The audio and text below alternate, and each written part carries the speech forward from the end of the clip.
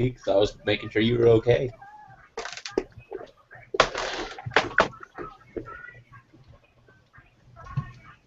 Howdy. Holy crap! Before I left, Yankee all of a sudden had these very high tone, like coming from him. I was like, what the fuck? Man, we're already full up in here. What the hell? And we're live. 6, 8, 9. We got one more spot. One more spot. See, there's Dano. That answers your question right there. Come on, Yeah, I Bob, know, get just- in here before Yankee gets in here. Oh yeah, we need Bob in here. I'd rather have Yankee over Bob. No, I'd like. Well, I I haven't want Bob talked to in here. in a long time. Actually, I kind of want Yankee in here because there was another school shooting today in Washington State. He didn't have anything interesting to watching say the last about it. like 3 chats. He hasn't already said.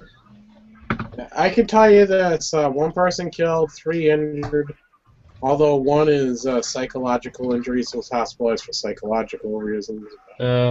We talked about this in the last chat Yeah. for like the first And a 30. shotgun was used. Somebody that doesn't have their shit muted.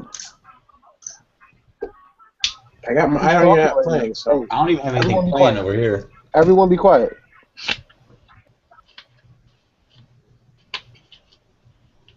It was Mike.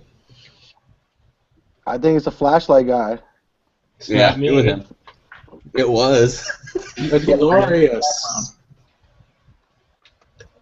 Tachikoma. I don't know. It could have been me. Do I have too much background? No, it's a flashlight guy. Yeah, it was a flashlight. I'm not guy. hearing anything. There's Okay, nothing good. on my end. I've totally got Michael Jackson playing in the background. So. That's not weird. My bad, it was me. Y'all were jumping to blame me. I'm feeling My bad, insulted. No, 'cause I kept on seeing your picture come up, that's why. That's because he was making clicking sounds. Yeah, I'm not making those clicking sounds anymore. Any of you old enough to remember telephone crossover? When Oh, hell no. Yep. Yes. Well, No. when you could, Yeah. you could be on the telephone, a hard line, and the RF signals would transfer physically from one line to another line, and you could hear another conversation. yeah, it's called a party line. They didn't have shielding invented back then. Well, no, this is somewhere between you and your party, so it could be a switch, it could be You got to remember, Dana was using Morse code to a couple years ago. this was including like the 1990s.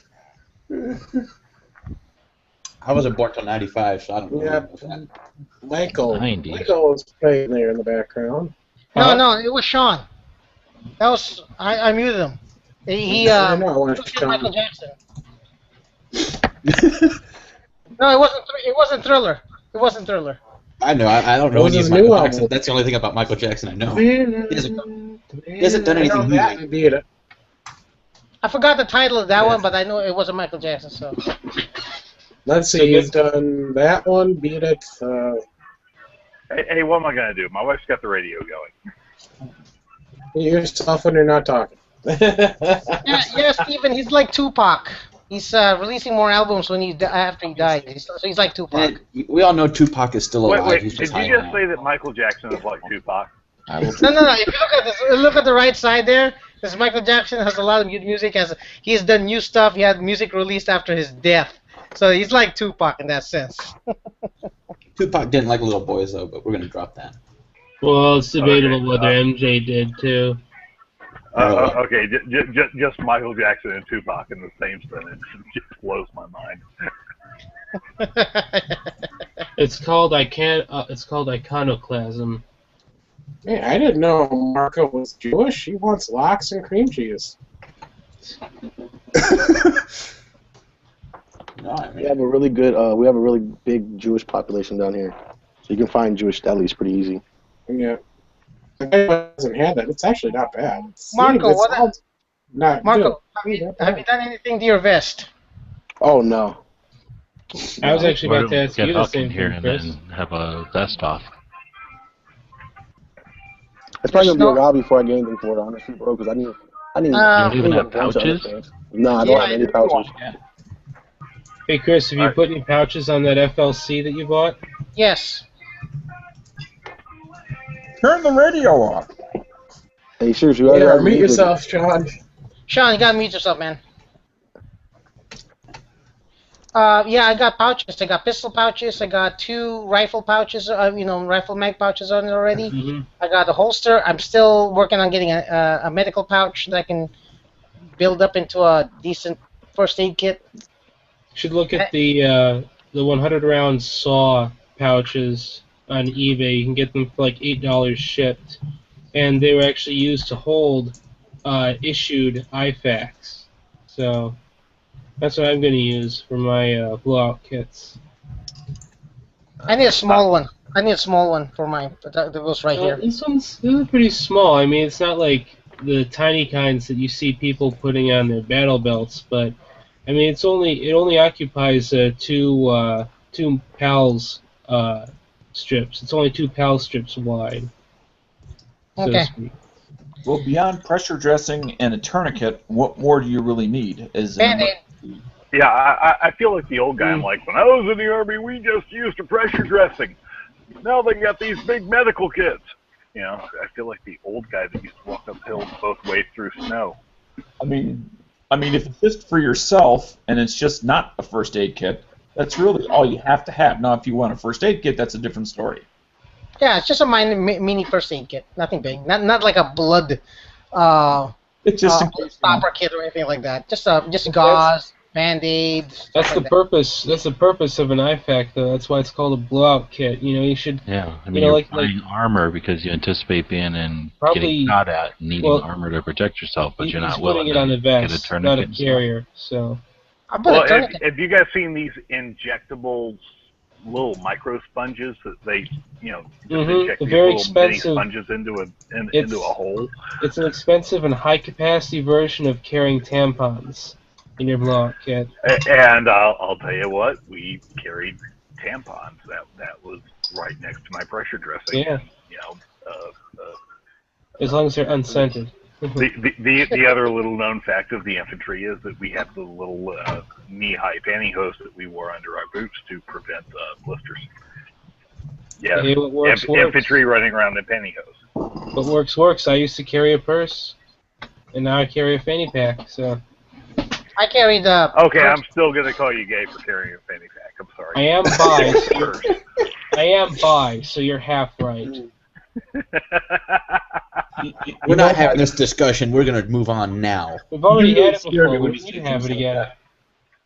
like I get the feeling it's time to move on from this chat. Oh, yeah. Well, let's go back to the blowout Are you kit. talking about vests? So you're confusing You the had no infantry idea. definition of gay with homosexual. They're two separate things. Yeah, one is happy.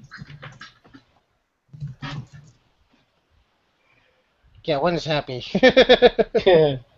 Well, well, I'm thinking. I experimented by attaching the battle belt to my vest. Now I'm actually gonna not do that. I'm gonna cut them apart, and I bought a load bearing belt or a military belt to put under to attach the vest to, and I'm gonna use the battle belt as an auxiliary, like a light carry option. Like if I'm gonna just, if I don't need the whole vest thing. You mean like you mean like an old style Alice pistol belt? Good guy. Yeah. What are you using for keepers? Keepers? To not keepers. What are you using to attach the vest to the belt? Because 550. Okay. Is this one of the pistol belts that's got the grommets at even intervals? This is like a battle belt. It's just a padded battle belt with Molly on it. Well, no, I know that. Oh, you're talking about those little over belts that hook into your regular belt, right? Those little padded things. Well, not padded anymore. I just got a regular one with the holes. Yeah, that's what I was talking about. Yeah, I'm gonna get those for my I already bought one of those. For my to attach to my vest. I think something else to put in a blowout kit. It's a good idea. Would be some chest seals. Chest seals and duct tape. If you have duct tape, why do you need a chest seal? Yeah, duct tape is kind of a backup chest seal. Well, the Ashman chest seal's got that one-way valve on it, and that seems like a good idea to me.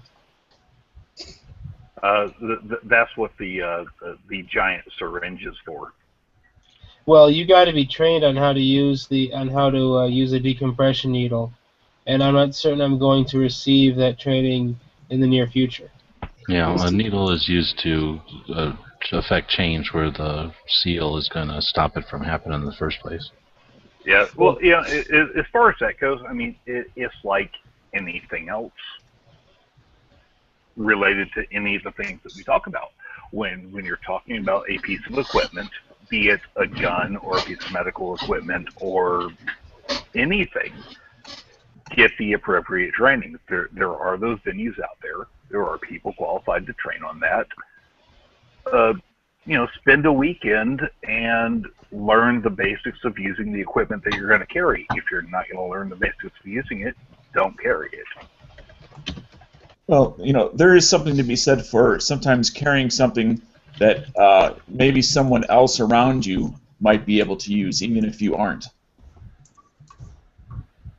I'm not saying that's something that should be followed by everyone, but I'm just saying there's something to be said for it.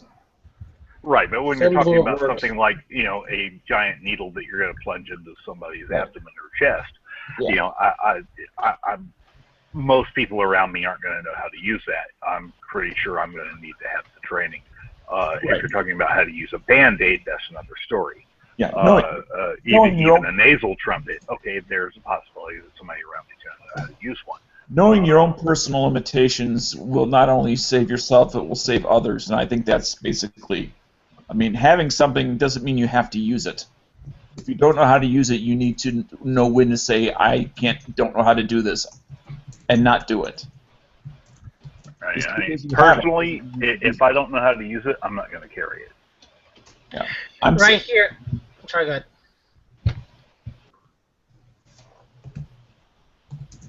Yeah, this is the belt I'm talking about. That's the one I got. The one. Yeah, it's the one I meant. That's what I was referring to at first.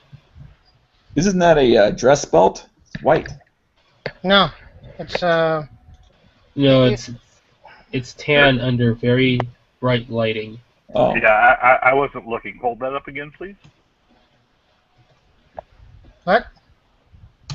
It's on the left. I missed it. Hold it up. No, again. it's a link over to the right. The link on the left on the chat. Wait. Oh, I gotta turn that on. I'm on my iPad, so it's. Oh, yeah, you might not be able to see that. Then let me do this then. Hold on. It's an old it's a tan version of an old Alice style belt. Oh, like the Navy guys used. Here. I don't know if that's what they used. But... It was the parade belts. You see you see my screen share? Yeah, that's a parade belt. Okay. That's an Alice belt in white. The Navy guys used them for parade duty. Okay. Except this isn't white. It's just overlit tan. It's overlit tan. Okay. Yeah. Yeah, I'm gonna put that. That's a support for my vest, and then I'm gonna put a holster on there. Yeah, I can put any. Yeah, that's a standard Alice belt, in a different color. It's really about the only criticism that I would have for the FLC vest is that it has a tendency to ride up. Well, it has a tendency to ride up for anyone who doesn't have a flat stomach. Let's put it that way. I'm just looking for a room now for a dump pouch later on.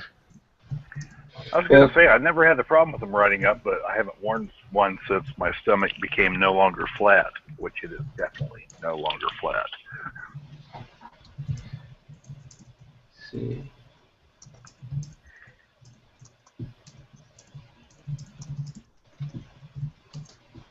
Chris, I'm going to put something in the sidebar, something that I've been looking at.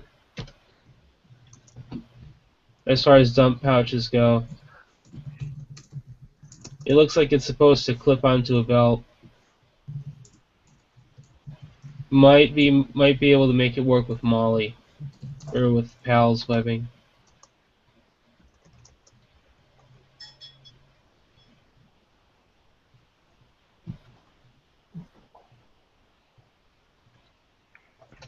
I really haven't found very much that I couldn't adapt to Mali pals. Yeah.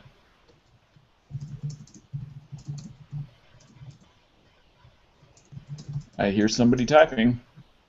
I mean, if it's Alice compatible, it can be retrofitted Oh, that's where he went. quite easily. This is the gear as it stands right now. Pistol pouches right here. Hmm. Mag pouch is on the battle belt.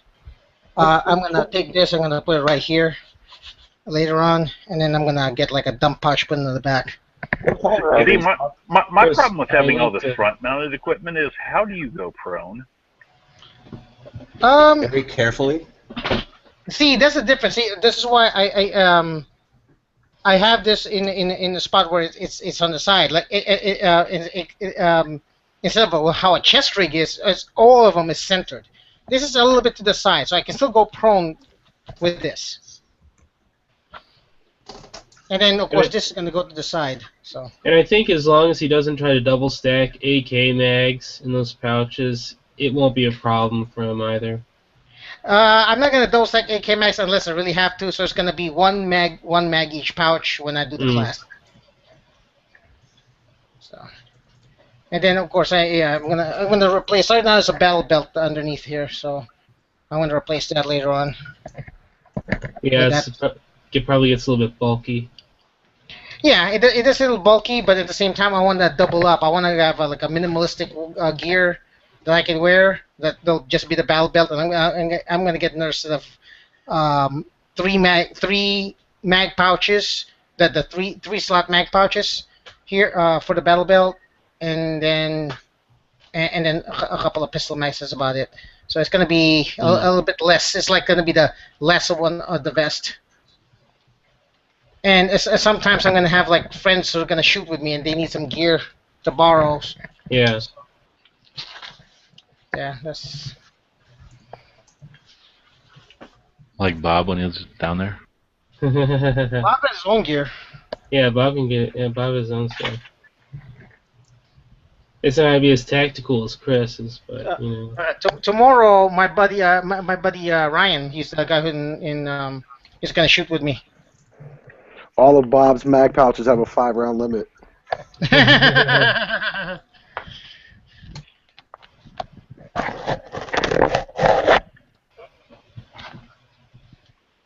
All right, so not to change the subject, but I'm going to kind of change the subject real quick. That's fine. I'm done. Are you guys aware of what they're doing in Pennsylvania right now with revoking reciprocity with various states and limiting reciprocity for others? I got a call tonight from one of the people from one of the Pennsylvania organizations. And, you know, I run Florida Carry. We're one of the largest Second Amendment rights organizations in the country, asking us to, you know, put out an alert, and we're going to do so because, you know, obviously a lot of Floridians go to Pennsylvania every year. And vice versa. A lot of Pennsylvanians, at least, used to have Florida concealed carry licenses and used to be able to carry with them. Well, their Attorney General, who is exceedingly anti-gun, and is working in cahoots with some others, has been taking of her own accord to revoke reciprocity with other states. The problem being, legally, that only the legislature there has the authority to set up or revoke reciprocity. She's exceeding her authority. So we're trying to put some pressure on the governor. We're putting out an alert on that. If you guys are not on our email alert list, please get on it, because I really want as many people who have a little bit of outreach as possible to echo what we're about to send out, which we're just echoing what they're sending out, and to start putting pressure on the Pennsylvania governor to rein in their AG before they have to go into court. Because if this doesn't stop, if the governor can't get this under control, then they're going to have to go to court with it. I'm And the more surprised pressure we can put on right now, the better. Because what you're saying is true. The state legislature is typically the one in charge of reciprocity in different states, commonly. Yeah, and it depends on the state. Like, here in Florida, it's the Commissioner of Agriculture. Well, it's actually the Commissioner of Agriculture and Consumer Services.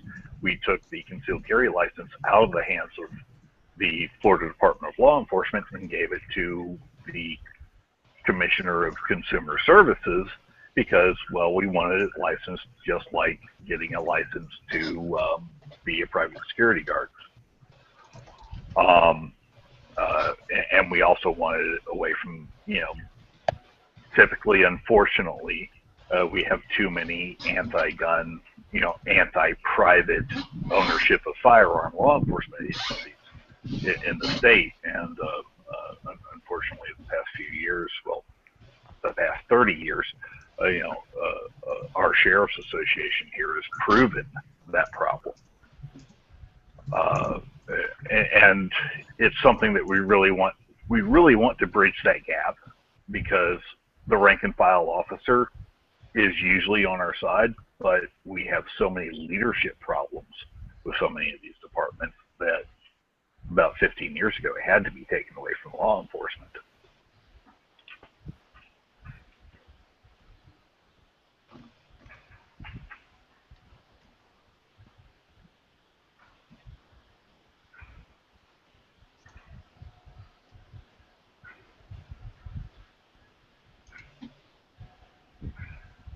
Well, that killed it. Yeah, it did. I know, I'm like a wet blanket here. It's like, oh, bad things are happening politically. I actually have a question for you. So the person in charge of it now in Florida is an unelected official? No, it's an elected official. Okay. Our Commissioner of Agriculture and Consumer Services is absolutely an elected official. It's just they took it from the law enforcement, which the law enforcement officials who were running it were not elected officials. They were appointed officials. And that was part of the reasoning. Yeah. Appointments always seem to be a problem. Right. So in the case of Pennsylvania, where they're having a huge problem right now, and they have an attorney general who is an elected official overstepping her authority, and there's some people in their legislature who are really pissed off by it. There are other people in their legislature who are, well, of the same ilk as some of your most vehement anti-gunners who are going, yeah, get rid of reciprocity. Nobody should be able to carry a gun, and we wish we could get rid of our state concealed carry permit. And those people are really in the minority, and that's fine. It's not fine, but it is what it is. It's something that you have to accept, that there are people who don't believe in the Constitution.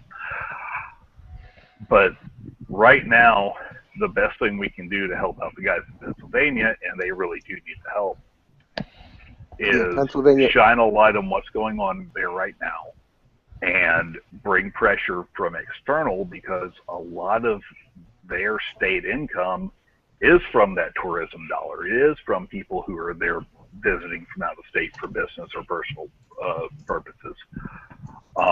They're in a real budget crisis. And if we can say that, hey, you need to respect my right to bear arms, or my trip to Pennsylvania, I'm not going to be spending the money, or I'm just not going to take that trip to Pennsylvania this year. I'm not usually one of the people that says, oh yeah, boycott this place because they said we don't like guns. But in this case, where you have a clear violation of the Second Amendment, you have someone who is absolutely exceeding their authority, you've got to do something. And I think contacting the governor and saying, hey, yeah, I don't live in your state, but I have family members who visit there from time to time. I visit there from time to time, or I run a business that does business with your state, and we're going to pull that back because you guys are violating the Second Amendment, and you have an attorney general who is sworn to uphold and enforce the law, who is breaking the law. So far it's been a pretty ferocious. We've had some good results out of it so far. They just need to ratchet it up to the next level, and that's what we're hoping to do right now. Yeah, I actually live in Maryland, and I have a Utah CCW, and what was it, about 3 or 4 weeks ago, Pennsylvania got rid of the reciprocity with Utah, so I can no longer carry in Pennsylvania. And in the state of Maryland, like you're at most, no matter where you are, you're about 45 minutes away from somebody's state border. So yeah, like I have made a couple phone calls to the governor's office. I was trying to figure out what representative my cousin lives in, and I was like, hey, listen, I'm not going to Pennsylvania anymore because of this.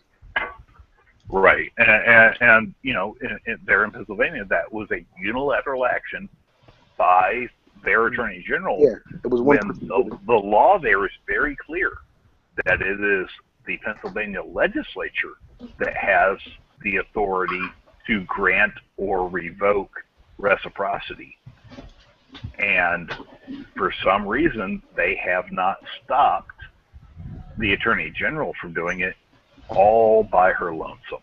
What was that chick's name? Because it was a girl. I can't remember what her name was. I can't think of it off the top of my head. And like I said, I'm sitting here on my iPad looking at you guys without access to the side chat. Shouldn't be hard to Google or Wikipedia. You know, Attorney General, Pennsylvania State.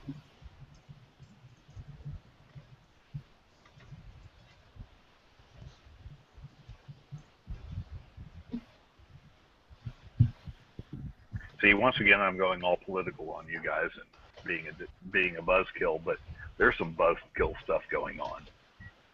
Oh, I understand. Yeah.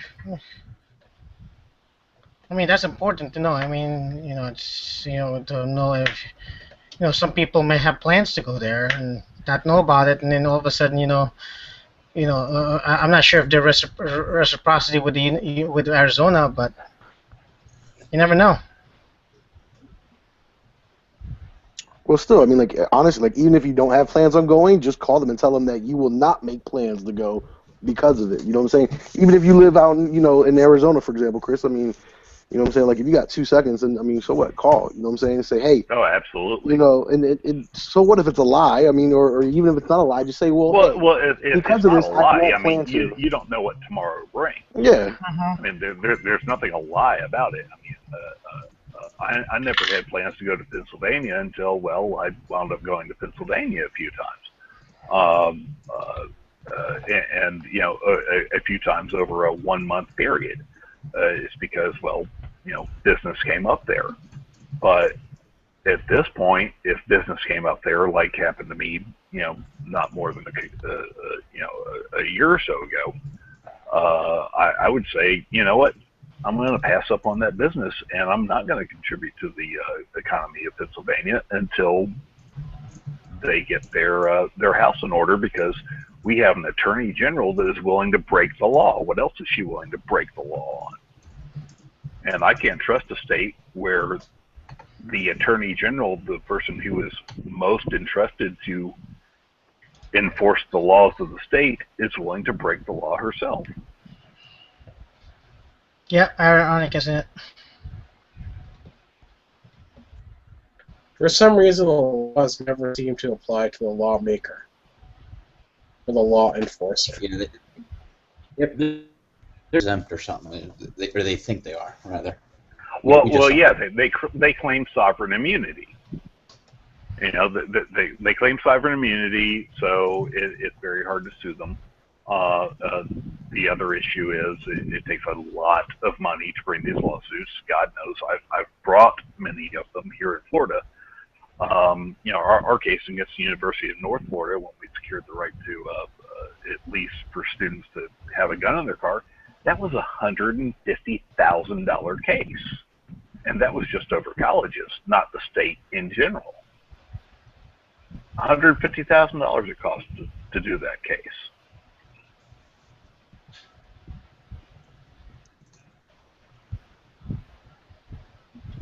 And how far did that go in your court system?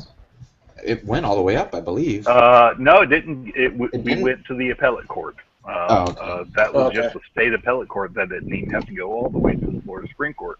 Right now, we've got a case going to the Florida Supreme Court, Bretherick v. State, and that's on Florida's stand your ground law.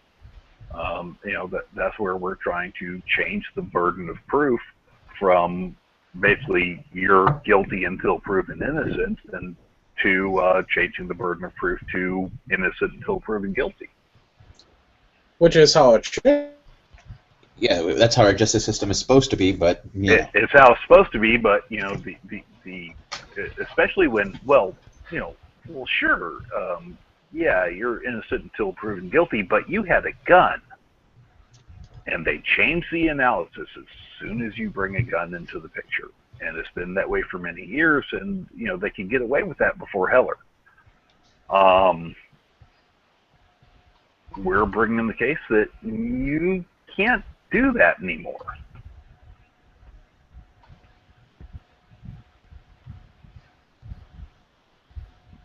I just gotta wait on the Supreme Court to hear it.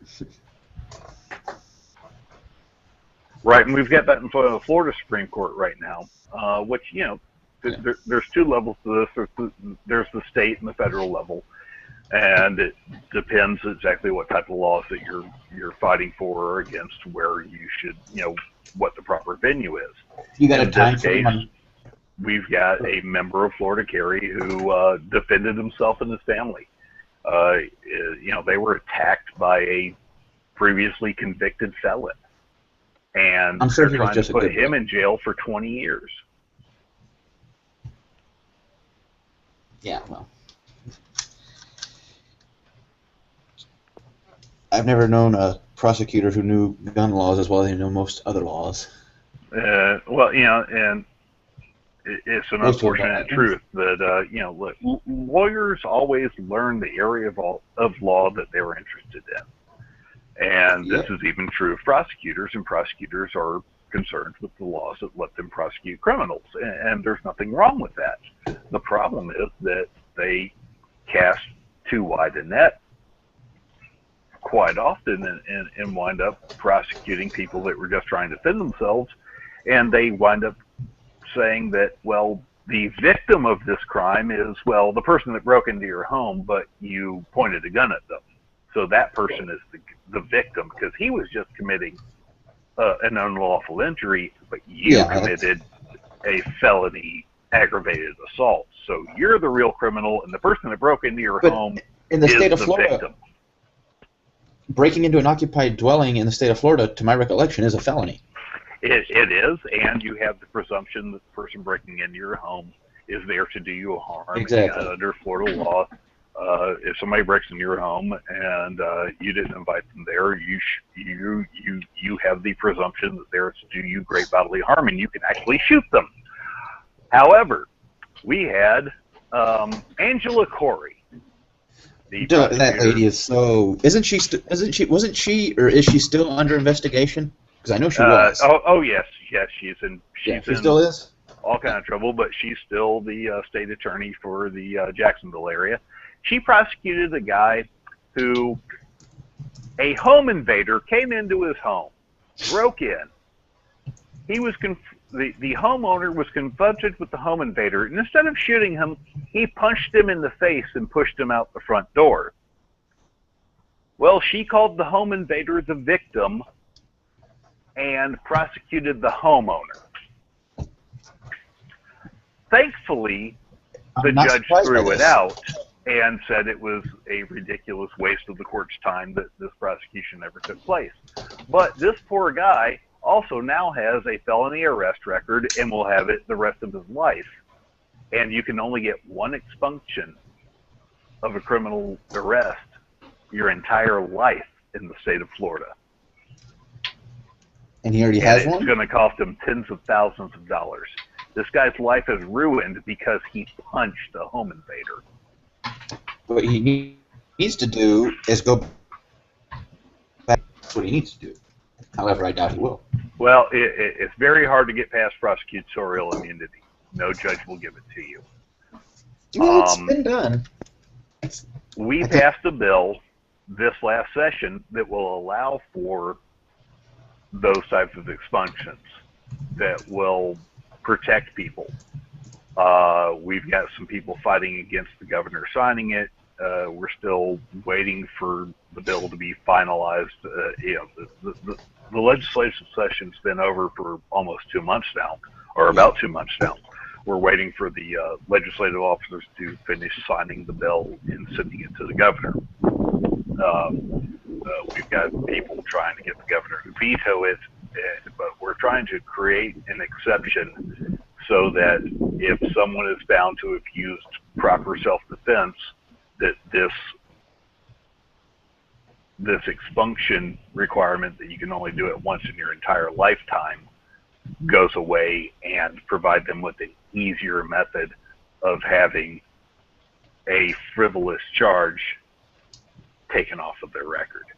Because, look, you have a felony weapons charge or you have a felony violence charge, and you're just arrested for it, and the judge throws it out the next day. Still, it's on your record. Good luck getting a job, ever. Yeah. My thing is, I don't see why when the judge threw it out, obviously he had to have more than just, this is a waste of my time to throw it out. He had to have a legitimate reason. But if they said this is not a criminal act, the judge should have just gotten rid of the arrest right there. Unless I'm missing something in the law. I'm not a lawyer, but...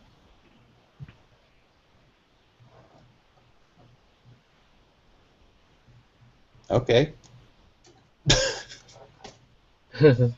That works too. But as far as my understanding of the law is, if a judge throws out a case, then it voids it for that reason, not if he just throws it out for... It depends on the reason, but the way I'm understanding it, it would be you threw it out, and that would void the arrest. Sorry, I got disconnected for a second. I thought you just didn't want to talk to me. Well, it could be. No, it really was. The judge looked at the charge, looked at the circumstance, and said, "Wow, this is a waste of the court's time. It is a waste of finite state resources, and this case never should have come to bar." He absolutely lambasted Angela Corey's office for bringing the charges in open court. Now, why was the arrest voided after that, for that reason? Because in Florida, if you want to seal or expunge your record, there's a whole separate process for that. The trial court can't just say, remove it from the record. Well, that's rather asinine. Yeah, because I know other states that the judge can just do it, get rid of it. Well, they can vacate the charges, but you still have the arrest record. And that's what we're trying to fix with this bill. This now, we're waiting for it to go to the governor, and hopefully he signs it. There's been a lot of rhetoric in the press where we've got actually one of the people that helped pass Stand Your Ground saying that the bill creates a problem. Unfortunately, that legislator, who is a lawyer, he doesn't practice criminal law and doesn't really understand the case law surrounding everything, and he thinks that it's going to create some problem with self-defense inside your own home, which is every criminal lawyer who's ever looked at the law and understood the case law behind it has said that there's no problem. But even if we've had a press problem with that. Even if you look at the Stand Your Ground law as just anybody, if you just look at it and actually read it, it's very simple to understand. It's not like there's these huge words in there. It's not like there's whole twists and turns. It's pretty straightforward law. Well, there's two components to what they call the Stand Your Ground law. There is the provision that says that you do not have a duty to retreat. And then there is the provision that says that if you were using justifiable self-defense, you are immune from both criminal and civil prosecution. or both civil and criminal liability. You know, and the word stand your ground is really used interchangeably for both, when actually there is, within the same bill that was passed, stand your ground and immunity from prosecution, which is the same immunity from prosecution, at least that's what we're arguing to the Florida Supreme Court right now, the same immunity from prosecution that law enforcement officers have under a 1983 claim. You have a qualified immunity from prosecution when you're acting within the scope of your duties as a police officer under a federal 1983 claim. Yep. In Florida law, we have an immunity from prosecution if you were engaged in an act of lawful self-defense.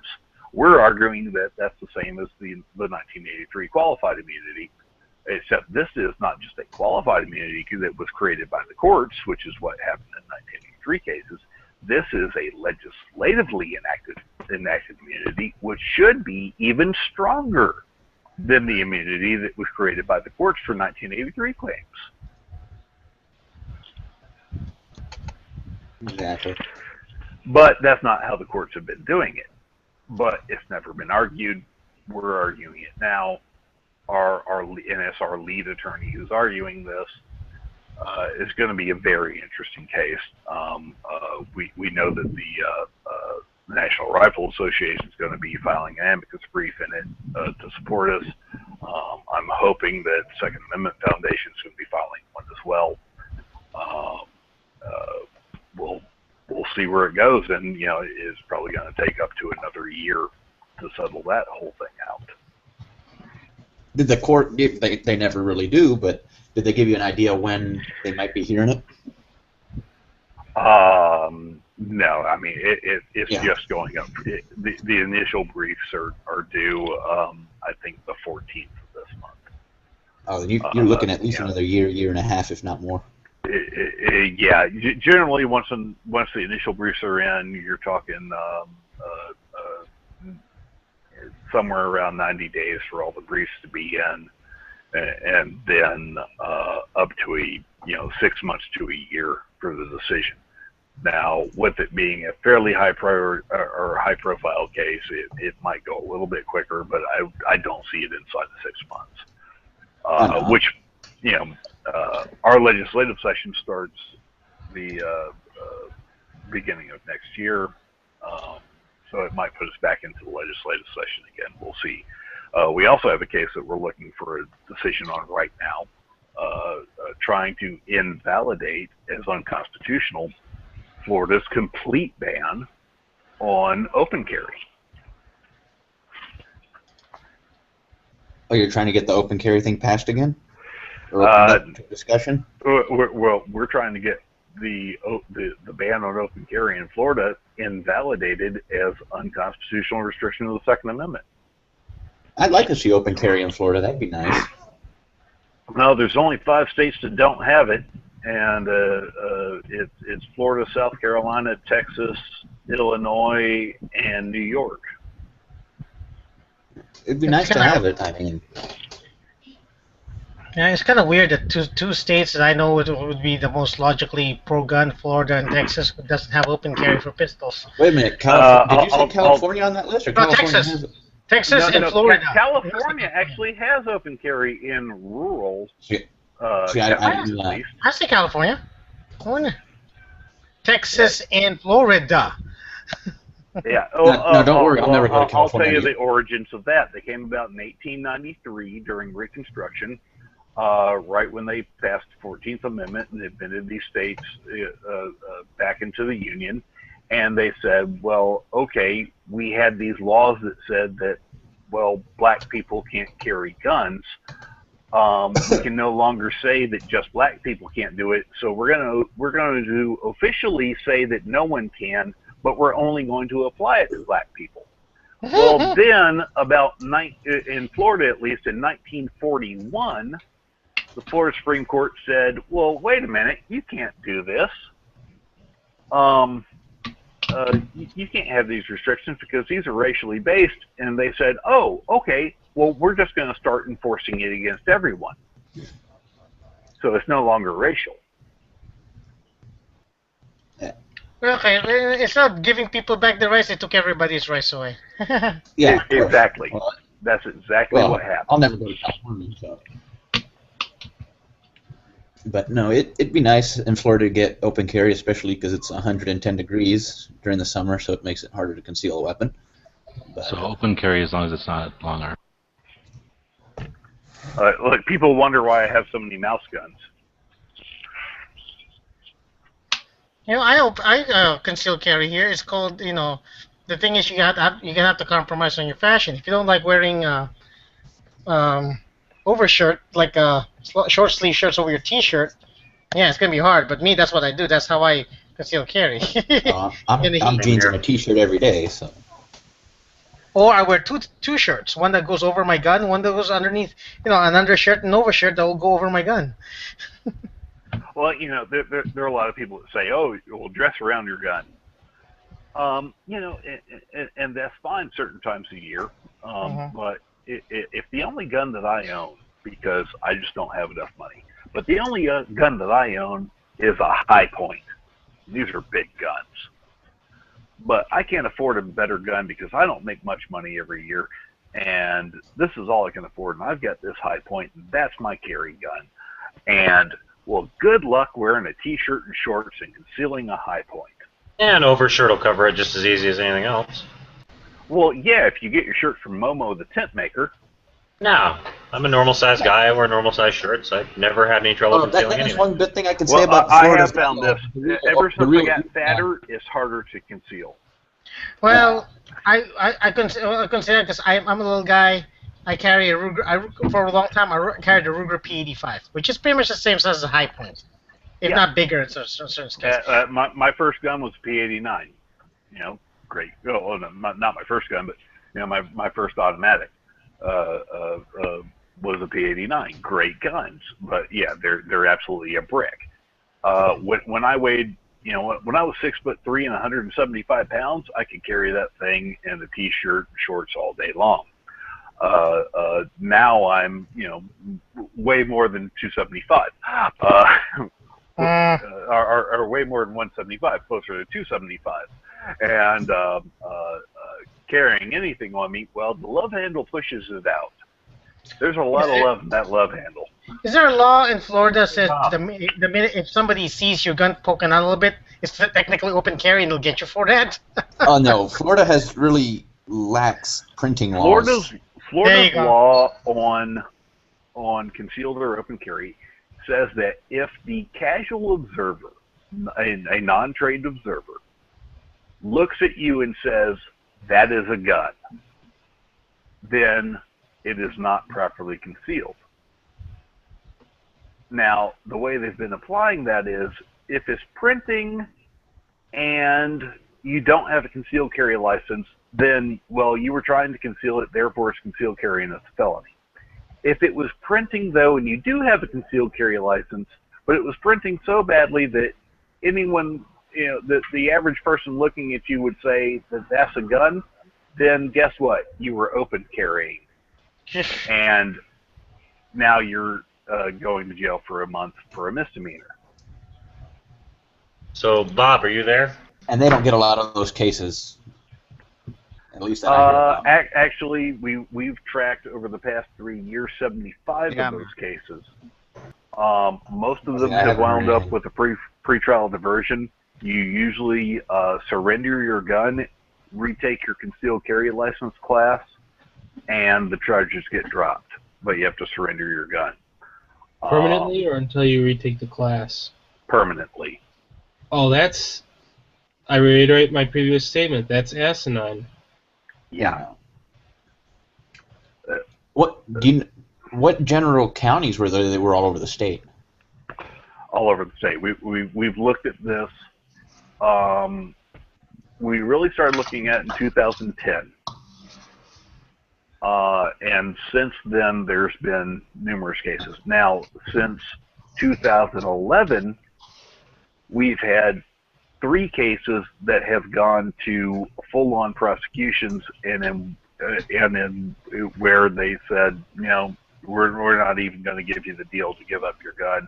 We're going to throw you in jail. In one of those cases, they gave the guy 30 days in jail. That's on appeal right now.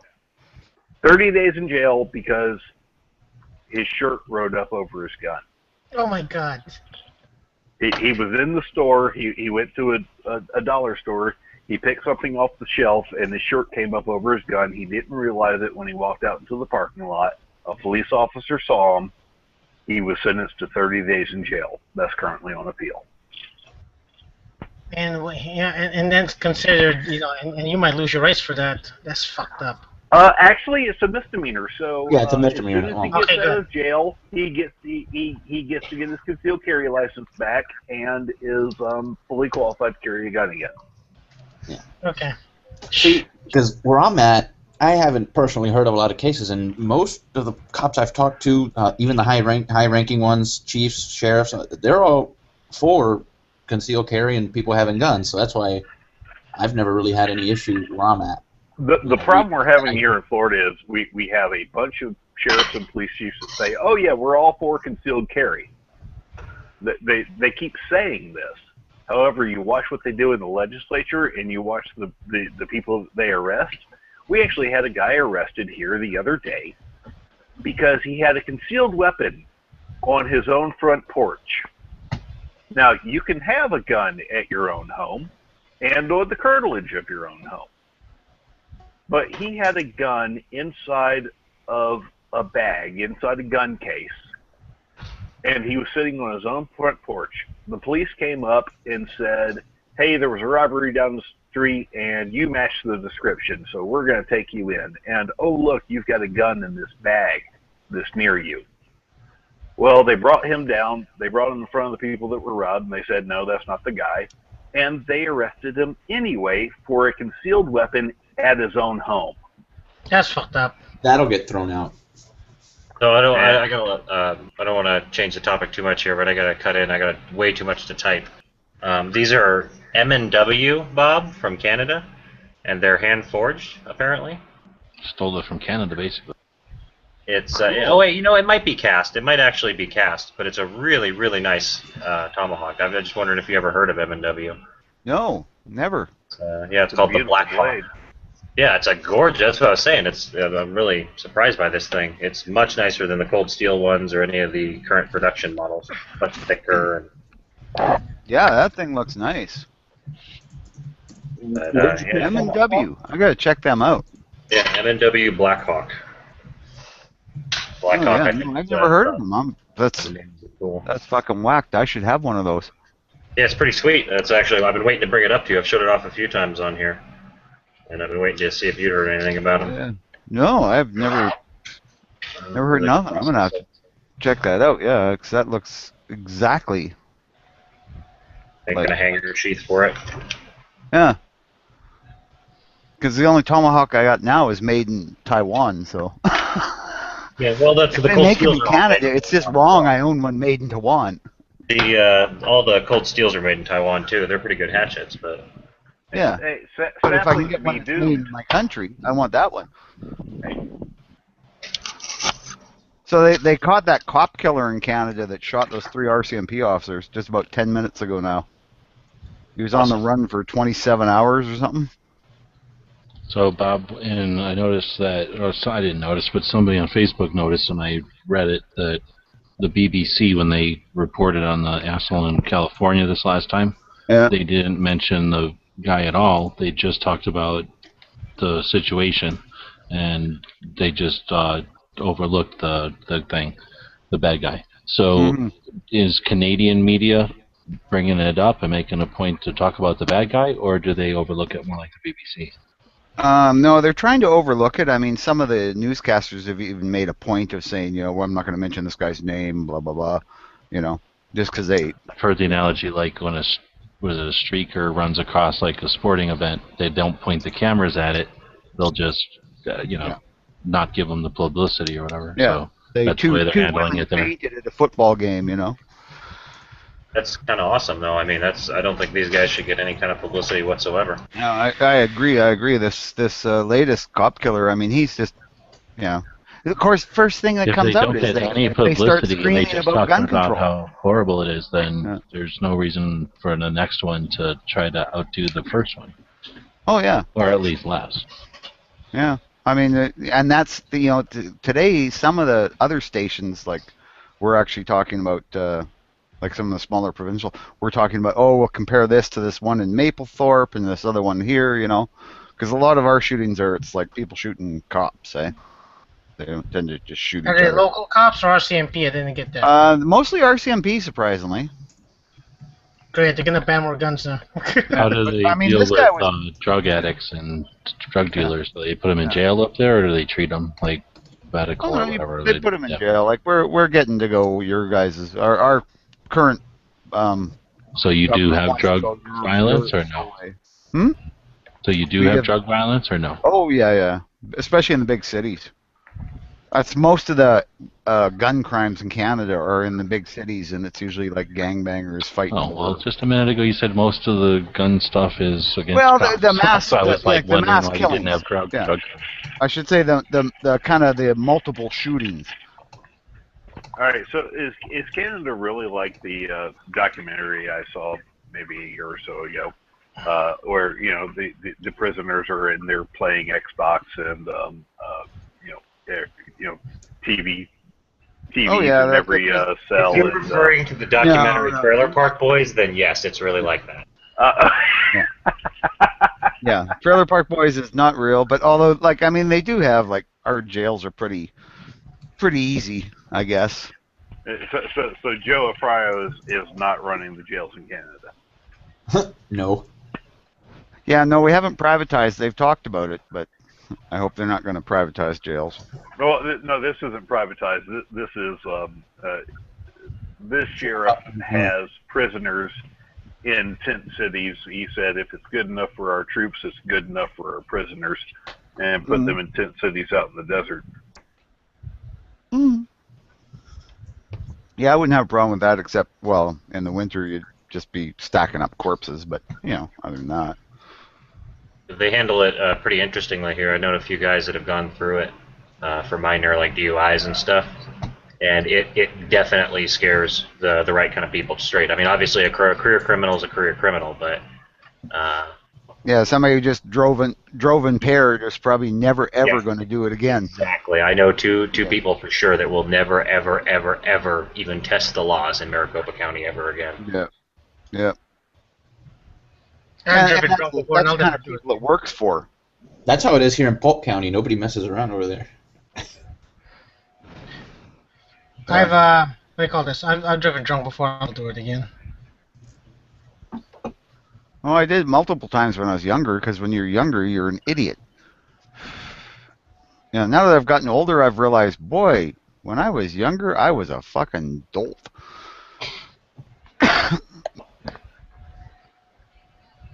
I used to theorize, if I'm on a motorcycle, if I'm drunk, well, I'm the only one who's going to get hurt, so it's okay. Yeah, I just posted a picture on Facebook of a motorcycle that went through the side door and killed everyone in the car. Yeah, I know. And it was only, well, I mean, once you grow up, you tend to 10 get... foot tall and bulletproof, right? Yep.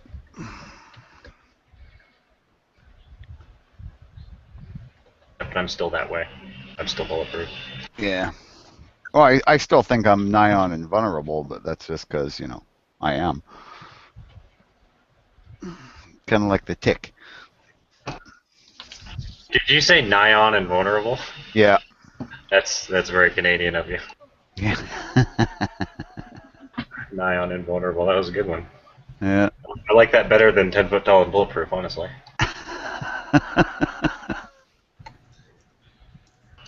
Eloquent. Yeah. That's but yeah, it's kind of good that they caught this guy, but it's kind of bad they had the shooting and they had to make a fucking big deal about it. Now, honest to God, within minutes, people were talking about gun laws. Just fucking pisses me off. It's don't talk about the fact he's a nutcase. Marched around in his neighborhood in camos with his rifle slung on him until the cops showed up and then shot the cops. Well, see, and that's the problem right now that we have with perception here with you know, I'm gonna say it, some of the guys there in Texas that are open carrying long guns in the restaurant is it's like, okay, you've got the guy in camouflage with the rifle walking into the restaurant. How is that not supposed to make me nervous? And I understand their tactic. They're trying to say that, well, it's ridiculous that we have to carry rifles because we can't carry pistols. Yeah. Okay, I get the point, but most people don't. I get the point because, well, I'm a gun guy. Yeah. Unfortunately, the non-gun guys look at it, and that makes them even more anti-gun. Right. I mean, it's another thing if a guy walks in Realtree camo and obviously has been out hunting and he has his, you know, he brings in his rifle in his gun bag, or he brings in his hunting rifle slung over his shoulder, muzzle up, and then, you know, leaves it into the corner. Even that's a little less weird. Yeah. You walk in with an SKS at the low ready, front slung. Okay, yeah, that's not. Yeah, that's going to make me nervous. And you know, like I said, another one of these chaps, I'm probably one of the biggest open carry guys in the country. I've spent more money than I dare say anyone in the country on trying to advance open carry rights with me and my organization. And I mean a lot of money out of my own pocket as well, not just, you know, organizational money. Mm-hmm. But dude, use a little bit of sense. Yeah, we have open carry events every month in Florida. We've been doing it for 3 years, and we've never gotten negative press. All right, we're going to go back around this. Sean, we were there earlier. Yes, I know. I watched it, and and I mean, I shouldn't have brought it up, but yeah, I'm just like, I'm pissed off because it's just going to be negative on us now. But at least, like, you guys just had somebody open carrying it. We had this fucking idiot decided to ambush cops, and the weird part is he's had no criminal record, nothing. He was not a point of interest to the police. They'd have nothing to do with him. He was just somebody who liked to go to the gun range and shoot. Him and his two roommates, you know, used to go to the gun range every weekend kind of thing, you know, so they were very into guns. And, yeah, he just decided one day to go out and ambush the police. And you know the RCMP is going to start banning more guns now. I know, that's the fucking problem. And it almost looked like he had a SVT-40. So it's like, what was the gun used? They haven't said yet. All they said was apparently he had 2 rifles and a crossbow and a bunch of knives, but they haven't. There's pictures of him, and it's not clear enough. Because he was just walking around the neighborhood. There's people who were out in their front yards taking pictures of him walking around, and then, you know, taking pictures of the aftermath of the shooting with all these cop cars all shot up and a dead body here and stuff. It was just fucking whacked. Apparently he was shooting for the head. And the thing about your area is, at least here somebody does that. We fight it legislation. In your country, RCMP will just. Oh, they're just gonna. Yeah, they're gonna. We'll just make we'll just make a declaration, and then that's that. You guys, that is the suck. I would suck being there. Yeah. Oh, it does. Yeah. Just that you have. That all it takes is some organization. Or a person, or hire a person in that organization to declare something, you know, and it's over. Well, I mean, it's already started. There's people saying, "See, we should have the long gun registration because then the cops would have known he had a gun." But you know, people are also saying, "Well, yeah, but even if they did, it wouldn't matter. They didn't know who he was until after he had started." But wait a minute, they didn't see him holding all the guns in the front yard. So he would have been able to get guns. But he wouldn't have been able to conceal those guns in such a way that they couldn't see him as they're pulling up. So it still wouldn't really matter. They would have seen he had guns on him as they pulled up in their squad cars. Yeah. Oh, that or he's hiding behind a tree. I don't know. But yeah, he shot 3 of them, wounded 2 others, and then just wandered away and took off and hid in the bush. I guess there's a fair bit of bush around there, and hid in the bush for 24 hours. Like I say, we only just heard they captured him. And now he'll get 10 years in prison, and he'll be released. You don't have to 25 have years it is, there. well, actually, no, he'll probably never get out. They'll make him a dangerous offender. See, because here, if they really don't like you, if you're like a really bad guy, they'll make you a dangerous offender, which just means they can keep you in jail forever. Playing Xbox. They do that Yeah, to I mean, child. really? They do that to child molesters here and stuff. They make them a dangerous offender, and they can never get out of jail. Hey, Canada finally gets one right in the laws. I think we should do that here. Yeah, no, it's a good, damn good idea. It's just I'm going to offend a lot of people now. Shoot them in the head because it would be cheaper. Maybe Florida can send you old Sparky. Yeah, I mean, really, I'm going to offend a lot of people. New Orleans, there's nothing good to come out of that state except that they execute child molesters who harm victims 12 and under. Well, obviously, you've never had a muffalata. Yeah.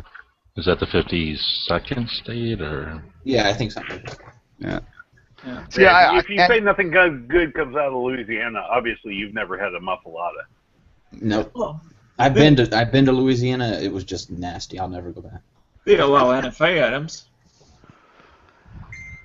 I mean, there's another thing is this, the thing that, the drugs they get to put people down nowadays are cruel and inhumane and everything like that. I'm thinking, why not use a nail gun like we use for cattle? If it works for a cow, it'll work for a person. I want to know why it's inhumane to execute the people, but their crime that they committed to get that sentence isn't inhumane. I don't understand. Because why do you trust the state to do something that's absolute when you wouldn't trust them to do your taxes or post your mail? Well, too true. I don't agree with death penalty unless you can actually guarantee it. Show me, you got DNA, you got video, you got everything else. Because otherwise, then the people who made the decision to put him to death are actually guilty of murder. You know? They normally, at least now, I don't know how it was before, but now, most of the time, the only time they'll go for death is when they have a good, strong case for it. Yeah, they won't irrefutable. They can. Irrefutable proof. Yeah. Like that woman who, there was pictures of her murdering the guy because, they had a camera that they were taking sexy pictures with before she decided to stab him like 19 times and shoot him twice and stuff. Yeah. Anyway. Yeah, and there was actually a camera that was going off as she was killing him, so there's like photos of, it's like. Yeah, she didn't do it. Yeah, that's pretty good proof, yeah. Yeah, plus the DNA evidence and the fact that she was a crazy fucking bitch. Yeah, I think that's pretty good. Yeah, that'd be enough to let me go, push the button. We just had last Friday, a guy who's serving life in prison got 2 death sentences for killing 2 Tampa police officers, and now he's going on trial next month or the month after for another murder.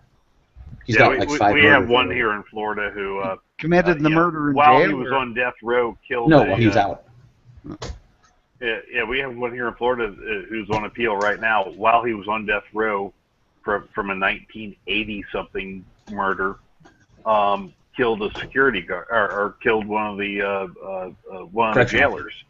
Yeah. And so, since he killed one of the jailers, it meant that he didn't get executed for the other one because we were still trying him for the other murder. Oh my God, that's crazy. That's the stupidest thing. You could, the day before your execution, you do something. Well, normally they lock you down the day before, but if you do something like the week before, they'll charge you with it, and you'll have to go through the whole process, which could take years, and that you basically get a free stay of execution. And so he's on appeal right now, and it's just like, are you kidding me? And really, what they make it seem like the criminals don't know this stuff. His appeal focuses on, the drug that they're going to use to kill me, the manufacturer objects to it being used for, because they're made in Europe. They don't make anything in America anymore, right? No, they're made They don't even make good drugs in America. Yeah. Oh, no, we make them here, then we ship them to Canada and ship them back because it's cheaper because of the taxes. We just that tax sounds the about hell right. out of everything. Yeah, that sounds about right. It's like cigarettes here. I like how the criminals, they don't give a damn about anybody else's rights till it's time to execute them, and then they're all concerned about humane and their rights. Yeah, rights, Like you don't give any rights to the person you're wait a minute. You raped and killed a pregnant woman, but you're worried that your death might be a little bit painful. I'm not feeling bad for That's it. why I keep saying is, what's the problem with just using a nail gun? I mean, it works for cattle. It's very humane. It puts a steel spike through your brain. You're dead right now. There's no pain involved.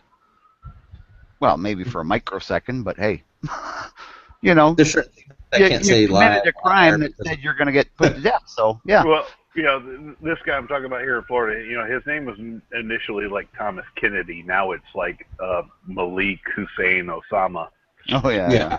I know what you're talking about. But yeah, don't you think that would be, and you know, it would be really fair is if you put his head in a little vise so that, you know, it would hold it steady, and you had the victims, you know, either the victim or the victim's parent get to hold the nail gun and pull the trigger. That would be really cool. And if they wanted to, I mean. Some wouldn't want to. They'd want to give it to their Uncle Charlie because he'd always wanted to do that or something like that. But, you know, so. Well, I mean, that's one way to do it.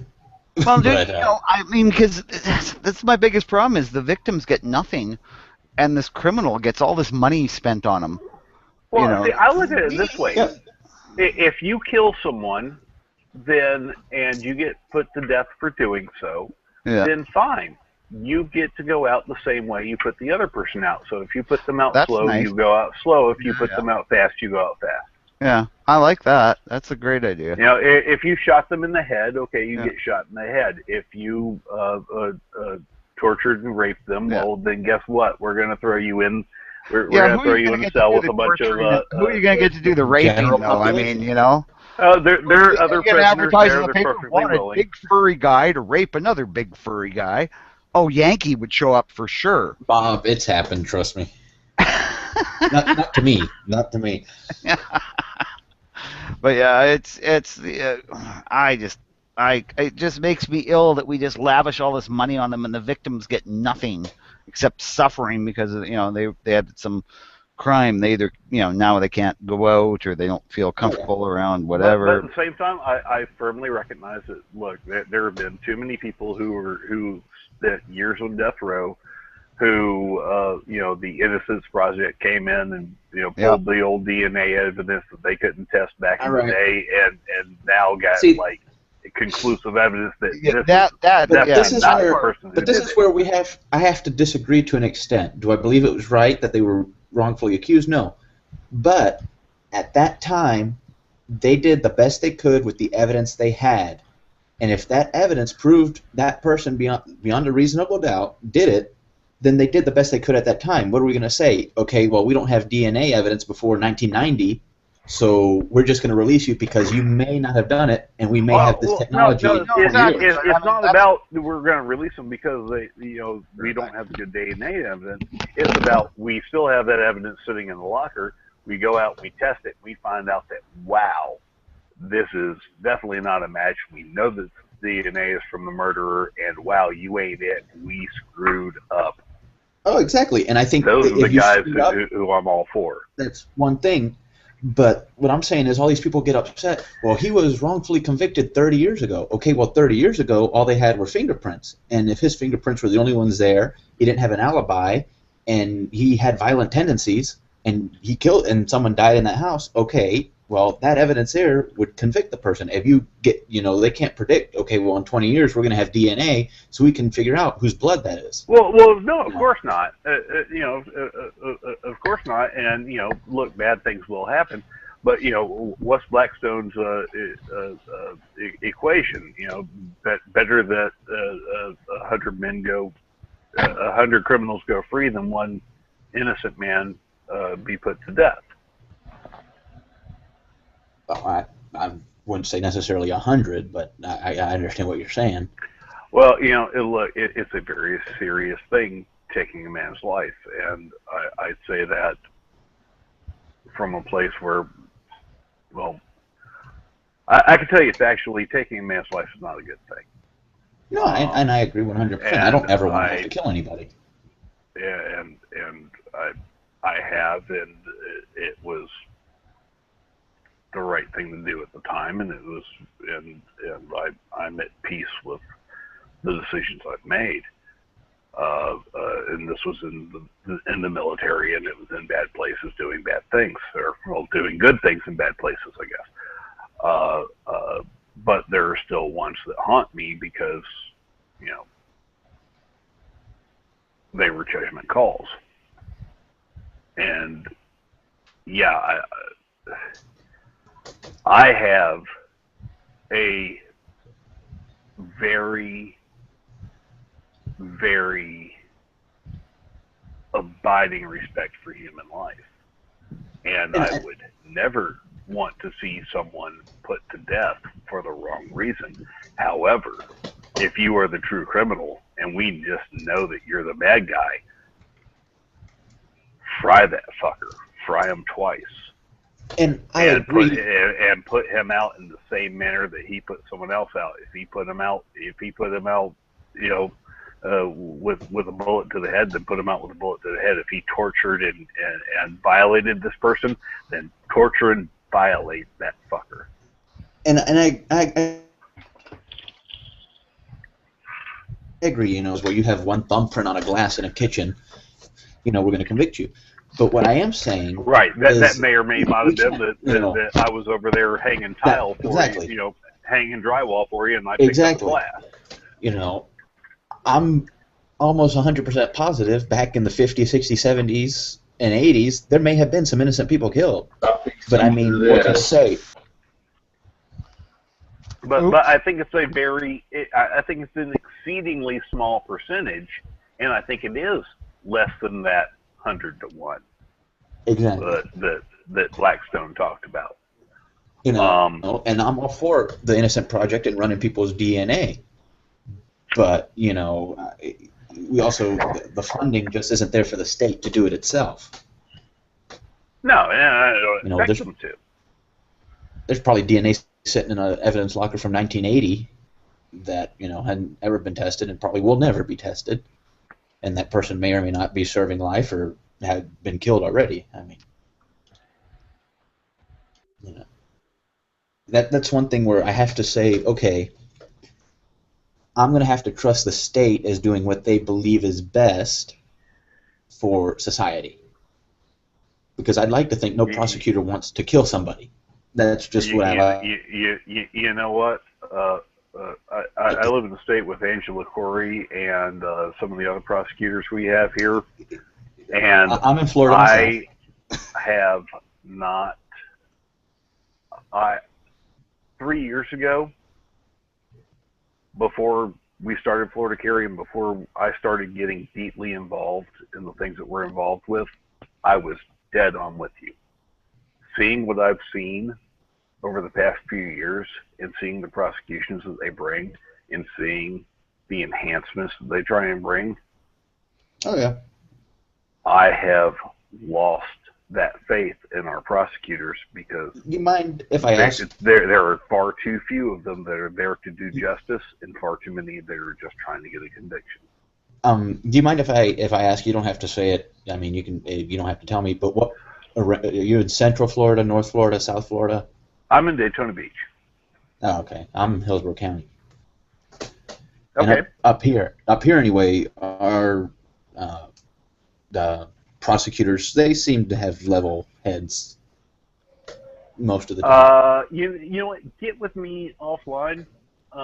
Shoot me an email. Let's talk. I'll tell you some things that are going to spin your head. All right, not a problem. Can you see the internal chat? I'm sorry, say again? At here? Or... no, I'm on my iPad. I can't see the side chat, unfortunately. Shoot me an email. Sean, SEAN, at floridacarry.org. Hey, I got an uncle-in-law has a restaurant down there. I don't think it's in Daytona Beach, though. I think that place where all the old Canadians go. Cuba? No, they go there too. Yeah. No, it's Boca Raton. Boca Raton. As soon as they open up the airspace to Cuba, I'm gonna get my little bitty Cessna and fly my fat butt down there, man. Oh, yeah, Cuba's nice. Oh yeah, I'm The Cuban cars are myself. really I've cool. Never been there. Like, yeah, we have things where we go down there for car shows in Cuba.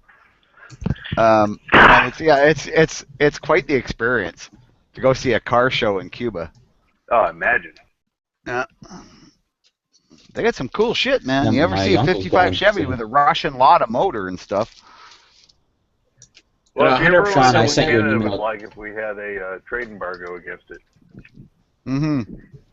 Yeah, Canada's always, for some reason, we didn't go along with you guys on that, and so we got to go vacation down there for cheap. I think that's why, is we were just looking for the cheap vacation in the middle of winter. Yeah. Hey guys, sorry I was absent for so long. There, like a half hour. My friend called me and told me he just. We didn't even notice, Quark. Yeah, we didn't know you had friends. Yeah, he just bought himself a Kimber Ultra Carry. Oh yeah. So he was bragging about that for a half hour. Hey, I just got my new UBG holster today. It is ugly but good. Oh man, actually it's quite beautiful. It's a nice holster. Yeah. Just got that today. Is that real in leather, or is that one of those plasticky things? Oh no, this is. There are 3 real leather makers that I will get a holster from anymore. Ever since Lou Alessi died. And this is one of them. They really make quality, true old school leather holsters that, I cannot fault the least. Mm-hmm. I've tried many, I've rejected many, because I'm very particular about my holsters, and Eric Larson from HB Leatherworks, UBG, the ugly bald guy, Nate. He makes great holsters, and the other one is actually no, they're out of business now. I guess there's really only 2 leather holster makers that I really like anymore. Mm-hmm. Yeah, I just prefer leather to plastic, and I mean that's just because I'm old.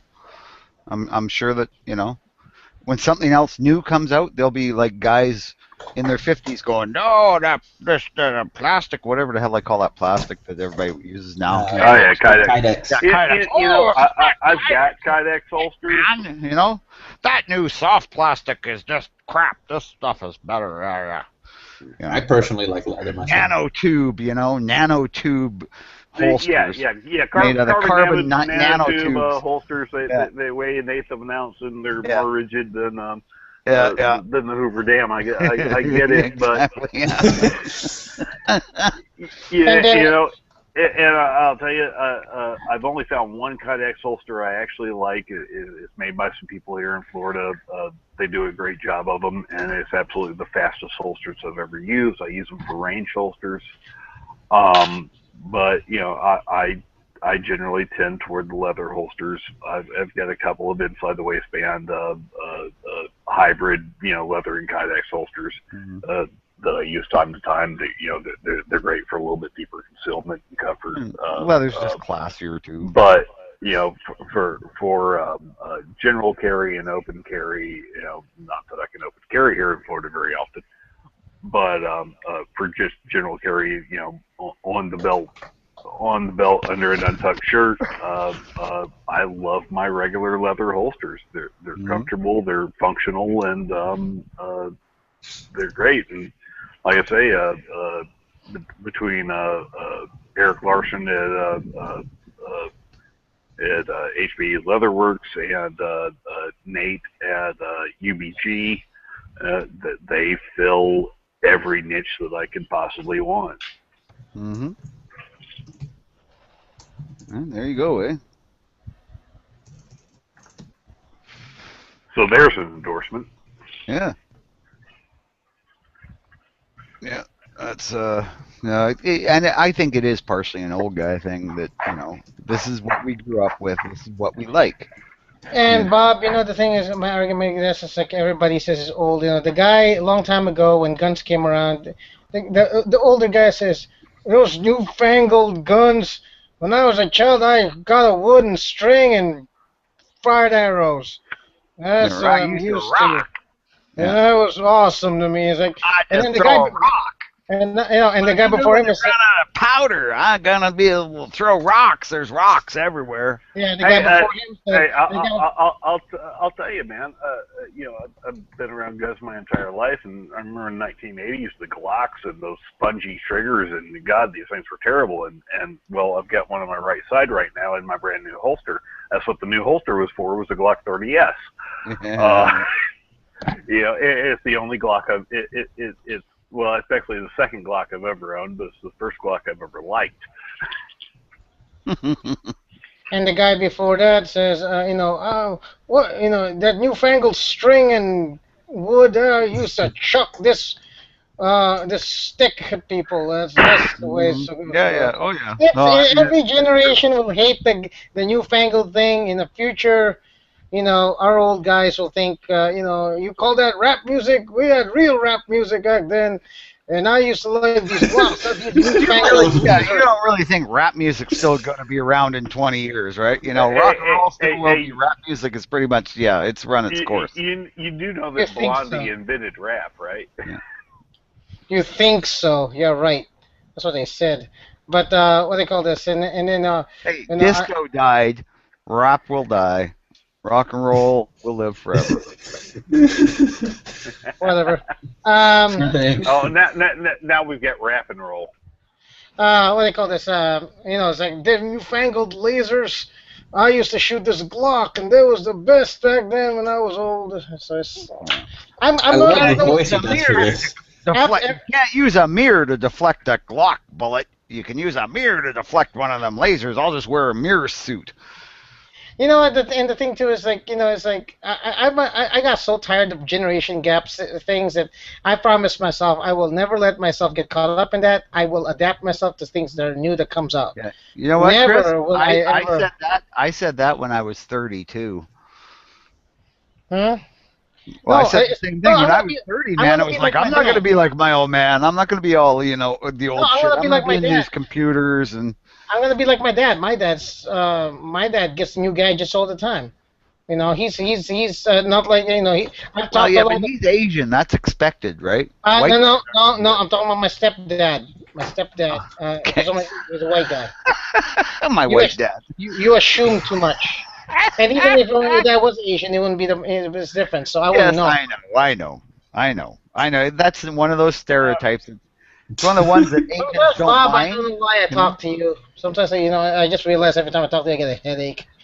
It might be a tumor, Chris. You should get it. Well, it's like this. People look at the modern era of the so-called assault weapons bans, and they say that, this has only been going on since the late 80s, early 90s, and that's when these new crazy modern weapons came out, and we got to ban these things. But they forget the actual history. 1892, 1893, the states started banning the evil Winchester repeater. Those Golden Boys and the Winchester 1893s, and it was a repeating rifle. My God, it was a lever action. You could just cycle that lever and fire another bullet. Is that serious? Did they really start to try outlaw them? Oh yeah, actually, in Florida, 1893, they outlawed the. You had to get a license from your local county to own a Winchester repeater. Oh my God! I didn't realize it was that bad. Like, we didn't have stupid shit up until the 50s. What state are you in? He's in Canada. I'm in Canada. Yeah. You're in Canada. Yeah. You know what? Let me talk to the Gun Rights Canada guys. Let me see when theirs really came out. Because here's the thing: people think about, these assault weapons bans. They only came out in the 80s and stuff like that. And definitely nothing before 1934. Mm-hmm. With the Valentine's Day massacre and all that stuff. And now it's been around for a long time. Every time there's been any advancement since the late 1800s, early 1900s, turn of the century. And we're talking, the post-antebellum period. We're talking, after the U.S. Civil War, at least in America. That's when they started saying, oh, well, we've got all these Civil War soldiers that are coming home, and they're coming home with, all this stuff. And then, well, wait a minute, we've got black people with them, too. Oh, well, we got to stop that. And that was really the rallying cry that was used in the state legislatures to start banning certain types of guns because, okay, well, we can't, the Freedmen Bureau here in the U.S. says that we can't keep black people from having guns, but we can keep them from having certain types of guns. So we're going to require a license from the county to have these types of guns. And, it became about because, there was an attempted lynching in Jacksonville, Florida, that happened in 1892. In 1990, so the black population of Jacksonville, Florida, came out with Winchester repeating rifles and things like that, and stopped the lynching. So the very next legislative session, they banned guns and said, okay, well, if you're going to have these guns, then you have to have a license. And they said that the only people that can have a license are people that are determined by the county commissioners to be of good moral standards. Which meant that, you weren't black. Black people weren't going to get it. Right. If you're not of good moral standing, then you're not allowed to have a gun. And it wasn't until the 1940s and 1950s and 1960s that the court started saying, oh, well, wait a minute, we're bound by some of these Supreme Court cases. You can't just apply this to black people. So you have to strike down the law. And they said, no, we don't have to strike down the law. We're applying this to everyone. Oh, well, that's okay. That's really where gun control came from. Yeah. Yeah, it used to be not bad here. I mean, I remember going out with my brother and shooting handgun. Now, he had to get a special permit. Like, this would have been the 70s and 80s. He had to get a permit to have handguns, but, I mean, anybody could own a rifle. In Canada, when did they start saying, okay, you can't have guns? I mean, Canada used to very long ago in the 1800s. And we're not even talking about the 16 and 1700s real quick, until the late 1800s as they really started cracking down. I'm going to head out. So, Sean, I sent you an email just to make sure I had the right email. But I'll talk to you guys later. Have a good one. All right, man. Later. Yeah, I think, as far as what I understand is it didn't get stupid until, I think it was the 50s. Or maybe it might have been the 30s. You know what? Go back and look at the history of it. Go back and dig into the laws. And then you have to dig into more than just what was in the laws. You have to look at the actual legislative history, what was said in committees, and look at the news articles. Look at the old pamphlets that were put out. And some of the research that I've done, and we've got some pretty good scholars who've written books on a lot of the racist stuff, have shared with us these stories of the social commentary that was going on at the time, and I'll bet you find that a lot of that stuff comes from a lot earlier than you think. Could be. I know in the would have been the 50s. My mom was the head cashier for a hardware store, McLeod's. And when she had to take the deposits from the store, even though this was in a small town that there'd probably never been a crime in, when she took the deposits from the McLeod store, she had to take the store gun in case somebody tried to rob her. So it was some old 45 revolver, double action. It was something basic like the police would have carried back then, eh? So Right. about a 6-inch barrel, 45 revolver, and that was part of her job. She had to carry that, and she said it was really awful because it was heavy. She said that it was bad enough I had the big money bag, but now I've got to carry this stupid gun. And it was like she never would have got robbed, right? No one would even think of robbing, the McLeod's lady or the Well, of some course woman. not. She had a gun. Yeah, I guess. But I mean, this is at the same time everybody drove around with gun racks and guns in their trucks. I mean, I went to high school and I had a gun rack. And when I was a kid, I could hitchhike without worrying about winding up dead in a ditch. Yeah. Oh, yeah. It was a different world. I mean, I grew up in a different world. I mean, it was. And I'm not that old. I mean, God, I just turned 40 this year. Well, I just turned 55, so hey. But yeah, I mean, I didn't even lock my truck. Like I used to drive to high school. My last year in high school, I drove my 55 Fargo half ton. I drove it to high school. I had a rifle rack in it, and I usually had my 22 and my 12 gauge in it. And I think it was just like a single shot Cooey 22 and a single shot Cooey 12 gauge because that's all I could afford, eh? But I just left them in the truck. And I went to school. I didn't lock my truck. Yeah.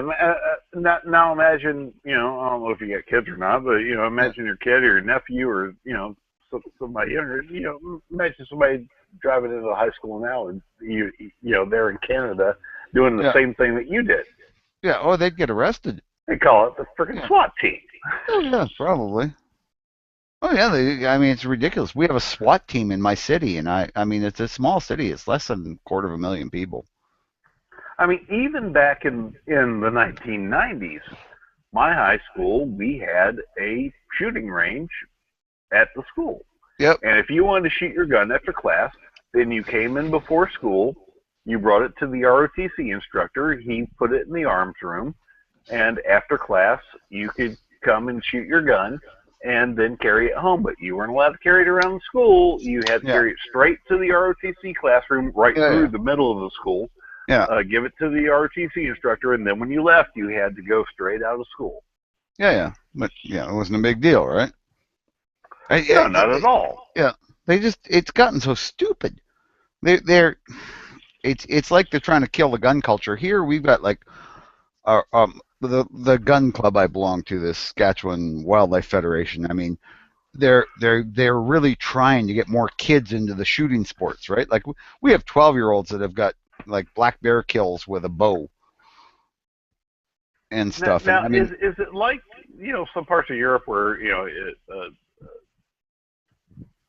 I know when I was stationed in Germany, if you wanted to have a gun, sure you can have one.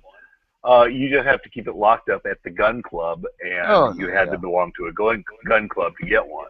Yeah, no. I mean, we can keep our guns at home. You have to have, I think, at minimum would be, a trigger lock and your ammo you kept in a different room, preferably locked up. But so if something goes bump in the night, you've really got no practical way. Well, not really, unless you happen to be up because you're an insomniac and you're cleaning your shotgun. If you have a cleaning kit and and maybe you've got like some rounds in a drawer there because you kept a locked drawer with. So you're saying you keep your shotgun right next to your cleaning kit? Yeah, only if you like to clean your shotgun in your sleep. I mean, no, there's people who have they'll do 2 biometric safes, and they'll have like one safe will have their handgun and one safe has their loaded magazines. That's probably the only really practical way you could do it. I mean, you so could doing have what I'm doing right now, sitting in my backyard, talking on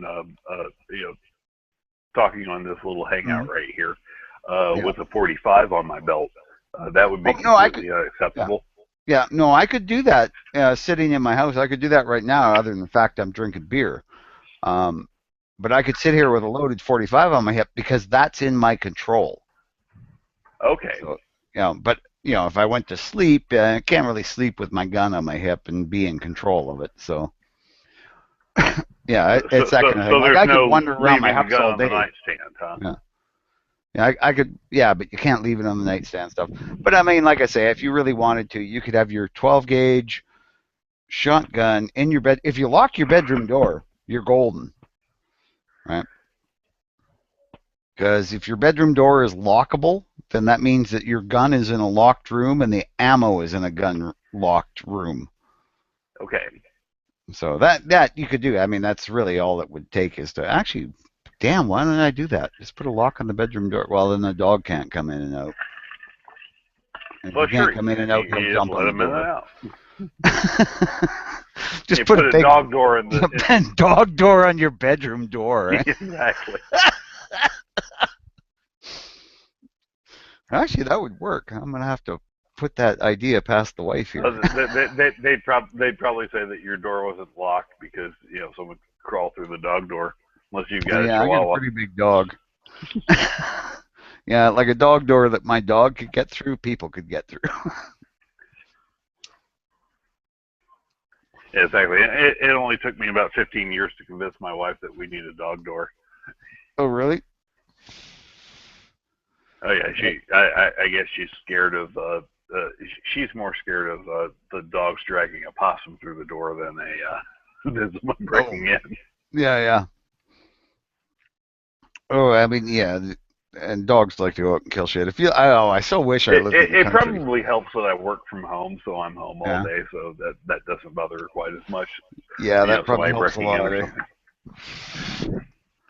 Yeah, I so wish I lived in the country. I just, my wife, we were almost ready. We were there. We'd sold our other house. We were going to move out to the country, and then my wife finds this house that's in the city, and she goes, "Oh, that's my dream house. We have to have it." And I'm like, "Oh, crap, but we out in the country, 47 acres for like $200,000. Are you kidding me? With a house, a nice house, a couple outbuildings. Damn it." Instead, I got a bunker. At least I got a bunker out of it. Seriously, the house is all stone and brick and shit, so it's like, damn. My gun room is like surrounded by cement walls all the way around. It's like fucking A.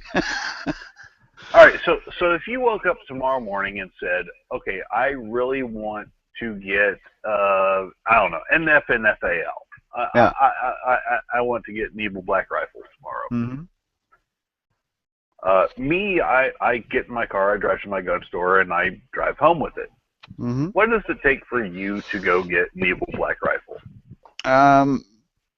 As long as I've got my PAL, possession acquisition license, I can go to drive to the store, buy it, and take it home. All right, how long does it take to get the PAL? You have to write a test. That takes about 20 minutes. And it's basically, which way the bullet comes out and basic safety rules.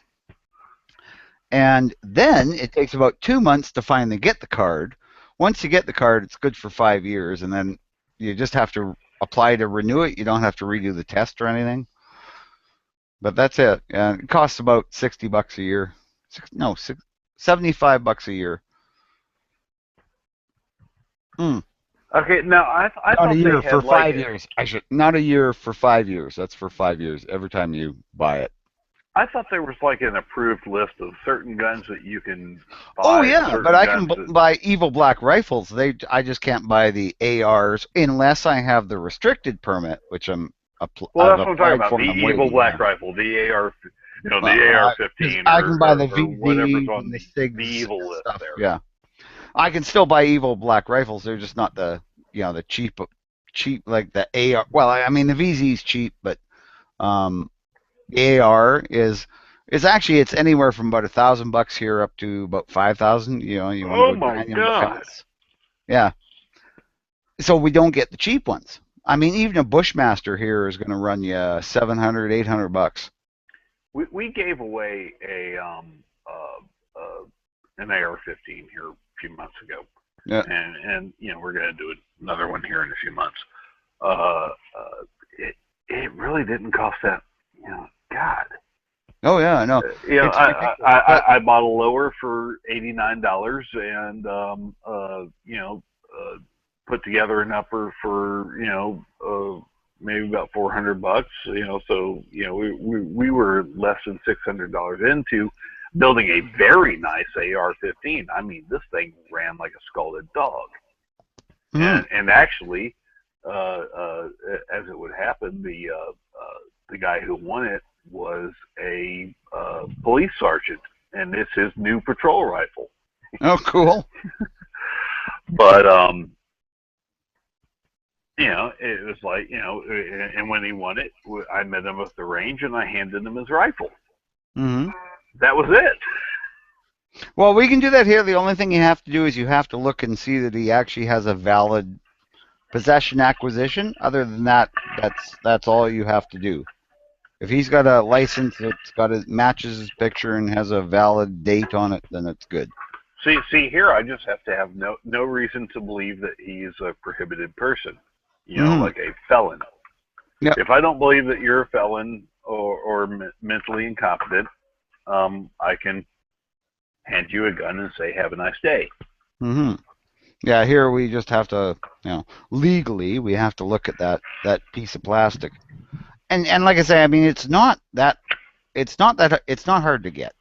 But the thing is, it's not hard to an get, open, but it takes a couple of months, right? Right.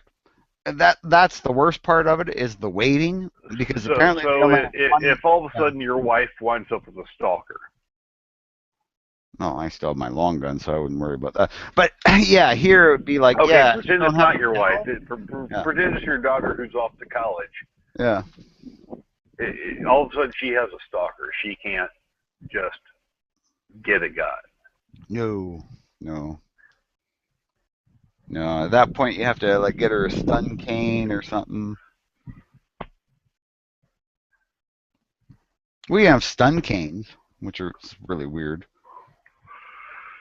It looks like a cane, but if you, it's basically like a cattle prod with spikes all over the end of it. And you just, oh, geez. Yeah, 1,000,000 volts. So yeah, it's pretty much. I tested it out. It'll incapacitate you pretty quick. Yeah, I'm not a big fan of any defensive weapon that requires that I come into physical contact. Oh no, I agree. I would much rather have her be able to just put 6 rounds of 9mm into them or something. But no, can't do that. She does she owns a .22 rifle, and she got Grandpa's rifle. 22 okay. Okay, so not terribly good for concealed carry. So say you're just Joe Blow in Canada, and you want to go buy an evil AR-15. Mm-hmm. You're going to have to put in for this license. It's going to take you 2 months and the test to get, right? Yep. Can it be just arbitrarily denied? No, they have to have a reason. I mean, see, this is the part. I mean, how much of a reason do they have to have? If you have an ex-wife and she doesn't like you, she can say, "No, I don't trust him to have a gun." You won't get a gun. That's the big problem. Yep. Of course, it does mean that Canadians who own guns are way less likely to ever get divorced. Or, yeah. I mean, we don't get divorced. I mean, sometimes our wife dies of eating poisoned mushrooms because we're really into that bushcrafting thing, but, that's not a divorce. Picked the wrong mushroom. Yeah. Damn it. No. Oh, gosh. Good thing I didn't like those ones. Okay, so what you're saying is deregulating guns might save some lives. Probably, yeah. Yeah, I'm pretty sure it would. But I can see not point. Not just from having people being able to defend themselves. Yeah. No, I mean, and this is the thing is there's idiots talking now about Canadians shouldn't have unless they're a hunter or an Aboriginal, they don't have any reason to have a gun, and I'm like, the fuck are you talking about? I can't hunt anymore because of I've got some physical problems, but damn it all, I'm still living in the part of the country where when I go camping, there's brown bears in my campsite at night. Again, I'm talking brown bears. They're kind of like a cross between a black bear and a grizzly. I'm quite familiar with them. Yep. So, I'm pretty sure if one of them starts trying to drag one of my kids out of the tent, I want to go out there with more than just an axe. And so I do carry my 12-gauge shorty. Well, not to mention, I mean, I remember about 10 years ago, you guys were having quite the problem with, some of the outlaw biker gangs. Oh, yeah. Yeah, this Big Red one wasn't a problem. It was that Quebec upstart. Which, they,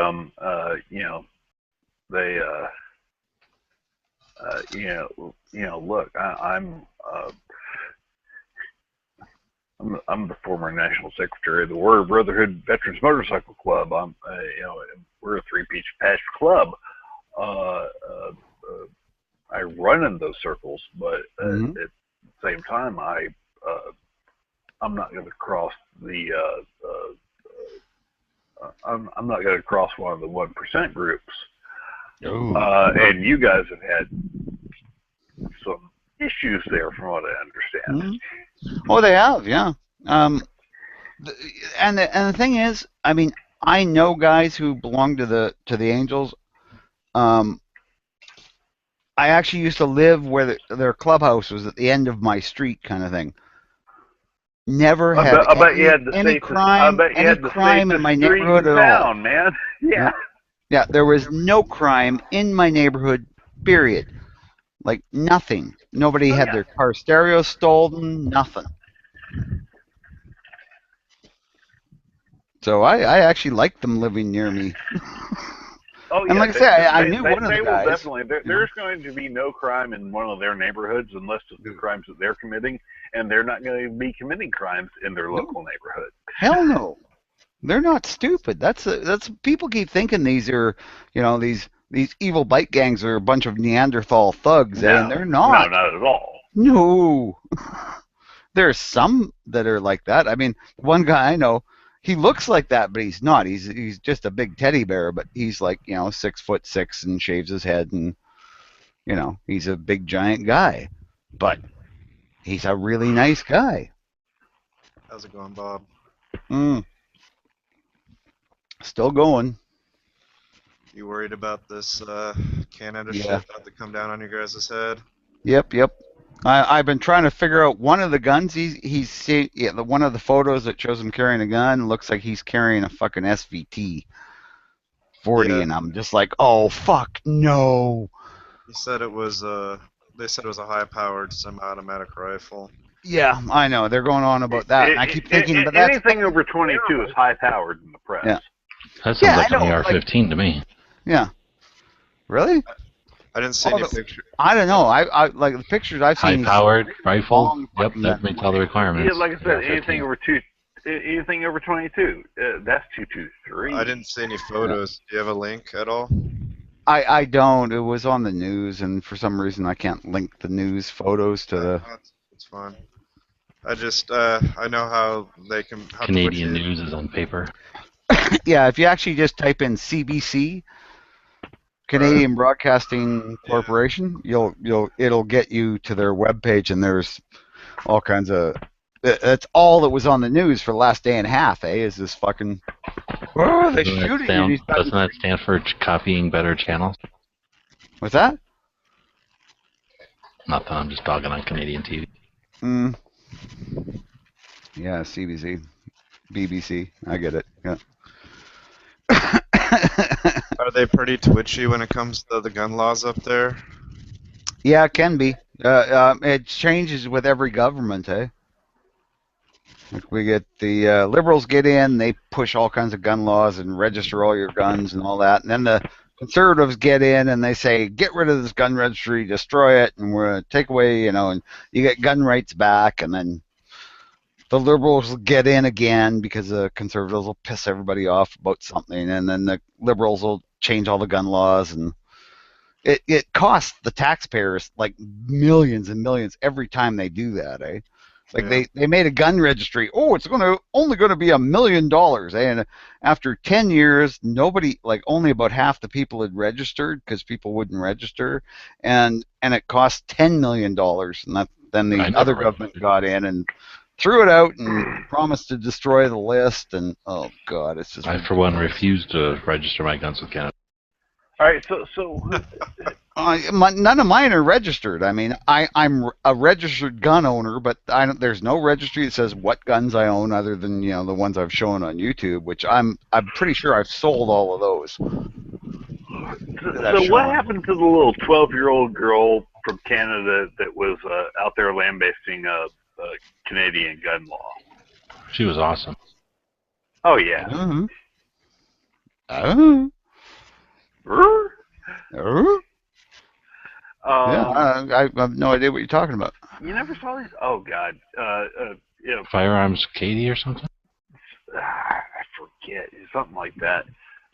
Lil, at the time. Yeah. A few years ago. Yeah. She grew up, and then she got older, and it wasn't. She got interested. Oh yeah, I'm sure she probably lost interest in whatever, but my daughter will still argue. She has the best arguments about how stupid our gun laws are, but she won't let me put them on YouTube, because my daughter's just sensible, so she'll just go, well, that's stupid, right?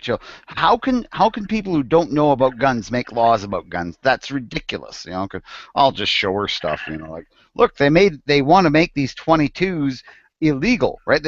There's two 22 caliber semi-automatics that the RCMP want to make illegal, and one's based on a Winchester semi-automatic action, the other one's based on a Ruger 1022, and they look like AR-15s, and they want to make them illegal, and it's like, 'cause they look scary.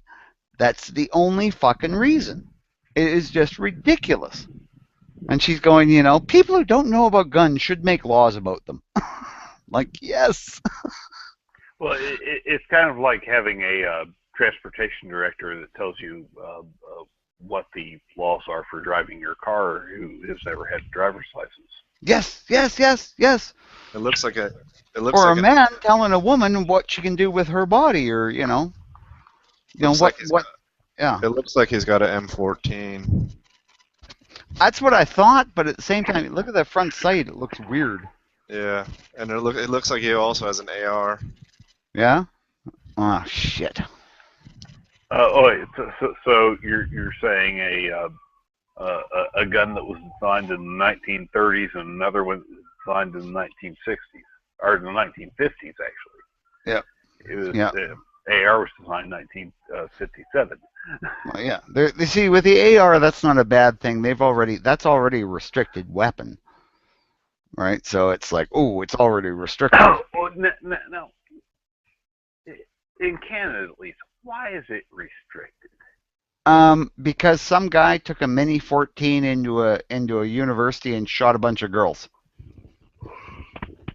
I'm not shitting you. That's why it happened. And they went, it's an assault rifle. And what's the classic assault rifle that we could get in Canada was the AR-15. Ban that gun. Even though it was the Mini 14 that the guy was using to shoot all these women with. Mini 14's not restricted at all. It gives you a headache sometimes when you think about it. Oh, God. Yeah, it seems like... and they don't know what an actual assault rifle is to save their lives. Well, yeah, I don't know what an assault rifle is. I have a personal defense rifle. In military parlance, the rifle that you take on an assault is the lightest, most easily maneuverable rifle that you could possibly have. It is not your most devastating. Those are your most devastating weapons are on the supporting team. So we shouldn't be banning assault rifles. Let's ban support rifles. Yeah. Because those are your fully automatic ones that spray lead like the M60 machine gun. Oh, those are machine guns. Those are already illegal. Hey, you want to hear a cool thing about our gun laws? I can have an MG34 with a 100-round belt, and that's fine. That's considered just having a rifle. That's the same as having a rifle. I'm not shitting you.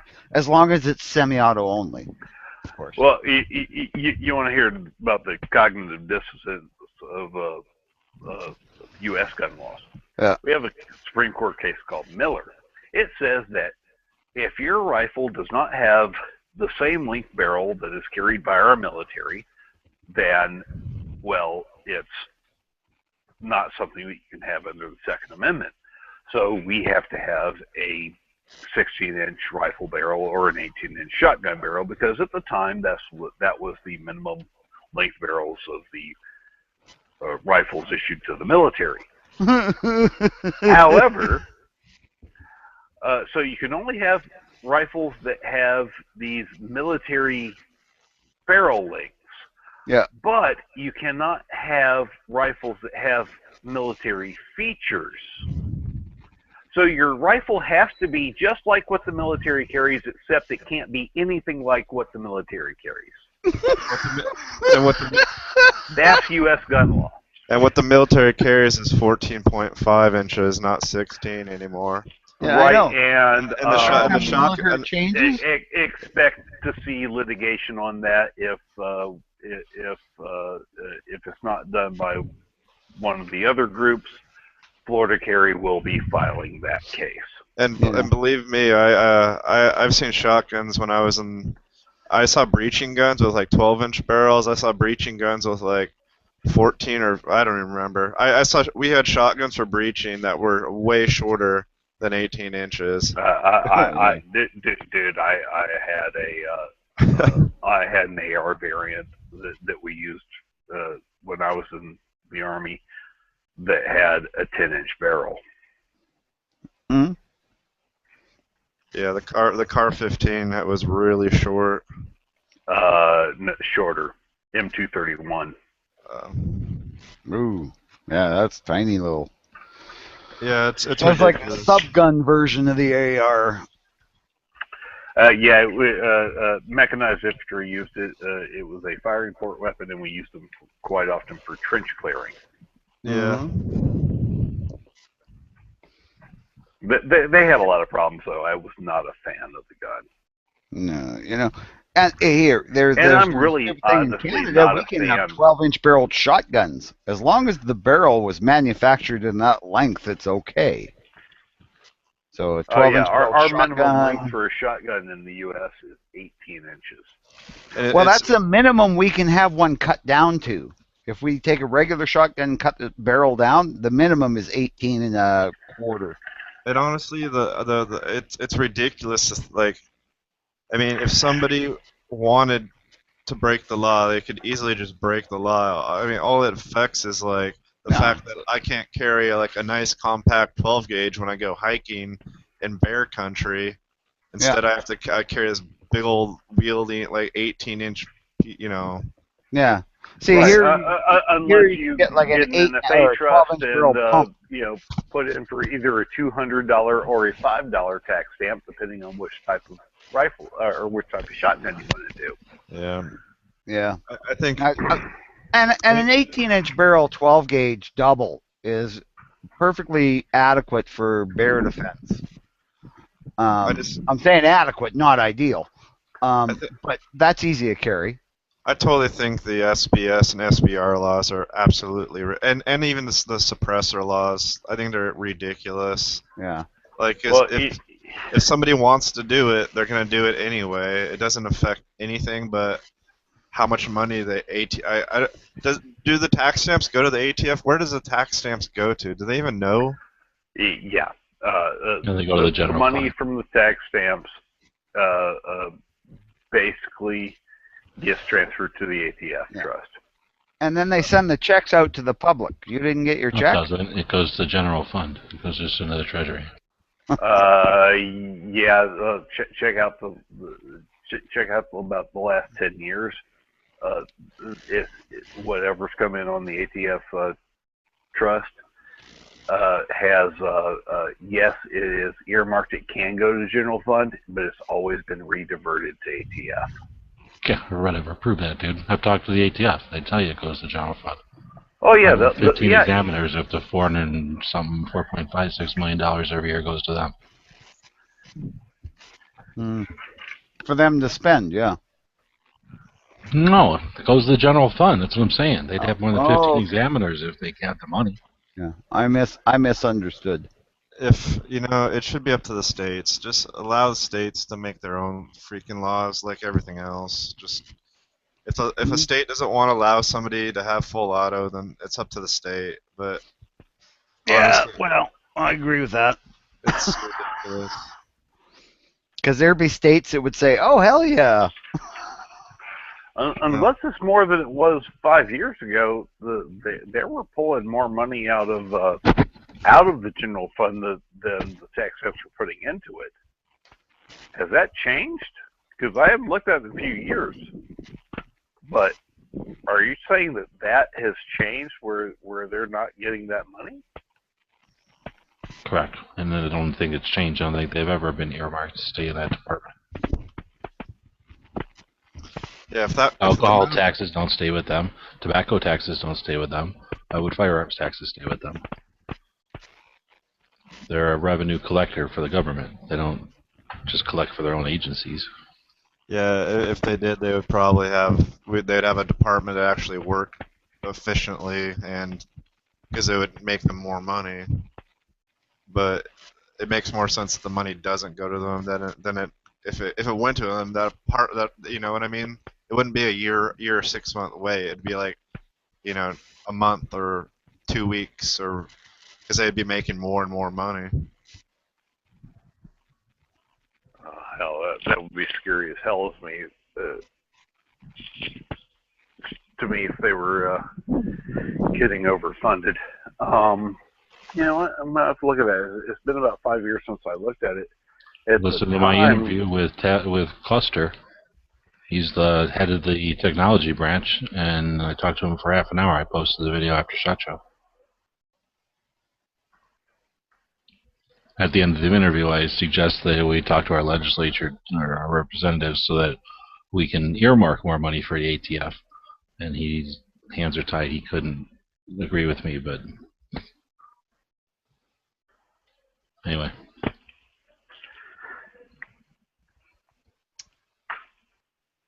G-Webs, thanks for posting that link. That's right, I forgot all about that girl. I used to be sub to her and then lost it somehow. But well, yeah, like you said, she probably started dating and didn't care so much about YouTube. Well, yeah, I'm sure that's what happened. Because life happens.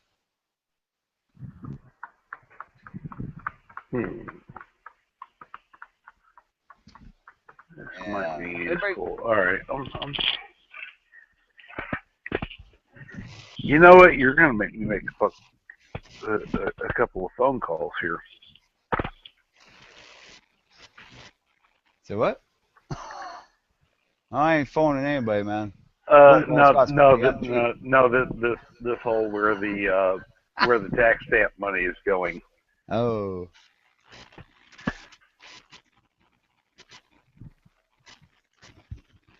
Well, I hope for your sake, Bob, that legislation doesn't come down on your guys' head. I'm worried about it, but at the same time, I mean, there's all this shit going on about them trying to outlaw these other guns, and it's just going to come down to, you know what? Maybe this guy was using a hunting rifle. That would be great. Because then they go, can't outlaw hunting rifles because people need them because we got lots of bears. Doesn't look like it in the photo.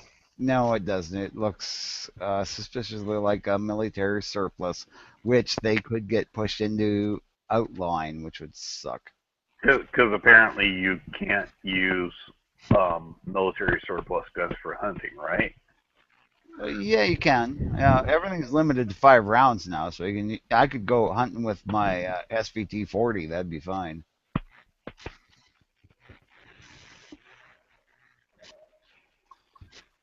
If they made, do you think it's possible that they can make semi-auto, like they could do an assault weapons ban or something like that in Canada?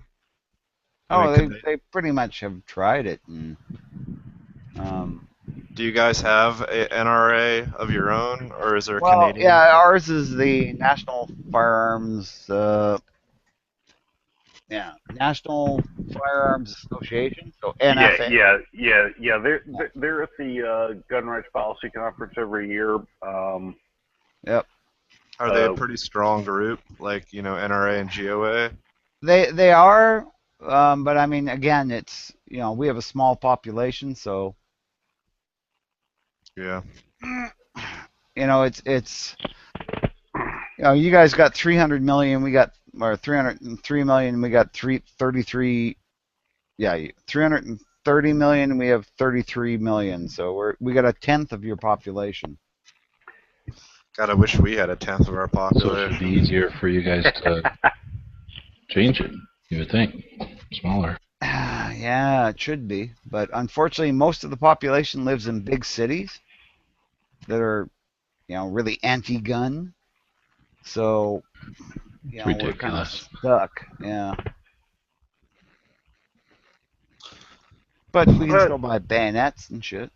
So. Why are we so weak? Like, look at every other part of society that's been getting wailed on in their opinions, like who felt ostracized or unjust. Blacks, like Asians.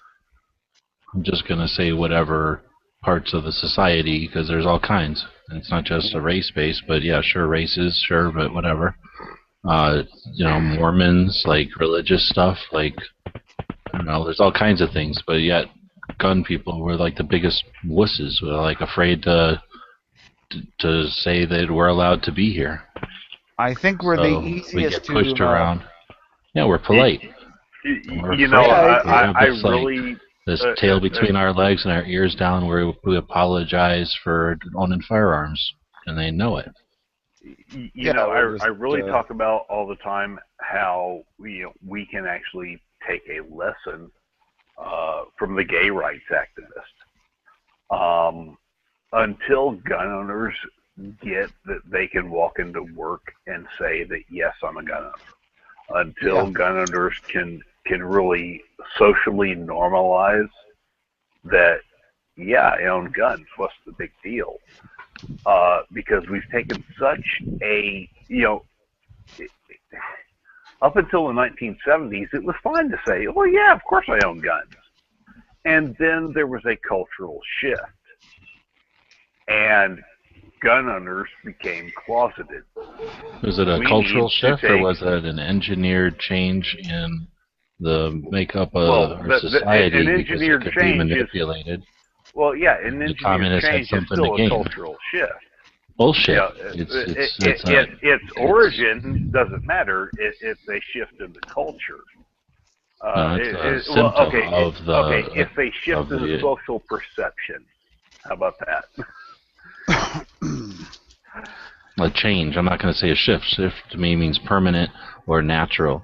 I'm suggesting that I believe it wasn't necessarily a natural evolution in society to try to get away from it. I think it was intentional, and I think that people have something to gain by creating that fear of basically their neighbor. See, I feel the opposite. A shift is a fleeting thing. A change is permanent. All right. Well, then we agree, but I don't think that it needs to be permanent by any we're chance. using the same line of thinking, just with different vernacular. In my process, a shift is it's something that's very fluid. A change is something permanent. You're right, Bob. No, I'm just thinking we've got a good one here. He actually can use words like, oh, never mind. I can't even repeat it.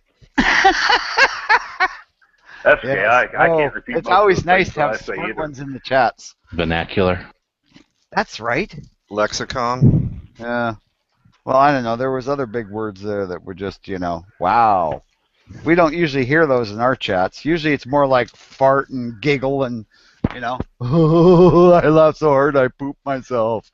Well, that's what happens when you get a drunk politician on the phone. Oh, there you go, yeah.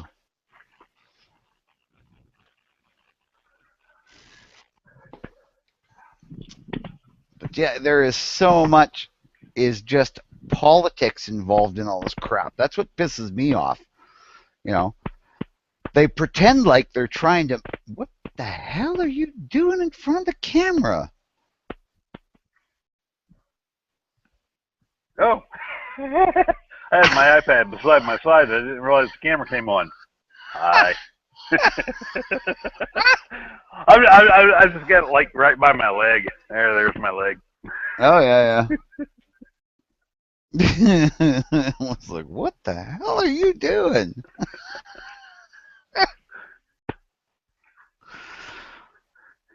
But that was just me carrying around my iPad, and I bumped the camera button apparently. Good thing I wasn't peeing. That would be a good thing. Well, we actually did get to listen to Haas have a poop one night online. You know? Oh, great. He couldn't figure out how to turn the camera off, so he just like went into the bathroom of his camper, and we kept talking. It's just wrong.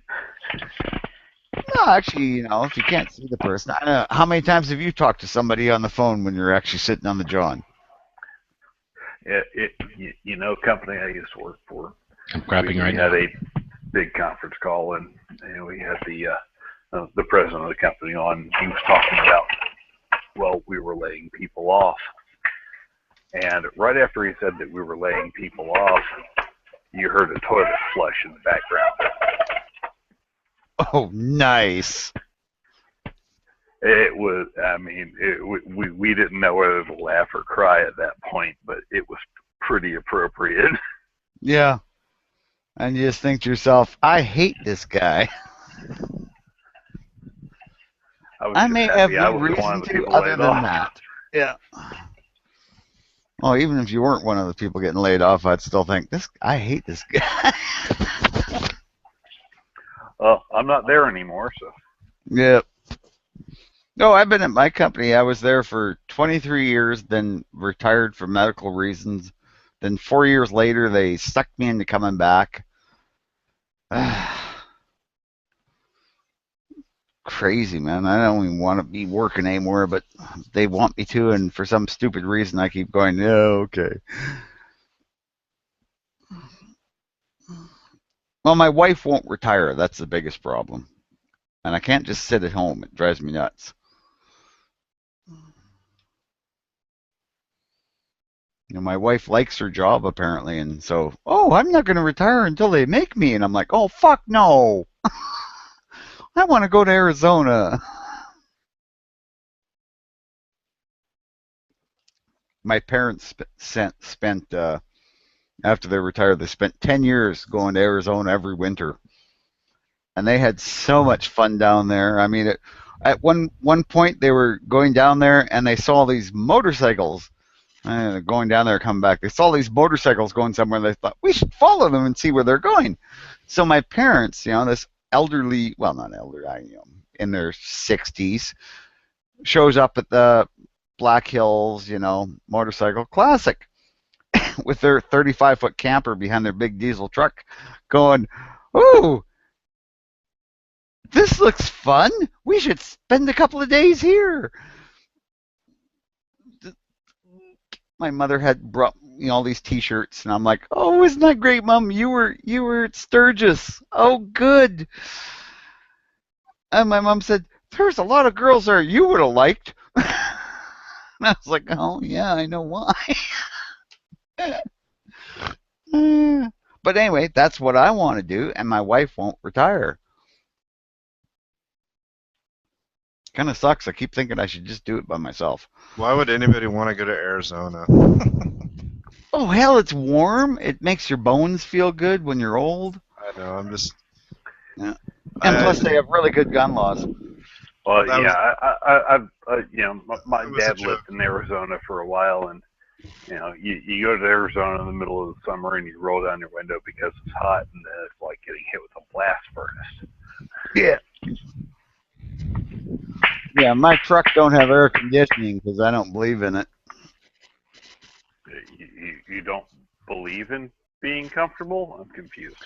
No, I don't believe in the wasting the power. Oh, it's like I don't have power windows. I don't have power door locks. All right, there is a difference. You live in Canada. I live in Florida. Living in Florida without air conditioning is like, well, shooting yourself in the head with a .22. You just don't do it.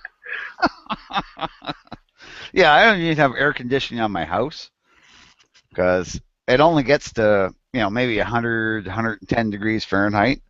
in the summer, and that's only usually for about a week, and it's not enough to warm up the basement in my house. So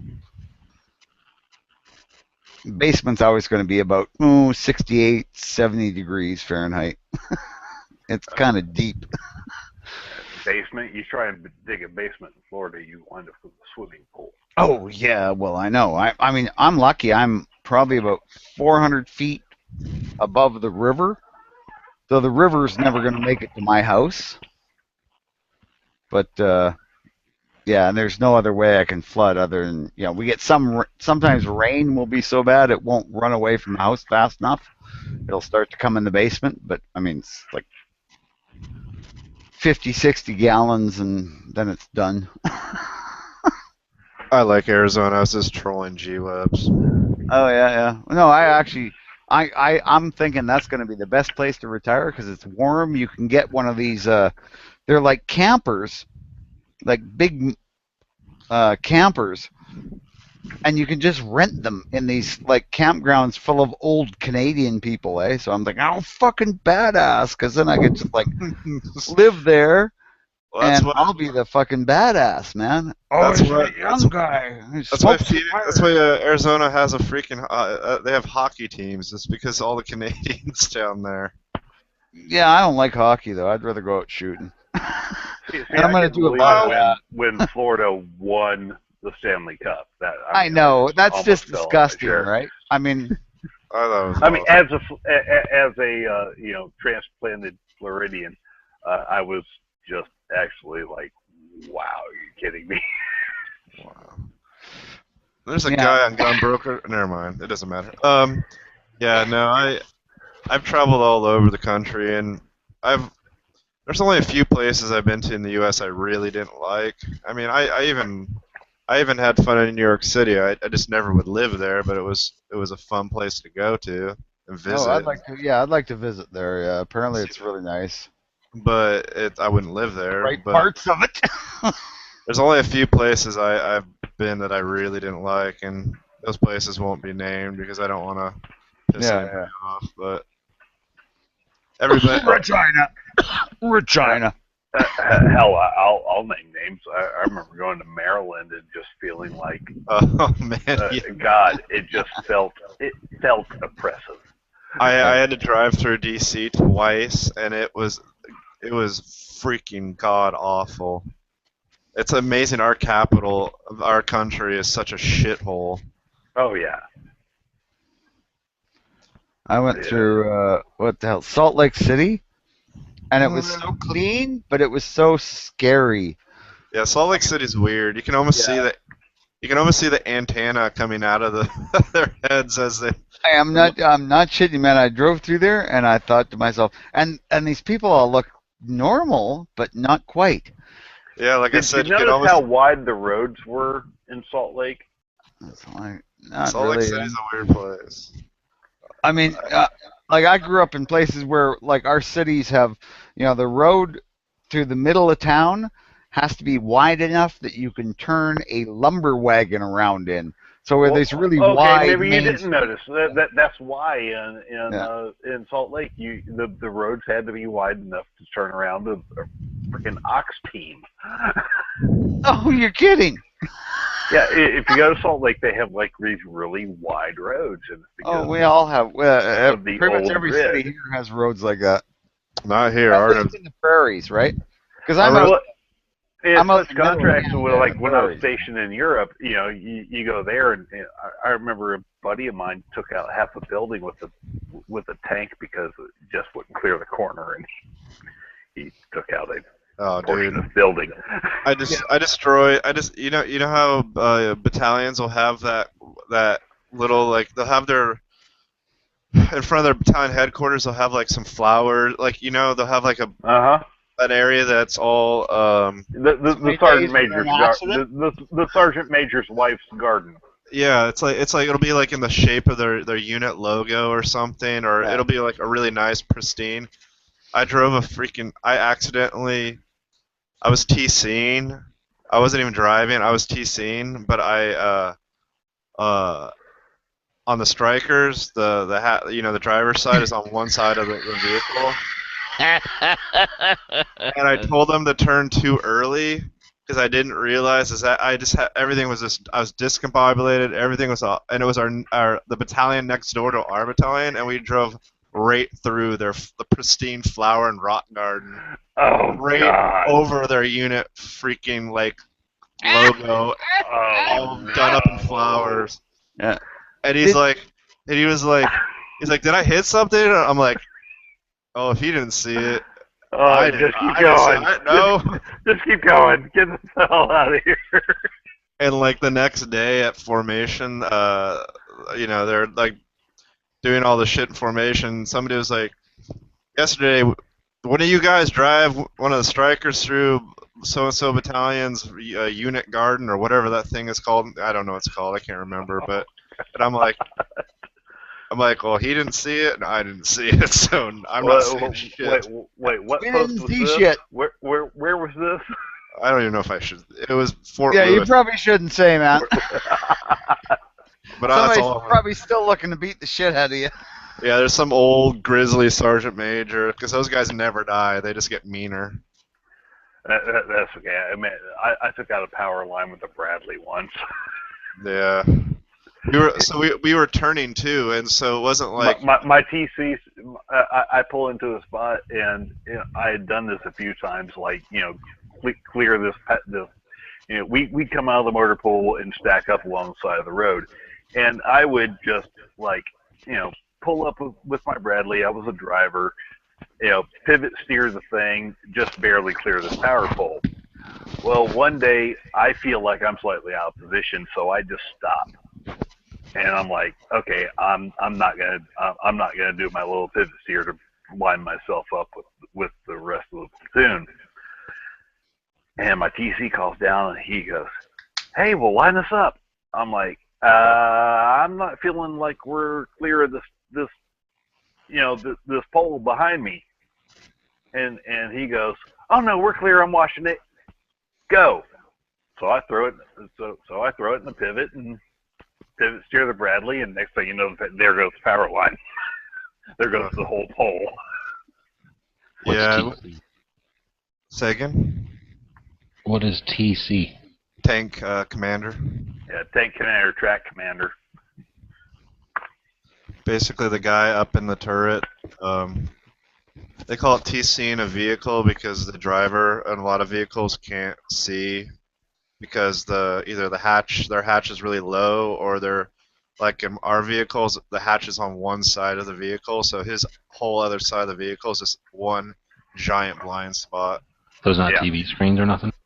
No. So you basically have to be his eyes to see where he can't see. Yeah, in a Striker or a Bradley, the driver has about 90 degrees of view, almost straight forward and to the left. To the right, you got nothing.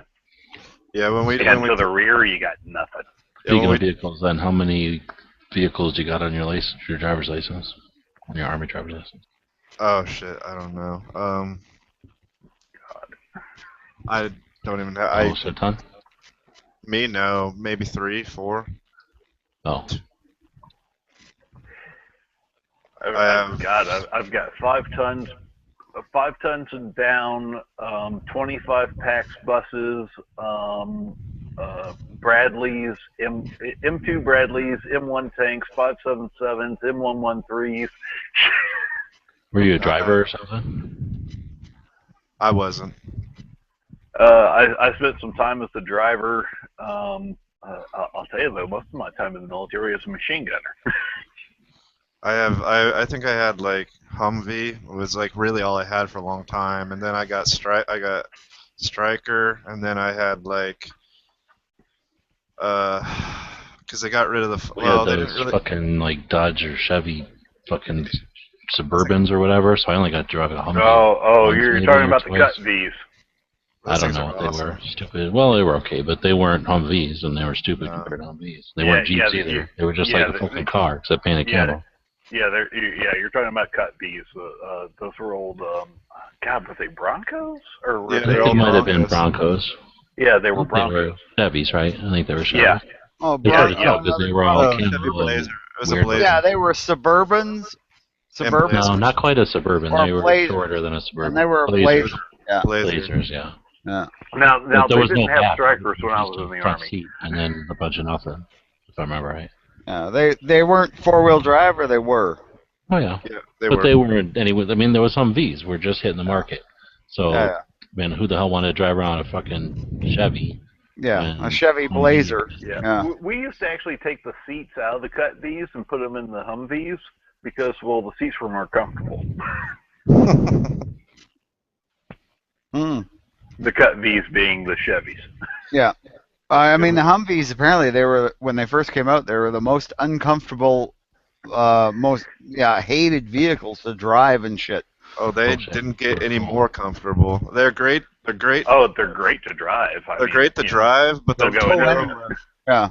Go anywhere. But yeah, ugly, and great big hump goes They in were between never the ugly. back We're coming from Chevys and stupid ass Jeeps from like World War II. They were like. Fuck, I would have new and rather had a awesome. World War II Jeep. Those Not things. when you grew up with them and you had nothing but World War II Jeeps that were broke down everywhere and lame and small, and then you had this brand new Humvee coming out of nowhere. Oh, yeah. Come on. These Nobody things ever are- was like, yeah. "Oh, Humvees Yeah. suck." Maybe 160 horsepower diesel motor. Oh boy, there's acceleration. Oh no, Whatever. we started. They're people in the military doesn't mean they're like they go to some like gearhead school and now they all care about engines. It was like there's different stupid engines too. Chevy or get a Humvee. Everybody wanted a Humvee.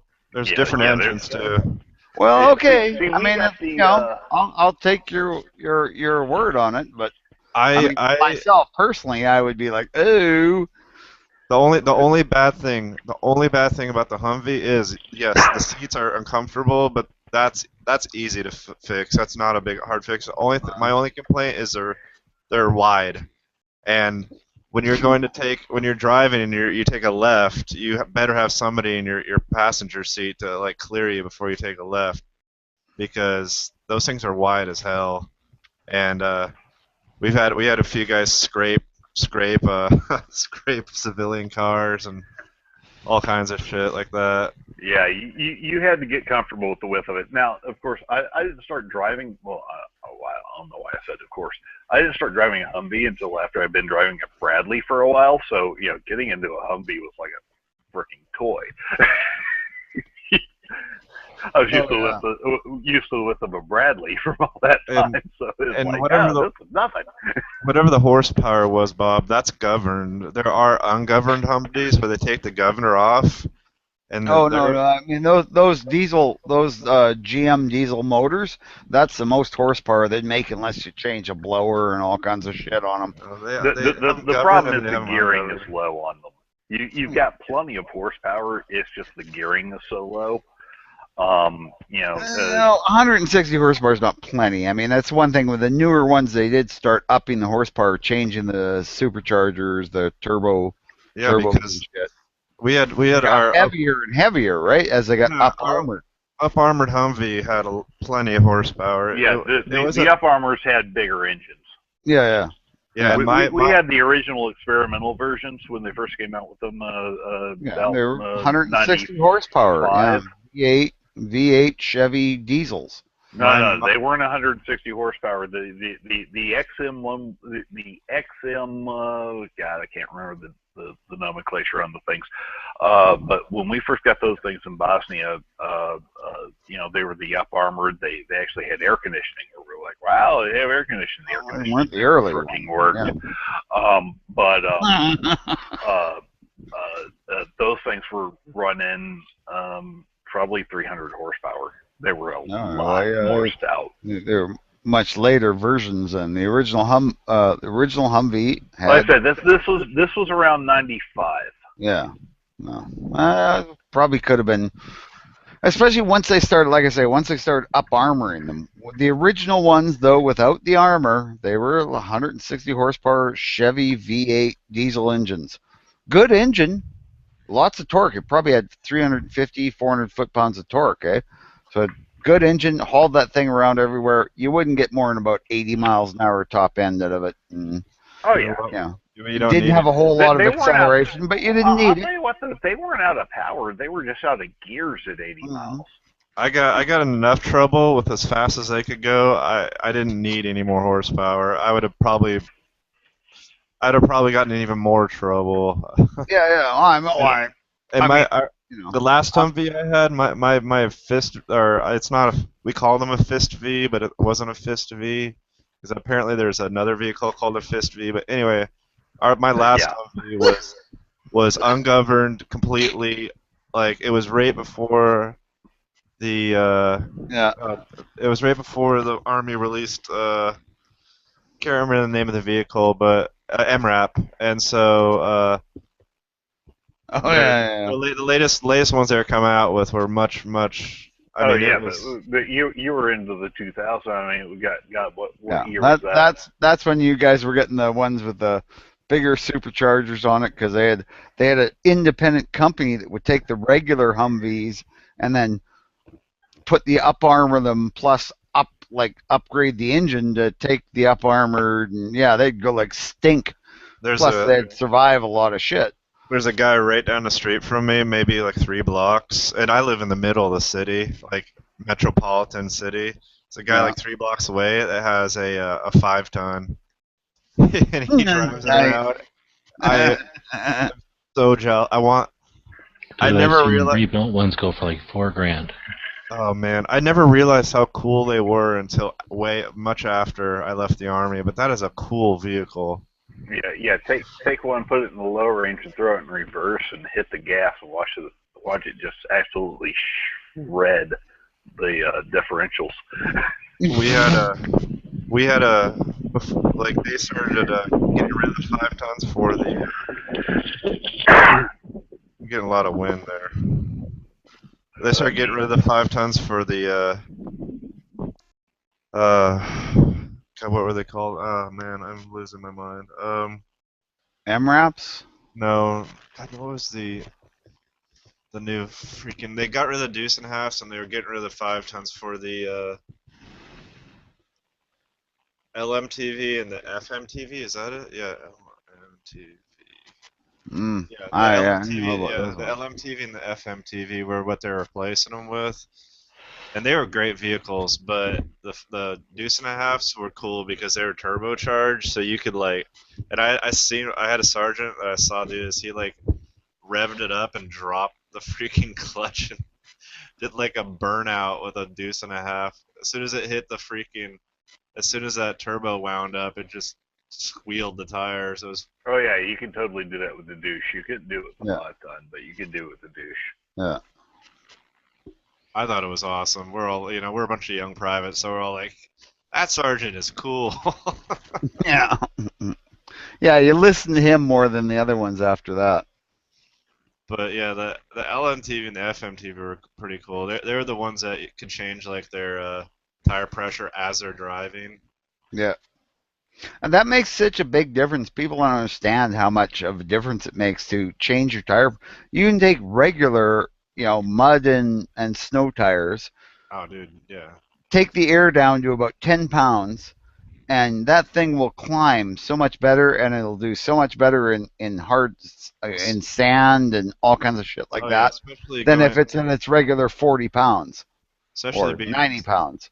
Some shithole with you go from a hardball to I mean, every road where I was freaking dirt, so it didn't really matter. Yeah. But I heard my buddy who was in Iraq said it was nice because they would be on some hardball highway, and they could just drive off into the sand and hit lower their tire pressure and then just go. Yeah. Well, yeah, it's really amazing what a difference that makes, and it's one of the tricks people learn. And because of the internet, now everybody knows it. That's not a bad thing. I don't know. I hated them when I was in because you hate. How can you like a 5 tons are the things I had to get it back and get taken somewhere, and everything was bad, nothing was fun. But now that I'm older and look back, I'm like, that'd be a cool vehicle to own. Oh, what a camper, eh? You could just make it into a camper. I've seen one. Go anywhere camper. Let me see if I can find the photo. That would be so badass. I was about 26. I was off active duty. I was still in the National Guard, and somebody had a full-on military Humvee for sale for like 17 grand, and I damn near bought the thing. And to this day, I regret not buying it. 17 grand? Yeah. Yeah. That's a lot of money for a fucking a vehicle that's only worth about $4 grand. Oh no, man! This You thing, could make it do so much. You could do so much more by just starting dude, from scratch. it will do way more than a G for Renegade and cost less. That seems. I see. Yeah, but you can buy an old. Yeah, you can buy a power wagon that will do more than that. You see, I see them at auction all the time for like a couple thousand, maybe. Well, no, you'll see the civilian version Humvees. Yeah. I meant a full-on military one. Maybe. No, the ones I see at auction are military Humvee. Yeah, the Dodge Power Wagons. I mean, they've always had that. The big thing is with four-wheel drive, you got to have locking axles, right? You got to be able to lock your axles, meaning that both front wheels and both back wheels are going to drive together, right? Otherwise, you got your regular four-wheel drive. That one front one and the opposite back one will spin, but you're not going to get all four wheels to turn unless you have the locking axles. Did you check out that link I just put in? No. Check it out. Oh yeah, I want that. I mean, you could. That is fucking cool. You could stick in the back on that bed. You can put a lot of camper back there. I mean. Well, no shit. Even the top. I mean, the top bunk is going to be luxurious, right? Because it's huge. You got headroom. You could sit up and read a book. I wouldn't Most want to. campers, you get up there to go to bed. Oh yeah, what is it? M93 something. I can't remember the nomenclature. Yeah, that would be a camp. And you know what? It's probably not that much more expensive than just buying a regular camper and having a regular truck. I could get away with that. I only drive about 2K to work. I don't know about. I have a 3/4 ton power wagon. I don't know about the 5-ton, but I know the Deuce and a half. Well, you can run it on anything, any flammable liquid. Oh yeah, no, they're multi-fuel. Yeah, they'll run on peanut oil or like old French fry oil and anything. Perfume, anything is flammable. Yeah, you can get diesel that trick. That's a regular camper. They've just slid in. See where it's got the wheel well? All right. Well, any non-computer controlled diesel to pull that trick. Yeah. Yeah, but I know the Deuce. I don't know about the 5, but I know the Deuce and a half was specifically built to run on any fuel because of lessons learned in World War II and Korea. Yeah, the 5-tons will run on just about anything as well. Yeah, I've actually seen like military truck clubs where guys will get together and they go on like camping trips. Yep. Yeah, and they'll go like 100 miles into the bush that no one else has ever got that far in a motorized vehicle before, and they'll camp there. The one I what is it? The Hemet? Is that the? Mm-hmm. Hamlet, yeah, it's that like 10-wheel drive or something like that. Or, that was the big resupply bastard. I'm trying to think of I can't remember the nomenclature of it, but I rode in we were hard up to get the fuck out of Dodge, and so there was a guy with a flatbed Hemet, so we just jumped on the back of that fucking thing and took off, and that thing is way up in the air. First of all, that is a tall vehicle. Yeah. But not in the cab because the cab sits really low. Yeah. But man, that thing is cool. All what is it? Is it 6 wheels or is it 4? I think it's 10. Like Hemet's are pretty big. It's 8, isn't it? 8? At least. Yeah, at least 8. But the front 2-wheel, like the front 4 wheels turn actually. Yeah. Like the front 2 axles both the wheels turn. Yeah, we had flatbed Hemmets, Hemmet fuelers, and Hemmet wreckers. It's 8 wheels. Mm-hmm. Yeah, they all steer. That's amazing. Yeah. Those things. I think they were rated for like 15 ton. Yeah. Oh, they can carry amazing weight. They're made to go everywhere. And they'll go anywhere, yeah. For almost anywhere a track vehicle will. However, I had to pull one out of a waddy at Fort Irwin with my Bradley. Yeah. Well, they can get stuck, right? Anything. Which that was fun because the I pull up with the Bradley, this thing's stuck in the waddy. All right, fine. We throw out the cables and some jackass wraps it around the wrong spot, and I pulled a chunk of the Hemmet off. Then we backed up again, and he finally wrapped it around the frame, and I pulled it out. I mean, we tore the front end off of this thing. It wasn't just the bumper. We tore the front end off of this thing trying to pull it out of waddy. Heavy expanded mobile tactical truck. Yeah. That's what Hemmet stands Is for. that what Hemmet means? I never knew. I just looked it up because I was curious. But now you said a few things. When did you join and when did you get out? Joined in 2000. I got out. I got out the first time in 2004, and then I went back and then got out 2006. 2006 or Okay. 7. I can't remember. It's been a while. Okay. Yeah, because I knew you were definitely after me because I went in '93 and September 11th. I was all done. I actually got out 2 months after 9/11. I was outside the zone, and my wife convinced me not to do what I wanted to do. Because, right after 9/11, I was like, yeah, screw this, I'm going back active. And my wife was like, oh, hell no, you're not. Yeah, no, you're not. And you know what? A happy wife is a happy home.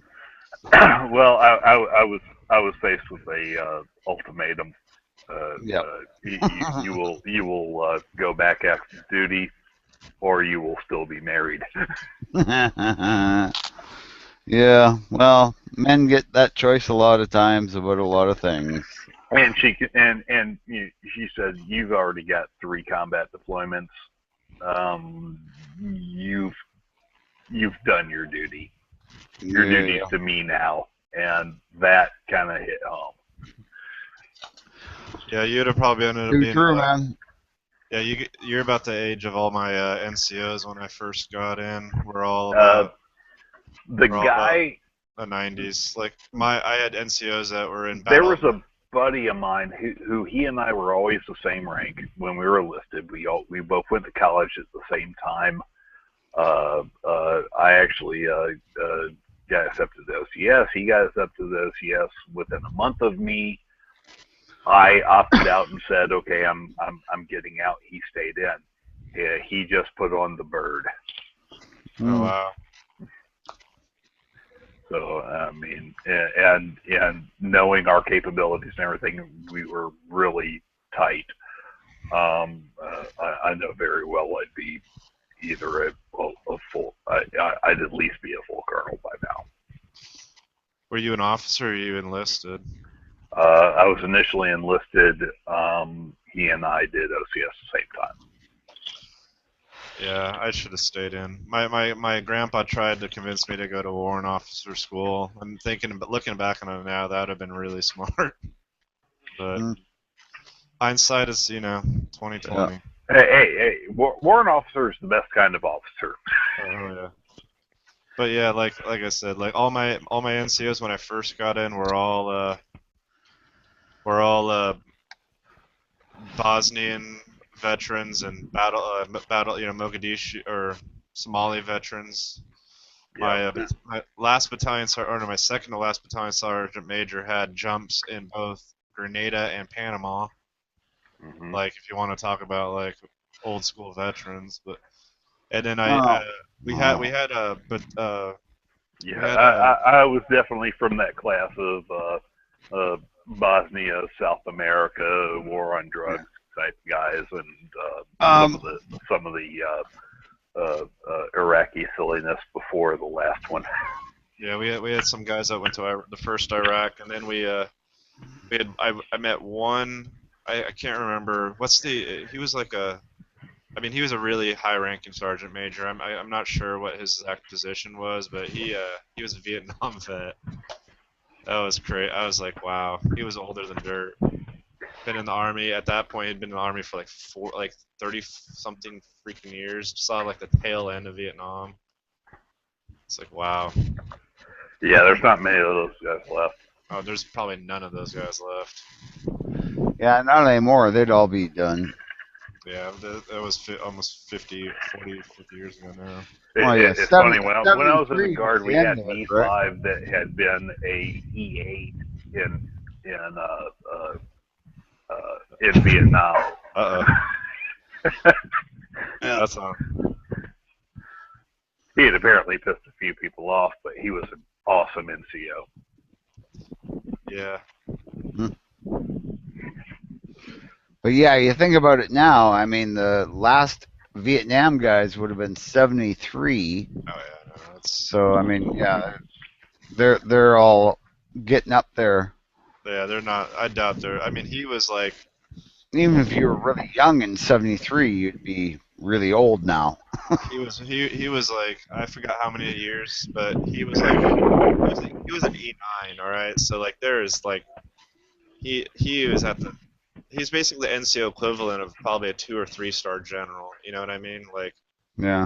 He was one of those sergeant major. He was in charge of everything. I don't want to. Can't remember if he was a brigade sergeant major or. He was like high fucking ranking. Yeah. Brigade and division sergeant major. He was either brigade or division. I can't remember. And I just remember being. Yeah, we'll be you, the colonel, to try and tell him what to do. Yeah. Yeah. He was one of those guys that made you nervous to be around. You know, him and our battalion sergeant major, the one with the two combat jumps. He made me nervous too. Just being around people like that makes me, it's like when you're like a E4, you can only do wrong. Yeah, in 45, everybody, like most of the guys who were paratroopers had those 2 jumps. No. This is he had jumps in the Grenada and Panama. Yeah. Well, no, I'm just saying that like back in the 40s. Oh yeah. That wasn't a big deal. Yeah, it was like I've jumped 3 times. So what? Yeah. Now airborne, at least when I was in airborne school, was a minimum of 5 jumps. Yeah. Well, I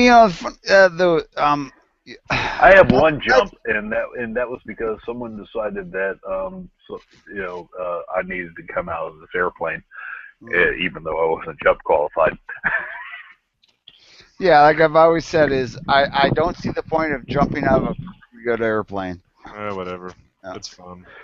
Yeah, I was a mechanized guy hanging around with the wrong people at the time, and some of those wrong people. 2 jump masters said, "Well, we can handle a mechanized guy jumping out of an airplane." They decided to throw me out of the airplane with a parachute on my back, and it worked. Oh yeah. I'm not scared of doing it. I just don't see a point in it. Unless I have to. I wasn't too thrilled with it. Yeah. It was like, okay, you're coming to the airfield with us. We're going on a jump. Okay, but I'm not jump qualified. Okay, we know. Yeah, it's doesn't cool. matter. Okay, well we're gonna set you up. Okay, but I'm not jump qualified. Yeah, we know. You're cool. Okay, I'm thinking. Okay, they're suiting me out like the rest of the unit. Fine. Okay, I'm outconned to these guys. Fine. They want me to play the game. Fine. They're gonna fly me around in the airplane. They're all gonna jump out, and the airplane's gonna land, and I'm gonna take off all this shit and go meet them. No. They threw my ass out the back of the aircraft. Yeah, I could kind of see that'd be kind of fun, but yeah. I was a 5 jump. I did the airborne bullshit after basic. It was fun, but No, I showed up to jump school, and they walked around and said, "Okay, is anybody on levy?" I raised my hand. Where are you? And, along with a few other guys. And they're like, "Where are you going?" I'm going here. I'm going here. I'm going here. I'm like, "I'm going to Germany." Ain't no damn airborne units in Germany. You're out of here.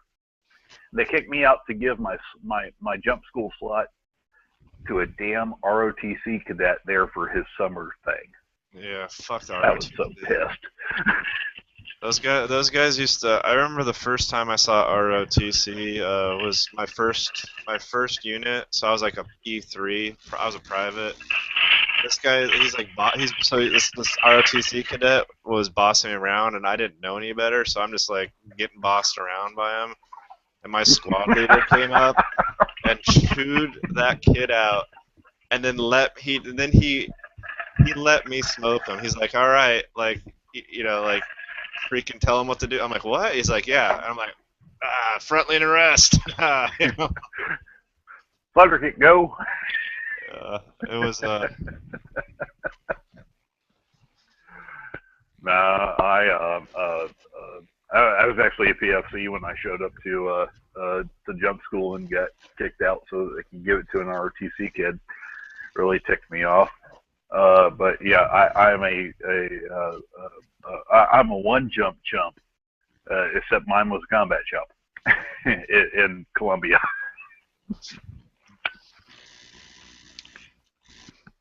Cool. Isn't Colombia an ally of the America? This was back during the war on drugs. Oh, okay. Well, then you could do a combat jump into, like, say, the Appalachians. Our lawyer for Florida Carry just spent 2 weeks hiking 180 miles up the Appalachian Trail. Mm-hmm.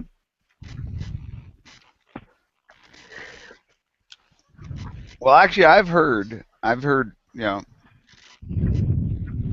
from people I might know, but maybe not, that people used to make a living just hiking over the border from, like, British Columbia through the mountains with a hockey bag on their back.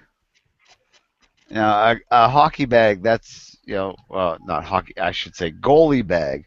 A goalie bag's what a goalie who plays hockey. Watching the Northern Lights, right? It's a really big bag, right? That you can carry on your back because it's carrying pads and stuff like that. So anyway, they would hike over the mountains from British Columbia to Washington, and then take a bus back.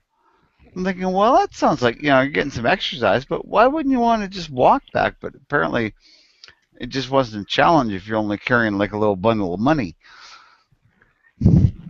So, where was I going with this? We don't know. Oh, gosh. I don't know. Apparently some northern illicit industry. Yeah. Dang. Anyway, that's what people used to do.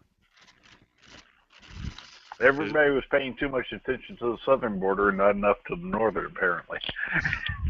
Dirty Canadians. Yeah. Well, it's just how porous our borders are. I mean, Oh, God. I mean, have you seen the northern borders? I used to live on the border, right? Well, that's where my parents' farm was, where I grew up. Was 100 kilometers, so 60 miles from the American border. Was there actually a border, or did you just not know if you were in the U.S. or not? You could drive dirt roads. You could drive and go into America, and we used to go to like the American town that was like 150 miles from where we lived, right? And we just like take a dirt road instead of going through a border crossing, because then the fucking border guards go, "What are you going to America for?" And you had to go back the same way, and the Canadians go, "Well, did you bring anything back?" Yeah, screw that. So there was like 5 or 6 dirt roads you could take within, 20 miles, and just go into America and go do whatever. And Americans do the same thing, eh? Like, oh hell yeah, the bars made a fortune from Americans coming and getting drunk when they were 18. All right, just quit giving me your damn quarters. Yeah, it's the best thing. If it's a Canadian quarter and it's 1967 or older, it's real silver. Okay, well, keep giving me your quarters. Well, same with nickels, dimes, 1967 or older are pure silver. I think nickels are, if they're 1966 or 67, they're half silver. So they apparently still have a silver value. And anything from 1966 and older, so 65 and older is pure silver. Or 50-50. Anyway. The dimes, 1967 and older are pure silver. Same as the quarters.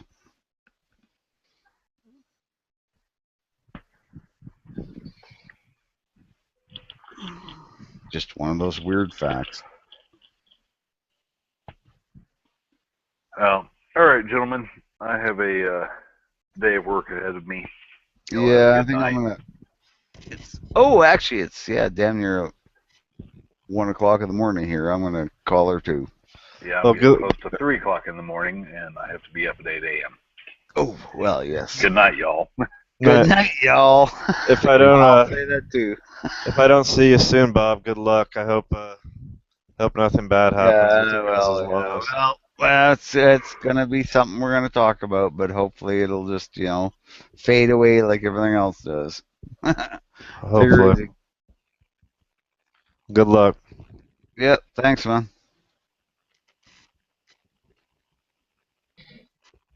And now the real chat can begin. Ooh, what happened to Bob? He's got Canadian laws he's doomed to deal with, he thinks. You should move to Maryland. It's just a little bit freer. He should move, exactly. He has the right to move. Would you want Bob living in our country? I didn't say move here.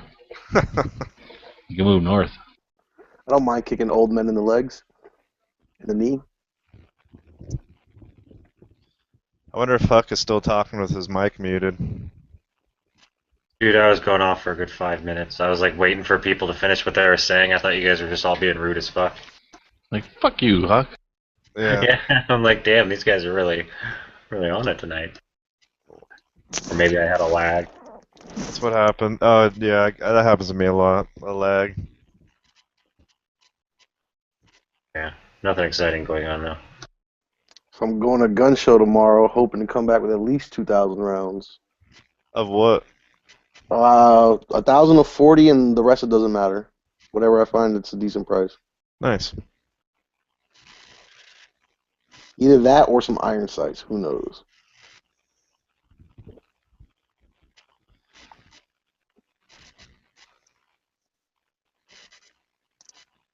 What kind of what are you looking for? A particular iron sight or? That's what I don't know. I mean, because honestly, like I don't mind paying, but I think put this, I wouldn't mind paying Troy type prices, but I don't want to pay those prices for Troys. I think Troys are way overpriced. I don't know what else is Yeah, that's what I'm saying. Like I really can't find. On what? Come on. I do want flip down though. I definitely don't want fix. Why are Troy overpriced, dude? Why are you dodging the question? How will so what's your question? How do you say Troy are overpriced? I don't know. I just feel like they're I don't know. Does Nutton Fancy likes them? No. He probably did cause a little run on it though. Seriously, the Troys are like some of the best sites out there. Oh yeah. Yeah, I have two Name pair of them. better, literally. I mean, honestly, LaRue. That's true. I'm looking at some LWRC sites. Those are Troy. Oh, okay. Yeah. Talk about how many people rebrand with them. Yeah, a lot of sites that come with rifles are rebranded Troys. So let me ask you this: do you guys like the ones as far as the rear sights that have the 2 dots of tritium on the rear sight? Eh, not It's really. garbage. Okay, Why wouldn't the army do it if it was worthwhile? that's true. I How wouldn't do you say all fucking that, explain but I want to be operator though. well, get some camouflage pants. Got camouflage underwear. Sweet. Not like anybody could. Never mind. Somebody saw it today. Band-Aids. Somebody earlier today saw it. She liked it. She was laughing. Sure. She That's what liked she it. told That's you. funny. No, she All actually I, started laughing. And then I pulled out my wangy and she was just shocked. all I had to say about rear sight is I like a rear sight that I can adjust with my hand. I like having the ability to at least be able to dial it one direction with my hand. You want an A2. Yeah, I don't like the tip. I like the bullet A1. one. Because I don't want the fucking Murphy's Law to fuck with my rear sight. No. It's a big ass knob that always is in the way for me. So what do the Troys have? Do we even know? I don't know. They Most have of a the really. time they're A2. They have a windage They make adjustment, A1s also. but the drum on their windage adjustment's really small, so I don't really think knocking it out of or out of place is going to really happen. I guess I just operate harder, you know. Well, I mean, There's austere, and then there's the fucking kind of austere I deal with. I'll take your word for it. I've learned not to argue with you. We won like the argument 5 times in a row. So me and G-Webs are like 5-0. I didn't know you guys are a team. Do you have a uniform, like jerseys and stuff? Yeah, we're team. No, it's more like America. Libre. Like, what the hell would that be? Arma Libre? Lunga Arma Libre? The movie. No, I have no idea how to say long gun. Oh. But Arma no, Larga. it's Longa? Larga? Arma Larga, Larga. probably. Larga. Yeah. Well, you're saying it with some sort of Chilean accent or something. Dude, But then what does Libre mean? Does that mean team or something? No, Libre means like free, freedom, liberty. Oh, well, we'll throw that in there anyway. Fuck them, we're free. By the way, speaking of the Team Long Gun Freedom. Yeah. Speaking of the Chile though, Chile's put out some great World Cup commercials. I'm so gassed. I don't watch a lot of golf. I'm gonna try to. No, because like at World Cup I'm games, pretty like, sure it's that sport at the beginning. I'm going to advise with the cups and the ball. Yeah, beer pong. I'm curious to see what the Brazilian military is gonna have because they always have like military personnel like on the field. Are you going? No, I got a couple friends that are going. We got $1,000 to go see 3 games. Jesus. $1,000? About 1,200, yeah. I think I got the whole much package. to go to Chile? No, to go to Brazil. Brazil. To fly to Chile is anywhere Brazil. between To fly to Chile is anywhere between 12 and 14. I'd be afraid So of getting kidnapped, raped. What do you think of Qatar? That whole fucking business with Qatar and their World Cup. That's what I was saying last chat. Like Was base guitars. What's that? I was trying to say bass guitars. it's going to be funny because they're honestly not going to get any. This is honestly not being racist, but they're not going to get any white tourists there because no one in the alliance is going to go. No one from Europe is going to go. No one from America is probably going to go, especially if this thing keeps Why? going in the media. Why do you think? Because, all right, so put it like this. So if in 2 years from now, those 5 guys are out there and we release a couple more, and the U.S. releases a press release saying, we advise American, tourists not to travel to Qatar. whatever, 2 years dude. before. Qatar is like fucking. It's like UAE. It's like little Saudi Arabia. They're so in our pocket. It's ridiculous. Like I wanted to say this earlier, but I wasn't in the chat. But like I was telling somebody earlier that said the same thing, and I'm like, you realize we probably have more CIA in Qatar than we do in freaking Virginia, dude. It's those guys may be in Qatar and they may be like, I doubt they're like just roaming around free. And if they are, people are watching them and just looking and watching who they talk to. The Qatar is where we send the Syrian rebels that we train to train them. Like, and that's like there's like CIA, like I don't even know what to call them, but there's bases there where they train Syrian rebels and whatnot. It's not like Qatar's the Wild West or something. Like we just released them back into their natural habitat. Well, I guess it all depends how it plays out in the next 4 years. Yeah, I mean I could be wrong. You know, like Yeah. I mean they could freaking blow up tomorrow. I don't know. They could blow themselves up tomorrow. I don't know, but I really doubt like the U.S. military and the U.S. government weren't thinking like, yeah, we'll let these guys go. Sure, yeah, like totally. They're just like watching them, you know. Those guys probably have a chip buried so far up their ass that like when they fart, the CIA knows what it smells like. You know what I mean? Like, I really doubt that those guys are just like walking away from all those of people it. didn't matter. So your point is invalid. Oh well, my point's always invalid. What would I know? I was just talking about Qatar as far as the whole scandal about them like bribing officials to get the cup there. They're gonna play soccer in the desert? That seems crazy. That's the other. Yeah, that was the other thing. Anyway, They've been doing it. Yeah, but that would be mean to the countries that aren't used to it. That's what other countries are saying. They were kind of pissed No, off but, about it. no, but that happens all the time. Like for example, like you know what I'm saying? Like it's kind of like the bids for the Super Bowl where some people say, "Oh, it's too cold in that city. We shouldn't have it there," but they still bid and they fight for it.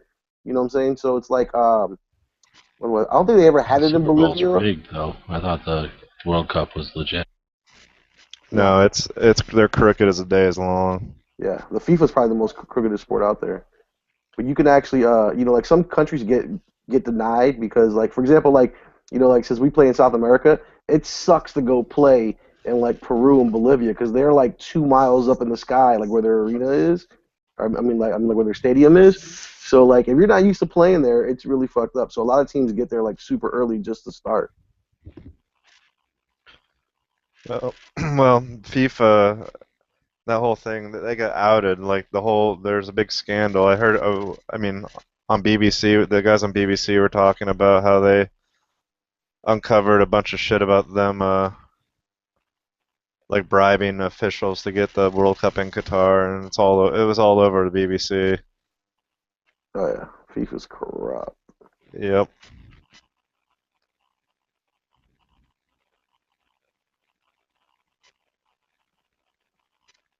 My grandfather played for the national team.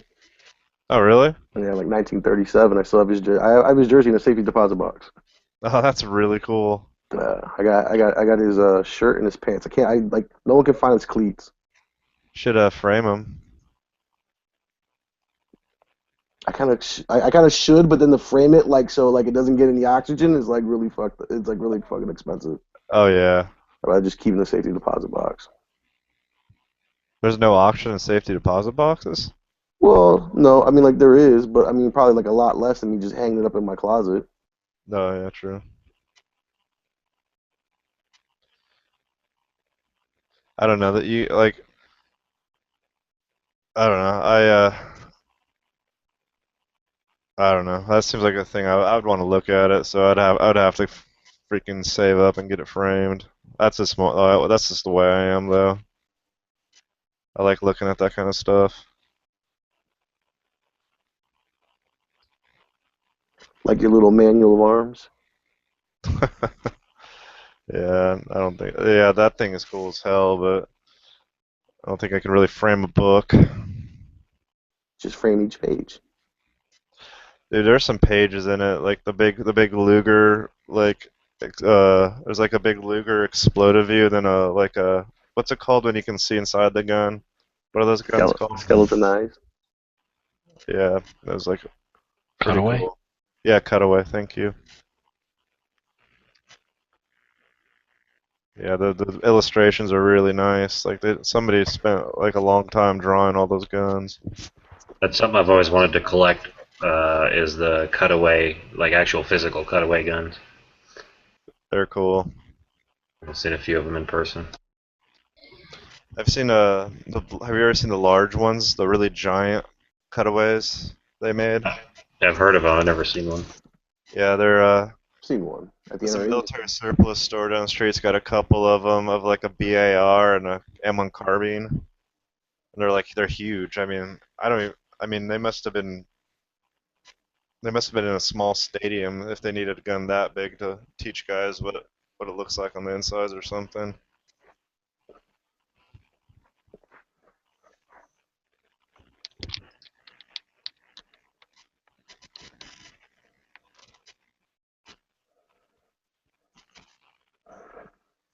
Hey, so did we ever get a chance to really talk about Hosh's video? No, everybody was being weird in the chat, so nobody joined in, and then it all ended, and that's what happened. What's up? I loved it. I loved it. We should send him a team Arma Larga Libre and get him on our team. Yeah. He's definitely about it. He deserves a T-shirt at least. What's up with this video? He did a video that explains really well why we're doing ourselves a disservice by fucking complaining and telling everybody how they're allowed to carry. Oh yeah, I mean, I don't know, it's like we like to be nags or whatever, so it's like, well, let's not think about it, let's just nag because it feels good or we're used to it. And it's funny how the same people say, "Oh, well, we're splintering ourselves. We're arguing against our own cause." And I'm like, "Well, who's doing that right now? Me or you?"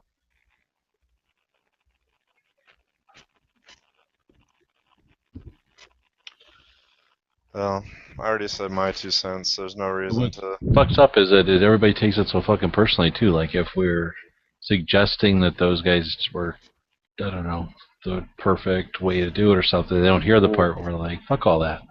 But anyway, then we keep getting on it somehow, and then like people don't want to jump off of it, and then we haven't even talked about like the gun, what was it, the property, being a slave to a piece of property and the corporations that supply it, and then like how guns cost too much to be able to afford them, so That was just ignorance. I mean, honestly, I can't even believe that guy said that stuff.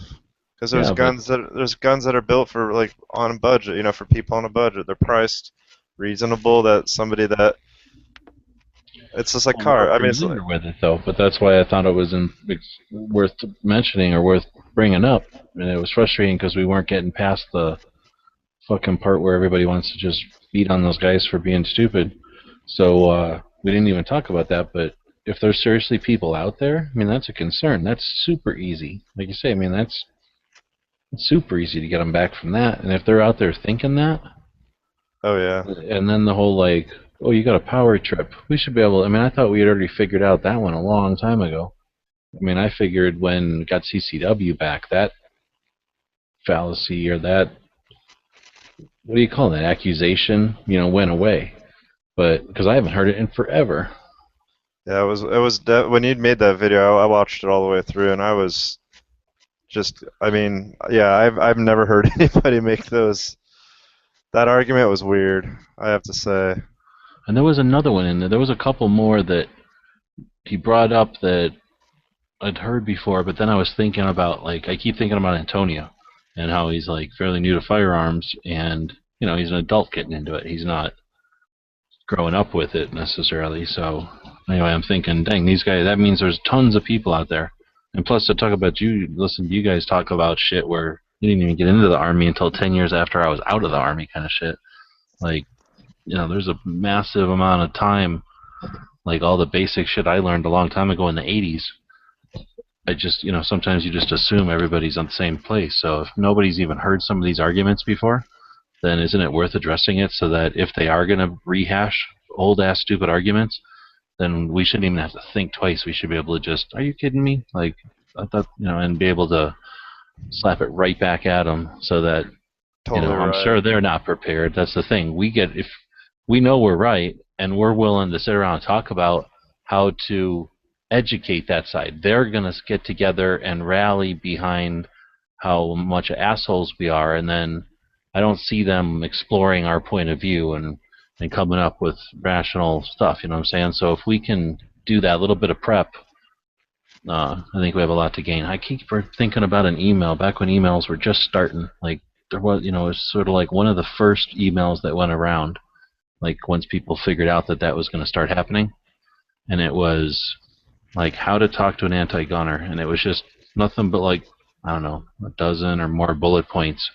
You know, if they're going to say this, and this is a good way to respond, and they're going to say this, and this is a good way to respond. And it was, I think it was like thought out by somebody who had gone to, like, I don't know, brain, you know, psychiatry school or something, so that they understood, like, they're saying this because this type of person, and that's why I always say they fear their neighbor, because I can remember one of the things from that struck me from that was like, these people fear themselves, and they don't think they're not comfortable being responsible for their own selves and their actions. So they of course they're going to push that on other people and assume that everybody's like that, because otherwise they're going to think they're weird, right? So they think everybody's crazy and going to fly off the handle and shoot people if they have a gun.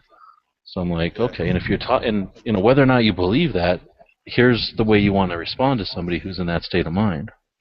Yeah. I think a lot of anti-gunners do that. Like, as far as like you know, like, the problem is ours. You know what I'm saying? The problem is ours as gun owners. It's kind of what I told Stone Guy earlier today, is that the very anti-gunner blames us for the access of guns. Because we have to have guns, therefore criminals have guns. But if we didn't have guns, in about 30 years, criminals wouldn't have guns either. Really? That's put it this, like I had a conversation with a former college. Oh, sure. If you include like buybacks and mandatory, you know, returns, turn-ins, then yeah, they can get rid of guns quick.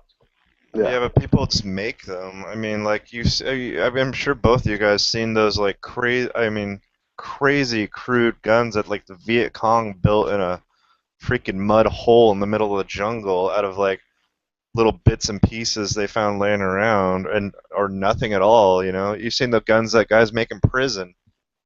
You know, honestly, and even if we take guns away, if somebody wants to do so, I mean, we already know the arguments. I don't even know why I'm saying this. Like, well, but the point is, if you write it off as like, oh, that's irresponsible thinking, or that's unreasonable thinking, right? If you blow it off and go, I don't need to talk to that person because they're obviously crazy, that's where we lose, because those people still think that way. And if we can just think about it, you know, outthink them. If we think about it ahead of time, we can know where they're coming from, give them an argument that's custom-made or catered to that, you know, set of responses in their brain, and maybe show them that, I don't know. And that was, I think, the point of that email or whatever, was that, you know, if you got this kind of person, you don't want to hit them head on. You need to hit this person at this oblique, and not necessarily take them from 0 to 100, but at least get them moving in a direction that then they're going to say this, because they're going to be their next reaction. And now you can poke them over here. And it was well thought out, and it was probably a little bit too complicated, because it's called verbal judo. That's what we call. Well, maybe I don't know.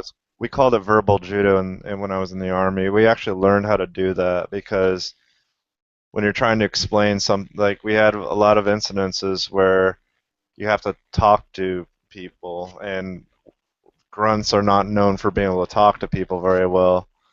And after some problems, they made us take these classes where we just learned to, like, basically to argue with somebody without arguing, and like allow, like, steer the conversation into your way, so that they don't feel like they're getting pushed around, yet you're coming out of it in the end with what you want.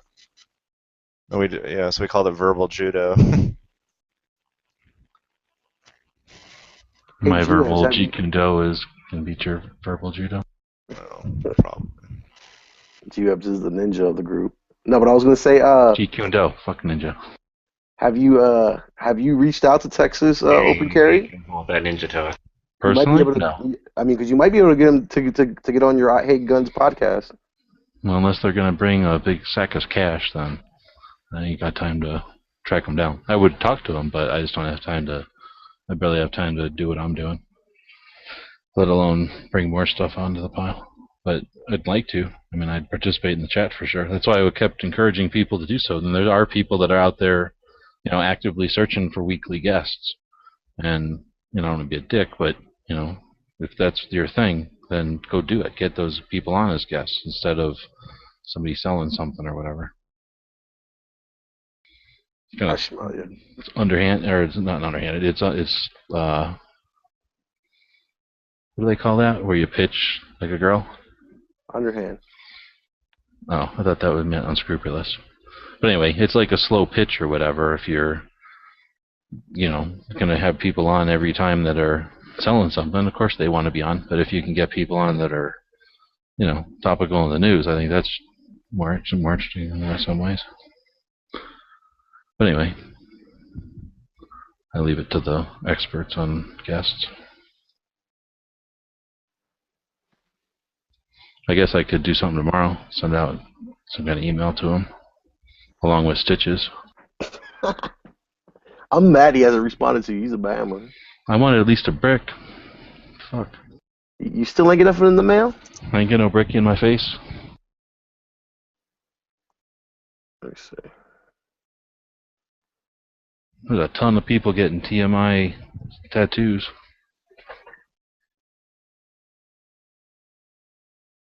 I want to know exactly what model he tattooed on his face. That's what I'm dying to find out.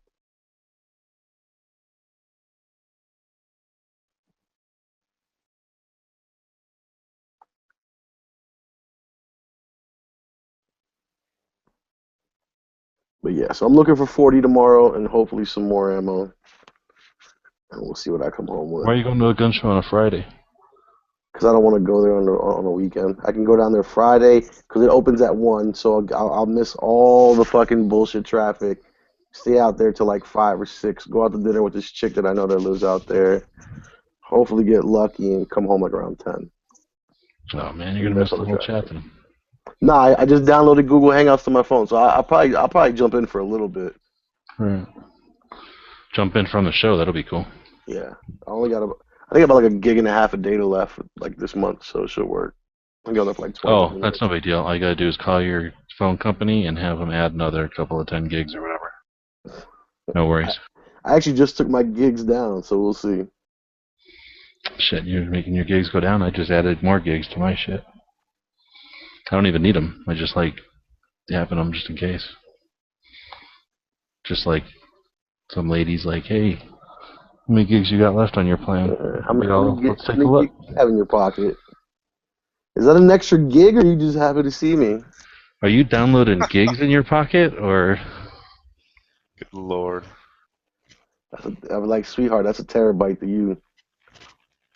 Should I leave you two guys alone? That's right. It's okay. We might send you a Arma Larga Libre t-shirt. Oh shit! I'll get some pom poms, be in the audience or with a brick in your face. We have to figure out how the patch is going to look. At least one thing should be an SKS all tacked out at the low ready. Extended out for sure. A fucking video, man. I watched it again because I saw a picture of it. Are you talking about the video of the guys in Texas? No, the Extendo rap, whatever. Oh, my man, Stitches? Oh. Yeah. What's it called? Brick in Your Face? I think it's called Brick in Your Face. Yeah, I don't know. I immediately regretted watching it again right after I watched it again. It's a hit. How can you regret a hit? I don't know. Because the rest of the day you're saying stuff like, what you gonna do with it? What you gonna do with it? Like every time. I guess you didn't like it because he was open carrying a long gun. I figured it out. That's exactly what you didn't snap. That's why everybody hates that video. Yeah. It is. And that's why me and G-Web are such big fans. Exactly. He's just because I live his freedom in his front yard. Just because I live close to Yankee doesn't mean I'm on his team, okay? DB's gonna have to stop supporting that guy. He's gonna have to unsubscribe to his Instagram because he's on our team. Holy shit, I just saw a picture of Prince Charles. He's old as fuck now. Holy crap. I mean, he always looked weird, but man, he's an old dude now. I wonder what kind of gun he carries. He probably carries an HK. No. Sure. Probably A weird English gun. Webley, Fosbury, semi-automatic revolver.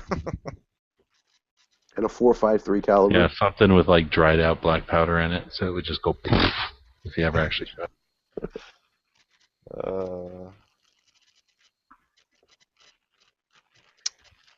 And then a FAL or something cool. Oh, dude. He was in the Army, wasn't he? Yep. As a tourist. 7 years ago today. I don't like how they scheduled D-Day right on the day that I was going to start YouTube 60-something years later.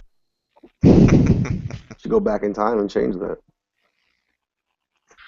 Seriously, go knock the Hitler out, like right before, so it's just easy for them to walk in and grab him. Like one platoon of parachutists going to end the war right there. Oh, did you see the guy jump? He jumped already. I saw it on CNN about an hour ago. Jumped? The 93-year-old You guy? didn't see the 96-year-old guy? No way, really? Yeah, he got his. I saw pictures of him in his gear. I thought he just was putting his gear on, but I guess he jumped onto Normandy. Holy shit, really? It was Yeah, so just because it would be an interesting thing to do or something. They had to give him a different parachute because you hit the ground hard with a fucking normal, like, Dash 10 or whatever. But on the other hand, that's what he learned on. And those Yeah. guys are hard fucking core. It was a tandem jump. Oh, was it really Oh, tandem? Yeah. Out of some stupid wing parachute.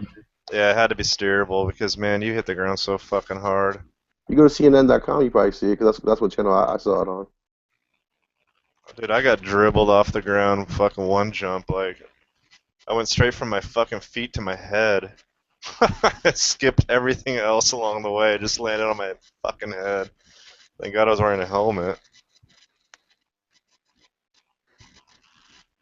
Came up chewing on some fucking dirt. Then I was doing a hey-ho into the shit. Yeah. What's a hey-ho? You're so an operator. High open. Huh? High altitude, high open. That's for when you gotta come in high and quiet. Hey low is high altitude, low open. Hey ho is usually. Well, never mind. I'm gonna shut up now. Hey low is when you want to throw a bunch of stupid seals into the water so they don't get hit with radar. You have them fly through the radar, right? Like without a parachute. And then right before they hit the water, they open and splash down into the water and go underwater, and nobody can do nothing about it, even if they did see them. But hey-ho is where you go out with like oxygen tanks and shit, right? Yeah. No, they're both oxygen. Hey low is when you can get the plane like near the target, then you usually use, and you need to get the guys on the ground quickly. Usually they use Halo almost all the time. Hey ho is when you can't get the plane in like near because of radar. It's like when, like you can't go over some country, so you just like jump out of the plane way the fuck up there on some other country, and then just float into the new other country. And just glide in. Yeah. Yeah, it's pretty hardcore. But it'll take like a long time because you're pretty high. Mexico should try that. To do what? Get over the border? Yeah, do that to us. they would just land in like G-Web's backyard. They call it the Pedro. And you can hand out Larga Arma Libre T-shirts to everybody. Well, we should have them printed down there, and have them bring it over, and then they could just sew them together as a parachute. And then when they land, just take the parachute back apart. But then it would be made in America product. It would be a made in America product. Made in America, definitely. Brought to America. Bullshit. We own the whole fucking American hemisphere, North, South, and Central America now. This doesn't say what America. So what's that, like 85 states then, technically? The tag says "Made in A America." Just doesn't say which one. We back in the old days of Gun Chat, when we had the second version of the chat, there was a guy in there that was pretty adamant about, like, when people would say Americans, like, it was like, what the fuck, that's everybody over here. This is the whole hemisphere. So I was like, oh yeah, that's pretty true. We should make a, Yanks, or, I don't know, what do Canadians, I suppose Canadians call us Americans for some reason. Yankees. Yankees, yeah. So that's what I figure is a better word for us, because Canadians are definitely Americans. Mexicans are Americans. I'll never forget. I was like 12 years old, and one time my mother got she got like discriminated on. Like somebody called her something. I couldn't remember. I was super young, and my mom goes, "Look here, you European whatever trash." She was like, "You probably don't even know where you come from, but I know I'm from America because I'm from South America. You don't even know where the hell you come from." Exactly. And it was funny because like she was like struggling to put the words together, but she was so mad. And rightfully so. And she knows 2 fucking languages. It was at Costco too. It was funny.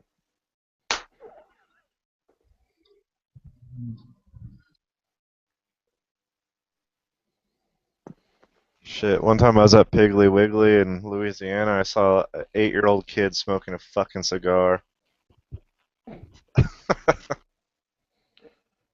Where was that? Louisiana, you said? I couldn't hear you, man. He said Louisiana? Yeah, you said Where? that was down. You said that was down in Louisiana. Yeah. They are a little redneck down there. There's something completely different down there. Yeah, the bayou is a totally different animal. It's not quite hillbilly, not quite redneck, not quite. Well, they have a name for it, but I don't really want to say the name. Sometimes I've said the name before, and people think it's a racist thing. Maybe it was at one point, but what they Cajun? have their own name for white trash down on the bayou.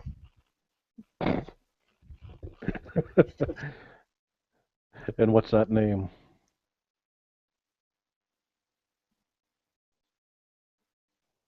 I don't think it's racist, but it probably back in the day it was meant to be a racist rip on people. But I don't know.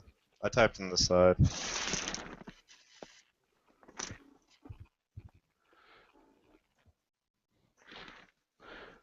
Yeah, I'd almost say that's a little racy, but Well, they don't call black people that. They only call white trash that. oh, really? Yep. That's not racist at all, then.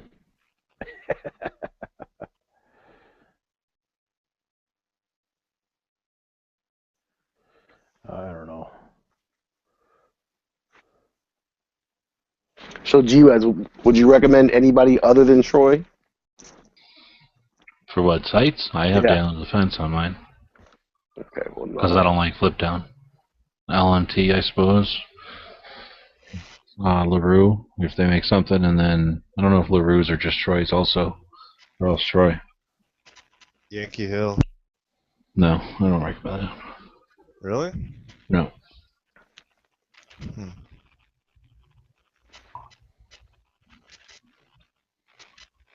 You like diamond heads without the diamond shape front No. or whatever? Okay. Regular or else maybe HK. Yeah, no, but that's what I'm saying. But like, you like the brand Diamond Head in their regular shape or HK shape? Oh, you mean the regular ones or diamond? I never even paid attention. So I guess the HK ones. I thought they offered a regular style. They do. So they have the diamond, they have the regular. Oh, and then never a they have the HK. diamond. No, I don't like diamonds. No, but I'm saying like as a brand overall, like you like Diamond Head as a brand? Oh, that's a brand? Yeah. Oh, I thought you meant a diamond-shaped Troy site. I never heard of it. Diamond Head or Diamond Back, something like that. Diamondback Tactical, maybe? I thought they make armor. I don't know what it sounds familiar, but I don't know. Let me see. I don't go around buying shit for ARs, though. I know people that know what they're talking about, and I buy whatever they don't want anymore. Knights, there's Daniel Defense, but I don't, do they make a fold down or? They don't. That's what kills me. No, mine's permanent. I don't want to fold down though. There's Knights, but they're super expensive, and I don't really think they're anything better than what everybody else got. I don't like Knights either. What don't you like about fold down sights? They're weak ass. I want to be able to gouge somebody's throat out with my rear sight if I need to. Well, I mean, I'm buying if I am having a rifle for defense, it's gonna defend me, not look cool. Is that so you don't bloodstain the bayonet? No, so seriously, I mean, if the thing is designed to defend your life, then you don't get to choose that you're going to be at 300 yards or 200 yards or 1 yard or whatever.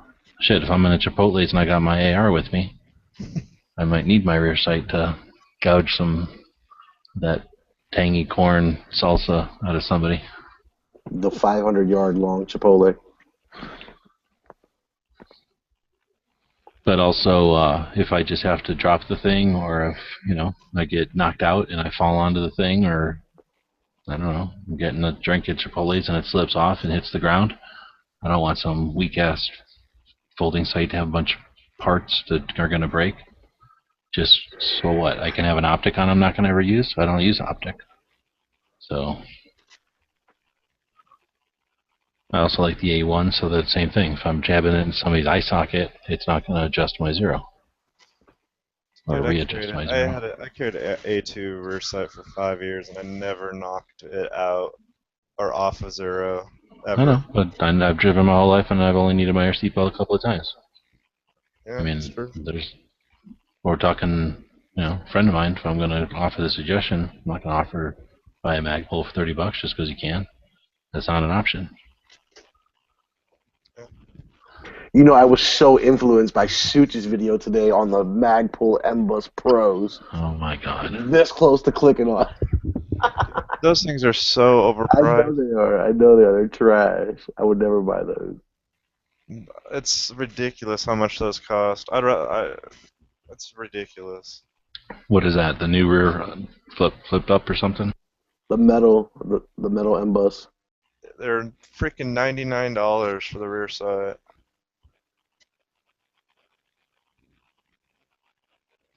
I don't know. Most of my only one of my ARs doesn't have they all have permanent rear sights and permanent front. They don't have. The only rifle I have with a folding sight has a red dot on it. I'll ask you this: how do you justify getting a folding sight? Why do you need a folding sight so bad?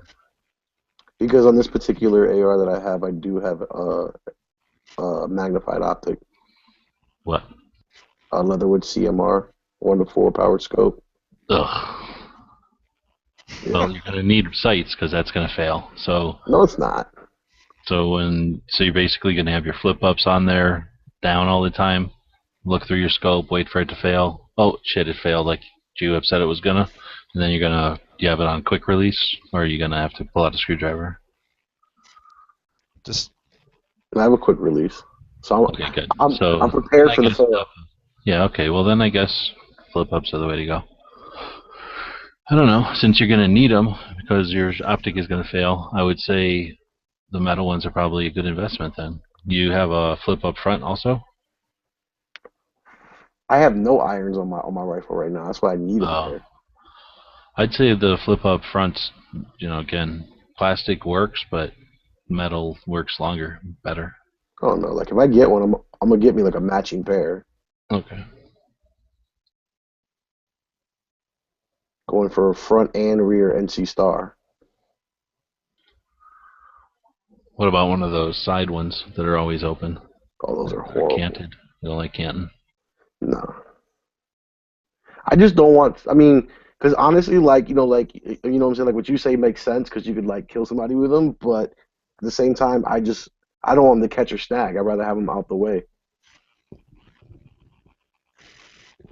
if I never played this, like, you know what I'm saying? Like, Oh I wait, feel hold like, on. So you're suggesting that fold-up sites don't get in the way all the fucking time? That not as much. don't fall for that. No, probably more so. Mine are fairly smooth. Like they're gonna catch something and bounce right off, unless I'm deliberately putting my front sight on a nail or something. That's true, because There's really the nothing on defenses it to catch on shit. But those little bouncy, springy things seem like they're always catching stuff and up when you don't want them to, and down when you don't need them to. Buttons that break. I forget now. Troy's are up all the time locked, and then you have to push the button and pull them down under spring pressure, but then you can flip them up. Is that how it is? I have no idea. Mag pulls are Yeah, you got it right. always waiting to flip up. Okay. So when you break the springs on them, now they're gonna just flop back down all the time, unless they're locked into position, right? Don't Troy have a lifetime warranty? I'll send them shits right back. The Troy lock, they lock up, but they stay down. They don't fall up. They have like, I don't know how to explain. They have like a detent that they sit in when they're down, but you can pull them up. I wasn't sure if that's an issue or not, but anyway, I can see it being a little foldy thing with a spring, still being a snaggable issue. Slings don't care if a thing is sticking out or not. They just want to catch anything that you don't expect them to catch on. Yeah.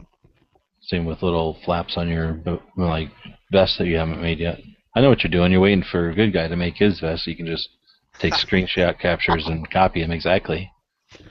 Basically, have him tell you exactly what to buy. He did a little striptease earlier, showing us his gear. That was cute. I want to finish my AR. My sights outside of my trigger. My last thing to finish my AR, and I need my ammo. I need to get my ammo. Trigger. Yeah, I want to get like a Geisley. Just get Troy sights and do yourself a favor, man. They're if that's the way you're going, they're decent. Do you have a permanent front, or do you need to flip up front also? Yeah, I need a front too. I need a front as well. What rail? I have a Daniel Defense rail.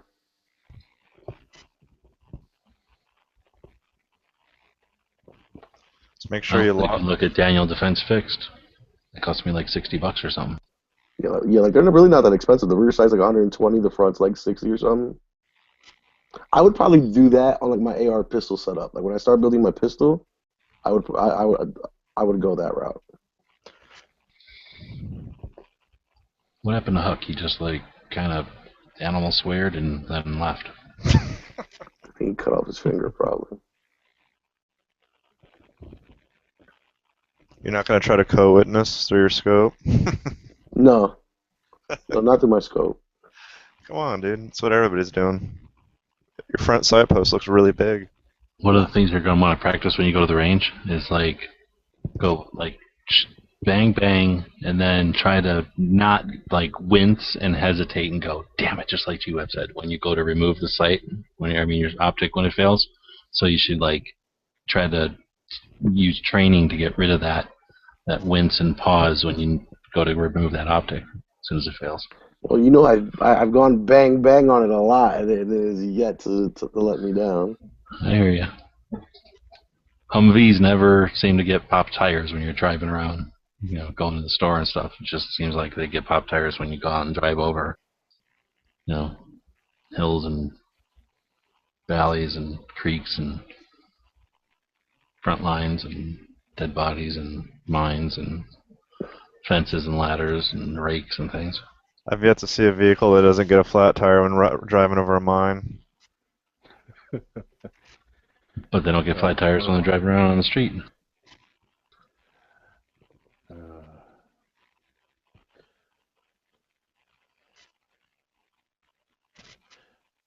Since we're on the AR topic, what's a good first upgrade for an AR? First what? Upgrade? Yeah, what's a good first major upgrade? Trigger. Trigger. It's probably the one you'll enjoy the most. I would say a trigger on these days, at least a Geisley is, I don't want to say money well spent because it's like $200, right?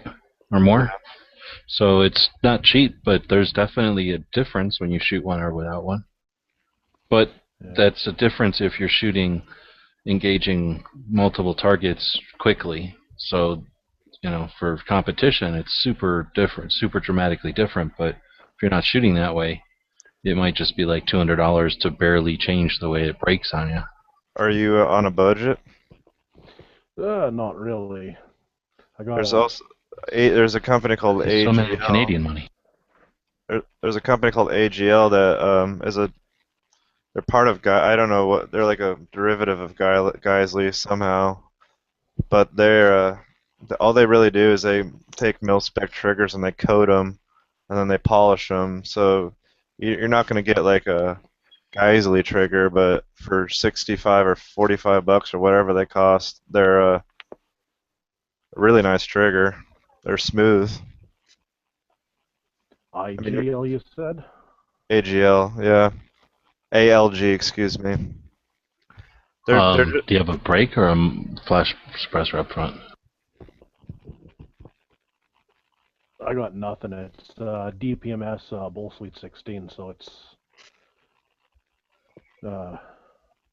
Are you allowed to put devices in the front? Oh, yeah. Brakes can definitely, remove any felt recoil on an AR, basically. Yep. That could be a pretty inexpensive thing to change. Yeah, the thing is, it's a pretty damn thick stainless steel barrel in that thing. Oh, it's not threaded already? No. Oh, that'll be tough then. I'd have to take the barrel to a gunsmith and get them to work on it. But I have a Geisley SSA, and that thing is awesome. It's such a good trigger. And I actually, the more I read and the more I research about that company, the more I trust that trigger too. I don't really see that trigger ever busting on me. And like I said, AGL isn't anything special. You mean like busting a move? Yeah, getting down. Or busting a brick in your face. AGL isn't anything fancy, but it's an improvement for cheap. Yeah, I kind of went all backwards on my build. Literally, like the iron sights and my trigger, my last two things I need to do to it. Everything else is done. Well, it has a trigger. It just doesn't have a fancy enough trigger for it. Yeah, exactly. It's not baller status yet. Well, at least you have a trigger. Half the time, for the kind of guns people buy, I don't think putting a Geisley in is worth it. Most of the time, people are building big, heavy guns that they just take the range. That's kind of like why I waited till the end, because I knew it was it's $300 for not that much improvement, so why not hold it for the last thing? Yeah, Darren, there's I put a link in if you want to see what they're all what I'm talking about. Have you got a chance to shoot a Geisley really fast though? No, not really fast. I did get a chance to shoot one, like 10 rounds worth, but it was at a 2-second range. Well, you kind of got an idea how the reset is, though. Yeah. Well, which one was it? Was it an SSA? I couldn't tell you what brand it was. I honestly didn't know, and I didn't ask him. He just told me it was a Geisley. Because they make one that's just a regular trigger; it doesn't change anything. Then they make the SSAs, which are fast, and then they make that flat one. I don't know what it's called. I don't want the flat one. I know that for a fact. I just don't want a flat trigger. But that makes it to where you can double tap just incredibly fast. With that and a brake, it turns a regular AR into a race gun. Really? So you like the flat one the best? No, I don't say I like it. I'm just saying there's a massive noticeable difference when you just take a regular AR with a flash suppressor or a flash hider on the front and try to put 2 rounds at on a piece of metal, at a medium to long distance. You could be like bang, bang. But with a Geisley and a brake, it's like pop up, pop up, pop up. You can just go so fast on it that it's super crazy. You don't have to be like an expert. It's sort of like, you see somebody doing it and you're like, wow, they must be an expert. But once you pick up their gun and do it, it's like, oh, I see. This gun is just way faster to shoot. I know. All the pickup or all the slack and the trigger is just gone. So it's like pop up. I watched an interview with him, and he said he built the SSA for Special Forces because they wanted a trigger that would be match grade but not super light. You know, it'd be better than a normal. Basically, he built the thing for special forces to their specifications, and that's that's what the SSA is all about. And then all the rest of his stuff are like super light, crazy, like match triggers.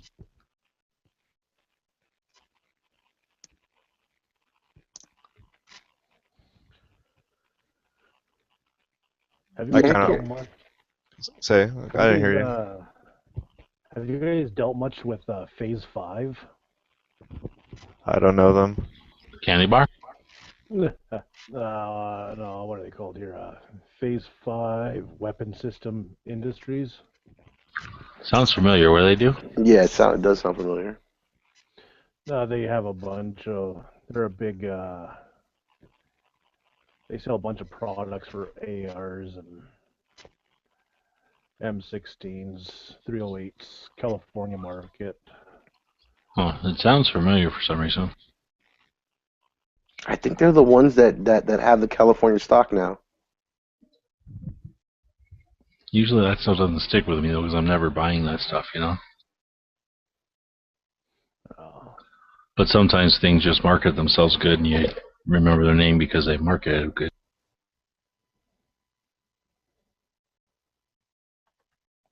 Yeah, here's their link.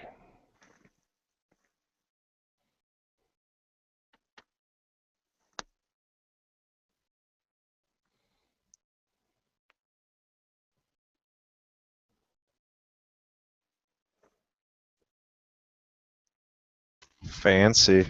Yeah, it looks super operated. Looks almost video game-ish. Yeah, it does. Like I've been looking at their bolt releases their extended bolt releases and. Yeah. Just shoot left-handed. You don't need it. You're better off. I think you're better off putting your money into like a brake and a trigger. Yeah. You'll get more out of that than like super controls. Like I'm not looking for tactical or anything like that. I'm just want to upgrade it so it's, I don't know. The only thing I do to every rifle is I swap out the grip and I put a trigger in it, and that's all. That's really all I do. Not need a new stock. Nah, the regular AR stock doesn't bother me. Yeah, I went to one of those 5-position stocks, and I kind of want to put my original stock back on.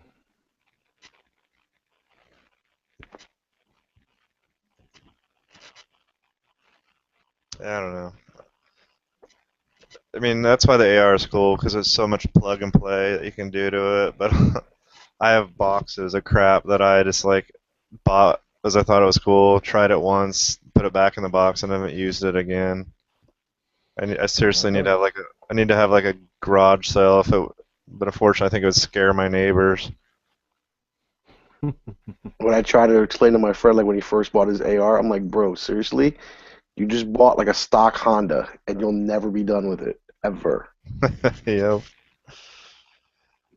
Like I said, I'll build one and just get it. Like, I mean, I built a A4, like AR A4, like just rifle. All I did is put a trigger and a pistol grip on it. Otherwise, it's bone stock. Everything's GI on it, and I like it. I just like it like that. It's good enough. But now that I bought this Bravo company upper, I got to build another one. So I have a bunch of stock Hondas. And a bunch of Civics. Yep. But I got a bunch of them, so I'm happy.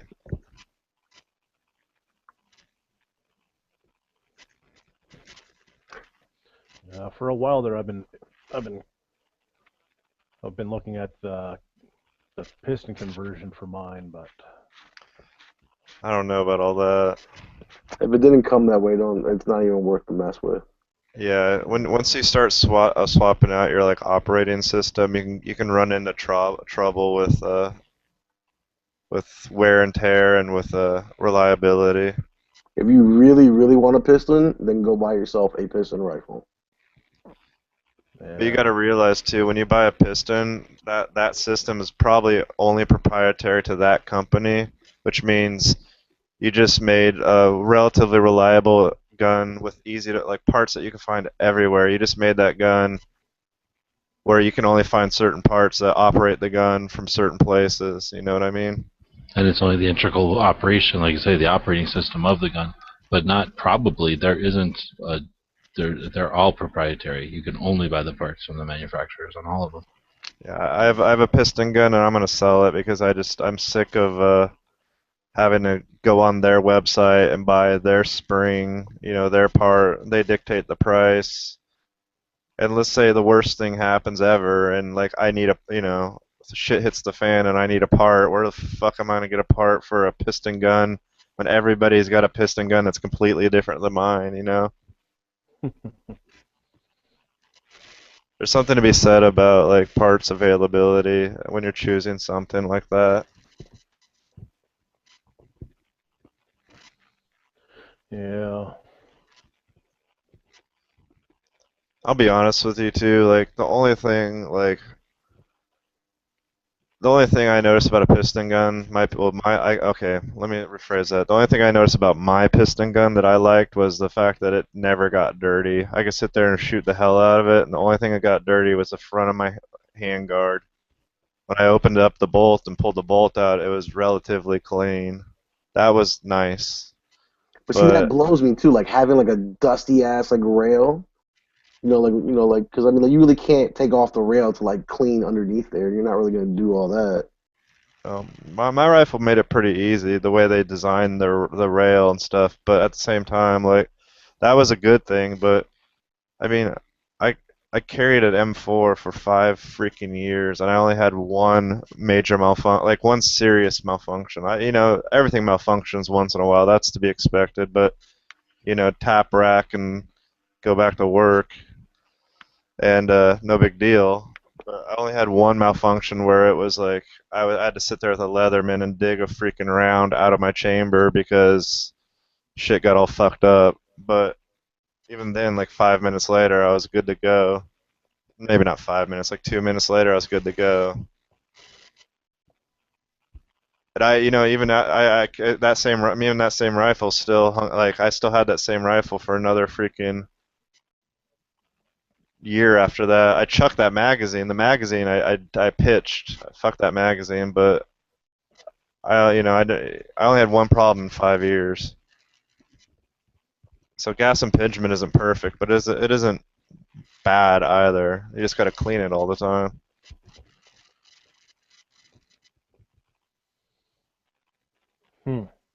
So that's kind of why I usually don't suggest people to do if they're getting in the ARs. I just steer them away from piston stuff.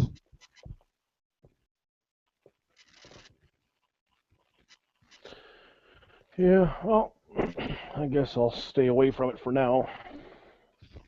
And if you want a piston gun, just buy if you have the money, buy an actual like a Scar or something. Buy something that's like made to be a piston gun. Yeah, the thing is, like the cheapest piston type I can find around here is anywhere between 15 and $1,900. Yeah.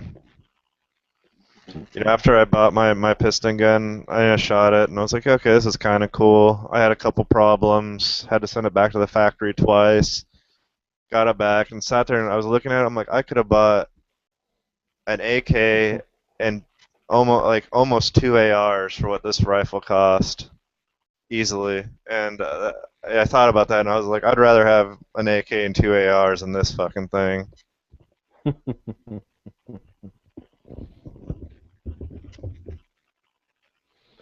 Yeah. 2 stock Hondas and a stock Nissan. Hell yeah. A stock Ural.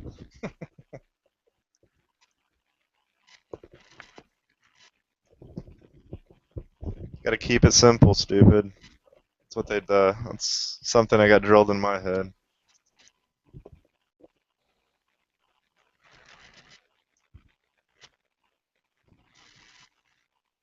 I'm not calling you stupid. I was just using the acronym. Oh no, we're gonna fight after this. Don't worry about it. Oh shit!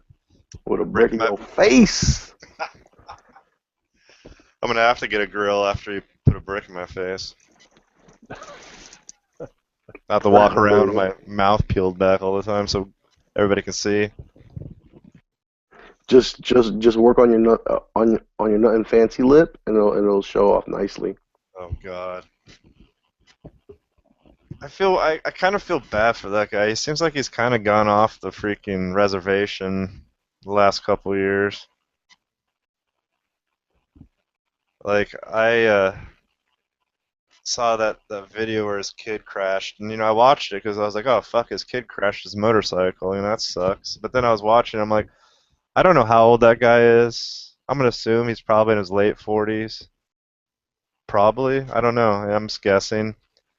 Why is a man in his late 40s, early 50s on a fucking Suzuki Hayabusa? Because he's not fancy. Dude, there's something. What is that? What I don't understand. That's like a super nice bike, crotch rocket bike. It's a really, really fast. It's like one of the fastest crotch rocket motorcycles there are. It's like. What do they call that? Midlife crisis or whatever? That's what I was thinking. I mean, put it like this. Like, I mean, I always thought the guy like kind of acted funny, but when I saw him act the way he acted great that he was calm and that he was, able to do that, like able to hold his composure. But how critical he was of his son while his son is down and like God, letting everyone else help but him just so he could film it, like that bothered the shit out of me. When his other son showed up and just kind of fucking let him have it, I was like, hell yeah. Dude, his other son is like pulling like better dad shit than fucking his dad was. I'm like, oh my god. If I was a youngest kid, I would create my own fuck you nothing fancy channel after that. I don't know, man. There's nothing fancy except for that fucking motorcycle he's riding. It's a fucking 200 mile per hour fucking motorcycle. A fucking 50-year-old man on it. I thought a lot of motorcycles go 200 miles. No.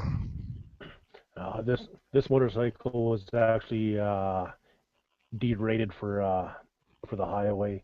You go much faster than that. Yeah, I don't know how fast it goes, but it's probably over 200. Motorcycles must be pussy then. My car can handle 150. How long does it take to get to 150? About as long as it takes to write a ticket to whoever the other catch chasing. You got the FBI Cruiser.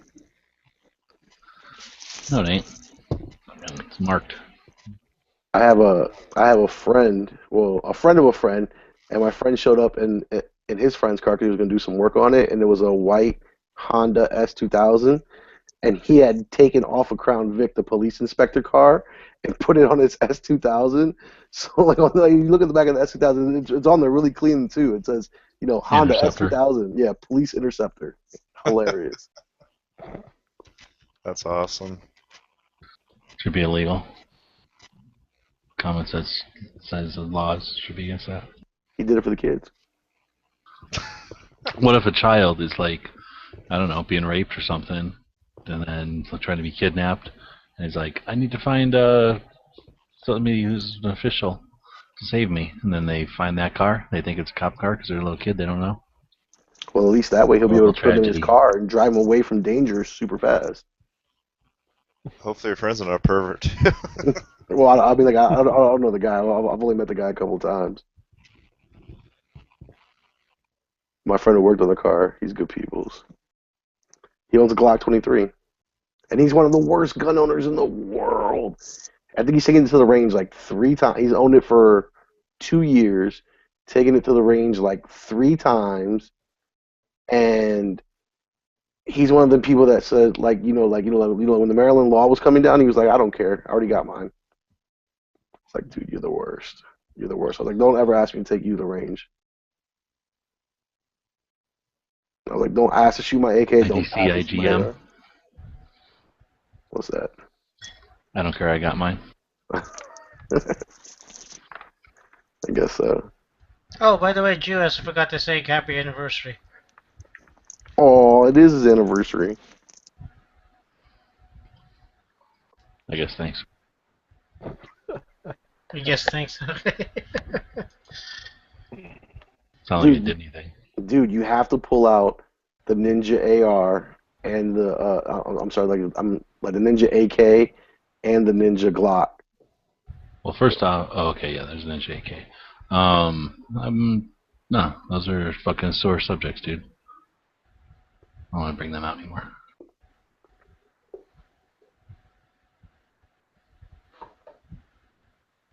Sore subjects. Okay. Yeah, I got raped on those. Really? Stole them. Yeah. Oh yeah, I mean everybody did do that. Be like the old guy going, see, I did this in 2009.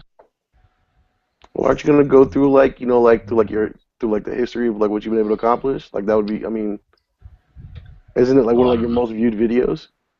No. Oh. I mean, it's 500,000 views, but that ain't my most viewed videos. My most viewed videos are like the shotgun chamber adapters. Okay. That's relatively recent too. No, not really. What, like a year? 2012. Yeah. 2 years, 3 years. Honestly, I really don't want to go back and look through all that. I will if people want, but I was just thinking YouTube in general would be fun to talk about. We'll probably end up fighting for 6 hours about fucking open carry and how everybody's like against freedom or whatever. We could lay down the pipe. The question here. When you and US, I've been trying to ask this for some time now. You know how you can turn a pistol, like an AK or AR pistol, you can turn it back into a rifle by modifying by adding something to the barrel permanently, right? No, you can't. Wait, you're saying turn a pistol into a rifle? Yeah. It doesn't have to be permanently, but well, usually you.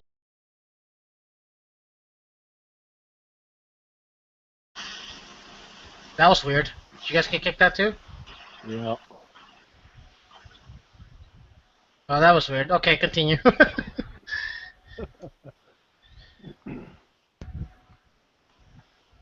Oh, that happened to everybody? Yeah, that happened to everybody. Yep. Weird. We all got disliked all at once. I was just saying that I haven't seen anything that you've attached to a pistol barrel that, like a continuation of a barrel. That'd be pretty tough mechanically, I think. A lot of times you remove the upper part of the pistol and replace it with a big long barrel.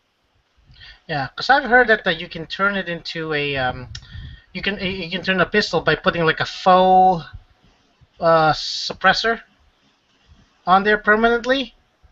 I guess so. If you're just getting into like rifles, like AR pistols and AK pistols, they do them on those. I've seen fake AK suppressors that'll basically be an extended barrel. Yeah, so that makes it into technically into a longer rifle. If you can do that, if you can, or even like a flash height or a long flash suppressor or something like that, or muzzle brake. Right. Now, you think that soldering it with some high temperature solder would be permanent enough? I don't think so. I think they say weld because it has to be where you can't just break it free. You have to pin it and then you have to weld it. Yeah, I mean the pin part, yes, but unless you're really done something crazy with that thing and they're looking to get you for the worst thing, they're gonna look at it and see that it's tack welded and go, okay. You know what I mean? I have never heard of a precedent where they've like opened up a tack weld to double check that you actually pinned it also. For the most part, if you can't take it off with tools, I think the pinning and welding is together. Like if you pin it, then No, it's definitely in the law that it has to be pinned and welded. I'm just saying the millions of people just weld. Well, yeah, I meant like if you can weld it, just weld it on. But if you pin it, you have to weld over the pins so that they can't be. So you just can't pound it off with a drift. Do you think it would be, it would be a way to get a cheap AK if you get like the $3.99 PAP, get a fake suppressor, and a standard buttstock for it?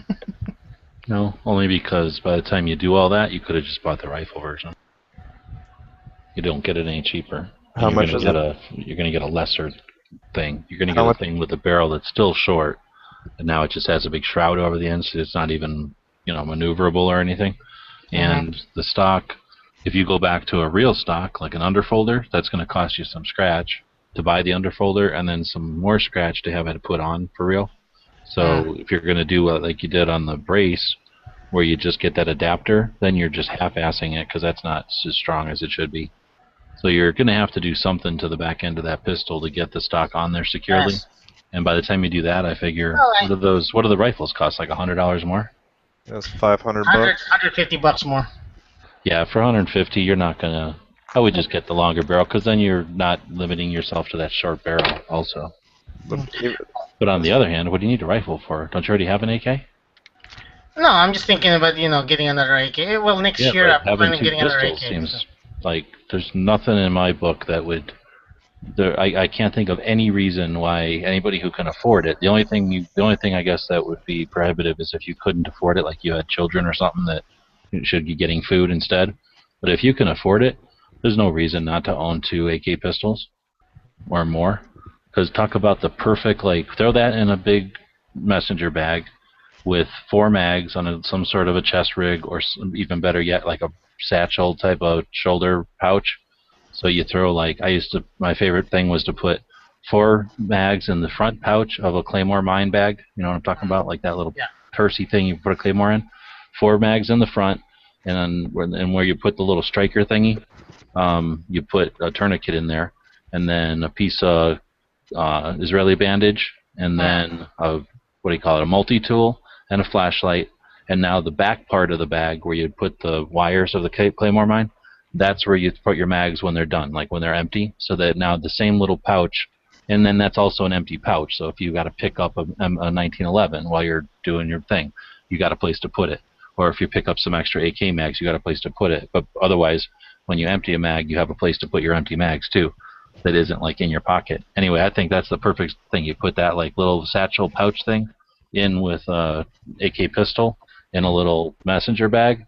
And if you've got 2 or 3 of those in a closet, I mean, like something goes down and you're like, shit, we need to walk over to the train station so that we can get on the train and get back home, then you're just looking like some kid walking around with a messenger bag, and 5 seconds later, you're ready to freaking rock and roll. Okay. Inside a vehicle, inside a building. If you got to go inside of a cave and hang out for the night, your gun is still going to work. It's still maneuverable. The only real disadvantage is it's super, super loud, right? And you don't have a stock if you really need it, but hell, in that kind of situation, I don't think you need a stock so much as Did you get the muzzle brake for it yet, Chris? What, the PAP? Yeah. I got the booster. The big old whatever muzzle brake booster on the front. Yeah. Probably a brake. Yeah, it's just a. Did it help with the concussion? Nope. No, it's not a brake. It's not a brake. It helps on it focuses the blast, the fire more forward. Yeah. So that doesn't get in your way. That's about it. I shot my friend's PAP pistol, but he hasn't got the booster the brake on the front yet, so it was like ungodly. To call it a booster, it's not a brake. It has nothing to do with a brake. Okay, I don't know what it is. It a flash hider booster? It's to create back pressure because the gas piston is right there, like an inch from the end of the barrel. Okay. So in real life, you wouldn't want to run a gun like that, so you have to create some back pressure. Yeah. That's all it's for. And then it allows you to cut barbed wire, of course, because it's got the little notch in the front. Yeah, these notches right here. You put it in a barbed wire, you shoot it, and because of barbed wire. Is the reverse cone, is that like a half-assed flash hider then, like the old World War II flash hiders used to be? Yeah, kinda. No, mostly just so that they could put the bayonet thing on there, or I mean the wire cutter. Wire cutter probably. Oh. I mean they had to make it look like something, so instead of just being a tube or something, I guess they stuck that on. Do you remember the old flash hiders they had in like World War II that were like a Sure. looked like a little trumpet? But I just Oh, yeah, think yeah, that and nobody in the right mind thinks you can actually divert flash out of something that's only half the size of the barrel it's supposed to be. So I think they just gave up on trying to suppress flash on those things and just wanted to make them work. Yeah. They figure it's going to be loud and bright, so you're kind of fucked with that. Unless you put a suppressor on it. Like you said, you put a suppressor on it. Well, Now- where'd you buy that again, Chris? What, the PAP? Yeah. Down the street. What do you call this? I got this from J&G Sales. J&G. Yeah, they were at a gun show, Crossroads West gun show. Decided that'll save me a trip to Prescott, 2-hour trip to Prescott, and I just went over there and got this, which is very popular. This was like flying out of their booth. I got they had like a handful. They had like they brought tons of it with them, so it was flying out of there. But yeah, Cool. popular. It's like it was all AKs. They were selling a lot of AKs back that day there. So 5.45s and everything. Now I am thinking about getting this. If you look at the side there, if I need to go ahead and grab a put a brake on there and experiment with brakes, I can get that and then get a regular AK-47 brake. I don't know. Like I said, I only shot one without anything on it, and it didn't seem like anything outside a suppressor would tame that freaking blast that came out of it. The blast, I'm not worried about. I could use to divert some, reduce muzzle flip a little bit. That's about it. Surprised the Russians didn't make something. They probably did. Did they ever make a break for the Krink style? Maybe a slant. No. No, not even a slant. It's all about creating back pressure again. Oh, is the other one they built, the more barrel-shaped one, is that also just back pressure? Yeah. Like, what are you talking about? The Russian one? Because this one is in... Yeah, there's the one without the little trumpet on the front. I don't know what it's called, but it's... Right, well, that one is a different gun. The gas tube on a gas hole on an AK is way back there at the front of the handguard. So where Chris's gas block is, where the gas hole is where it would normally be on a rifle. It's just that he would have another 8 inches of barrel coming out, where his tulip brake is now, or tulip muzzle brake device is, and it would go on further to the brake, and then I guess those are brakes to some extent. They are brakes. I mean, they have big holes in the side, but those are they were also to create pressure because of something about the smaller round or the faster moving round or something. Like, I don't know. There was something about the design of the front. That's why they're not just solid. They're all cut out intricately to do something. These are called boosters. I don't think those are called boosters. I think those are just called devices. Flashes. No, they're definitely not flash hiders. They didn't care about flash, I don't think. Yeah, here's a picture of what I was thinking of, the other style. This looks like somebody's weird homemade. Oh, I've seen that. CNC Warrior makes those. Oh, that there is like well, the rifle is nonsensical. Pig or whatever from Noveski, right? No, it's so that's a Bulgarian thing that Noveski copied, I guess, and that's again to create pressure. So that one has a cone, like if you look towards the front. Oh I yeah. guess that might have something to do with flash, but again, look where the gas block is compared to where the end of the barrel is. If they don't put something there, all the pressure has no reason to go up. It would just all go out the front, in that much bigger hole out front. So that's just to create a little bit of pressure as the bullet is in there, so that it actually cares about pushing the bolt back. I see. Or the bolt carrier back on the AK. So when you don't have anything on it, you just have a less reliable firearm, basically. Yeah, and since they still work without it, I'm guessing it's probably way more important for full auto than real life, or Oh, just yeah. austere conditions. Because none of us shoot these things for real. We're just taking them out to the range and holding them horizontally and shooting them at perfect altitude, and everything's fine. What do you like we get good ammo. We don't got some like sitting in a damp cave for 20 years. How do you know I don't possibly. How do you know No, I but don't you don't secretly operate with this thing? That's true. We don't. I can tell because otherwise you come home and you paint it again because it's too shiny. How do you know that I don't paint it every night? Well, we don't. That's true. That's why you're on so late, because you have to re-blue it and paint it so that it looks the same every night. Yep. Cold blue. Every night. Just kidding. If I'm actually using this thing, yeah, it'll be messed up. But yeah, that's the brake right there. That's the one you showed me that's attached, separate. It's expensive as hell. Oh yeah, I just looked it up on Kavar, and they have. But those are like 24 and we're 26, or we're 24 and they're 26. They're not the same, because Yugoslavia and Bulgaria had no reason to give a shit what each other was doing at all. So they didn't. I wasn't really asking. I was just asking out of curiosity in general, not really like adaptability to his rifle. And then I don't know if they just, Bulgaria just like their shit to look way more cool for the most part, or at least cool in a different way. I can see the cone that you're talking about, but it's like internalized. Like you can see it like taper in. Yeah, but there's also there's like 4 or 5 pieces to that. 4 pieces, I guess. Yeah. So it's all about, again, it only has to create that pressure for a second, and it only has to divert that stuff up for like a second or whatever, not even anywhere near a second probably.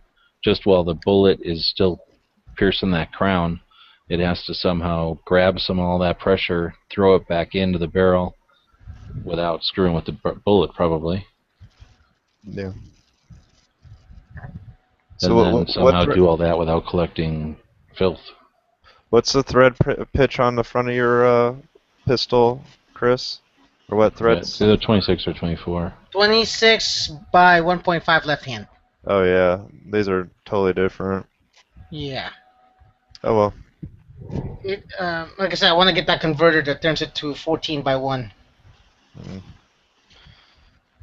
That way I can attach like the AK-74 style brakes on this thing. Holy shit! I just found your dummy suppressor. The thing's $125.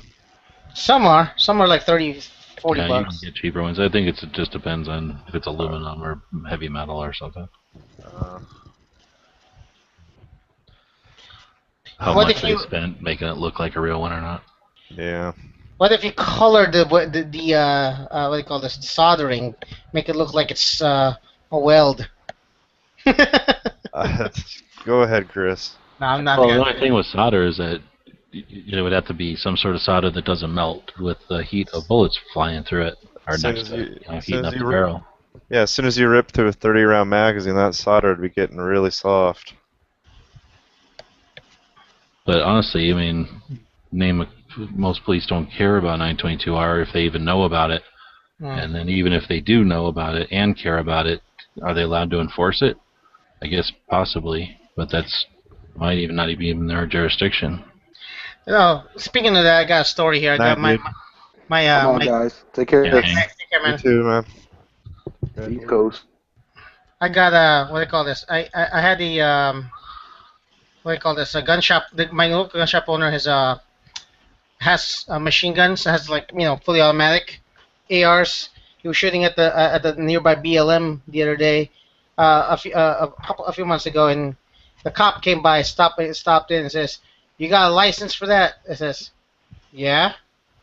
"See your paperwork." And he says, "Which one?" The gun shop says, "Which one?" "The paperwork." "Which one?" "You know which one." No. But before I give you any paperwork, you better let me, let me know, tell me which one it is. It's like, well, it is, because I can just show you I can just show you a freaking handwritten letter, or some receipt somewhere, or some piece of paper, random piece of paper, and you think that's it. It's like, which one is it? It's like, tell me what the number is. It's like, get your supervisor. You got a supervisor there. It's like, dude, you didn't have to antagonize the guy. It's like, yeah, but he needs to know if he's gonna enforce something. He needs to know what the requirement, what the laws are and what the requirements. He says, okay, do you have your Form 4? No, I'm a dealer. I have a Form 3. So you had to educate these cops. So he just dicked a guy around until he Yeah, he had to get a supervisor. until he got a shit. That's hilarious. I know FFLs will not show them to law enforcement and state law enforcement. The only people that have a right to look at your tax stamp is the ATF. No one else has jurisdiction to even touch your gun. As soon as they touch it, as soon as they become in possession of it, they're felons. Yep. But if you give somebody permission to look at it, then it's fine. Yeah. Okay, but But as if long they as take it from you, they don't have authority to take your registered with the federal government property. wow, even I didn't know that at all. You need to get local, if you know what this, you need to get a local ATF agent. So you need to get a local ATF agent out here. So I ain't gonna give you this. Damn, dude. There's no law that requires you to surrender a firearm, especially if it's just out of suspicion. They want $42 shipping and handling for a Pat pistol. I'm just lucky that J&G's in state. So whether it be I can wait for a gun show in a couple of months, or I can just drive up to Prescott. I don't have to worry about any shipping. And I'm eyeing an NPAP for next year. So. Well, I just broke my piggy bank and spent it all, so I don't have any money anyway. Yeah, I'm just gonna. Well, I kind of save up for certain guns, and I'm gonna end up saving up mostly for ammo. I need to buy another 500 rounds of AK ammo. The thing is, though, is I'm kind of torn. There's no, I'm more shooting my AKs now recently than I've been before. Than any of my other guns. But I really, really would like to have a spam can of 54Rs, so I can shoot my Mosin again. Yeah, no kidding. But I really need AK ammo, especially for next year. Flip a What's coin. that? Flip a coin? Flip a coin. Yeah, but flipping coin doesn't count, especially if next year, if when I get that class again, and I'm still waiting for that my martial arts teacher to get in touch with the DPS again for their class. All right, gentlemen, I'm gonna call it a night. Have a good night. You too, man. Catch you later. Catch you later. So, G-Webs, what's new to you? Not too much. The heat. I'm dying with this heat. Oh, yeah. I know how you You feel. got AC in your house? Yeah. Oh, I don't have AC. Oh, what? Kills me. Who needs AC? You got an evaporative at least? Oh, yeah. But the AC makes it way more comfortable than a cooler. Coolers just don't even work when it's this hot, really. They just make it gross. Yeah. But, oh, wow. I'll be dead. I'm gonna die without AC. Oh, man. So, yeah, basically, yeah, it is hot, but I still, I've been in the state for forever, so I can understand it when I go outside. Tomorrow, me and Ryan is gonna go to Casa Grande to shoot. Our project for tomorrow is gonna be speed shooting. No, I thought you guys were going to do that today. No, not today. Tomorrow. Oh. I get to test out this thing I saw on the web. Instead of getting an expensive ass shot timer, I'll just use this. Oh, yeah. Is that a shot timer app? Yeah. IPSC shot timer. Yeah, I've downloaded a few of them. I haven't used them yet, but they say they work pretty good. Oh yeah, Polar Tactical uses them.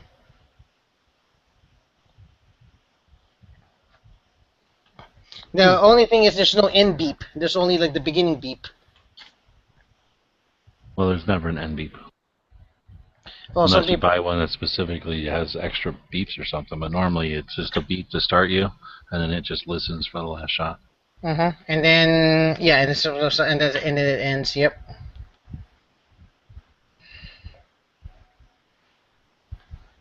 Yeah. Actually, that's one thing I should look up at. I just saw what do you call this? I also saw Tim's what do you call this? Mildred Arms channel, and he was reviewing. You know, it's very coincidental because I've been looking at cheap optics lately, and he did a. Well, he calls it inexpensive optics, but he was talking about it, and of course, the king of inexpensive optics is what do they call this? The TRS-25. What about NC Star? They're pretty cheap. You know what? As cheap as I am, I've pretty much given up on NC Star products unless they're not electronic. If they're like just a piece of metal or a piece of plastic, yeah, I'll consider it. But if it's a piece of glass or a piece of optic like that, forget about it. After the TRS-25, you know, after I found out about that, I use that exclusively, and then I'm also looking into the burst fastfires. So all of my rifles will have BRS-25s.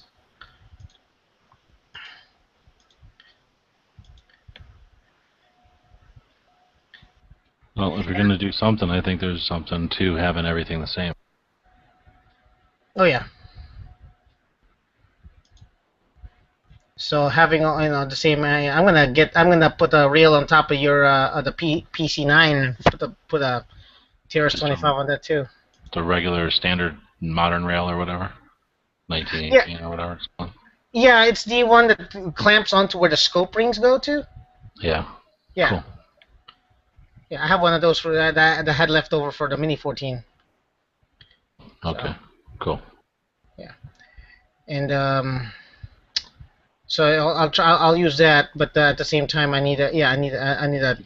It has a sling swivel up front, right? It does.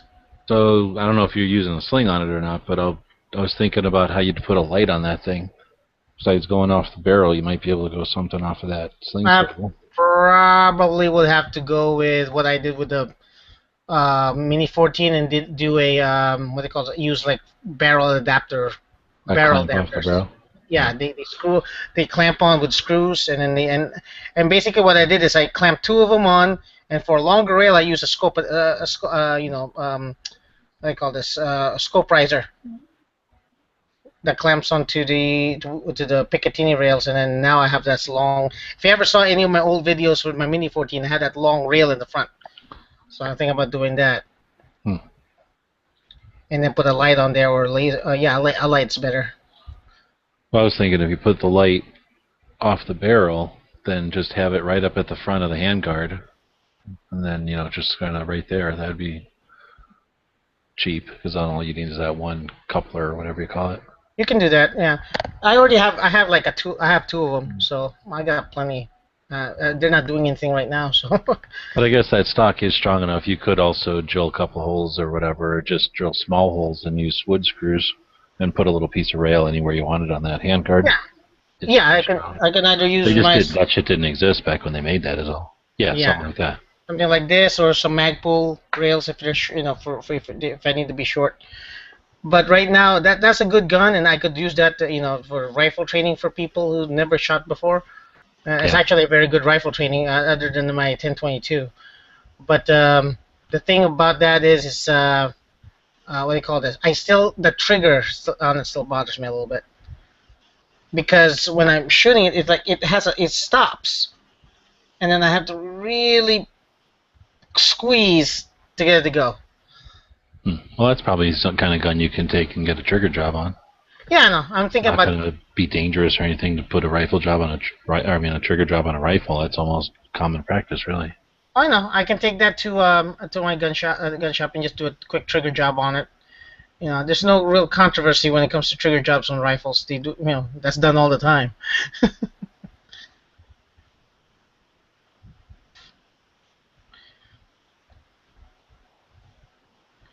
So that's about it. I don't know what else.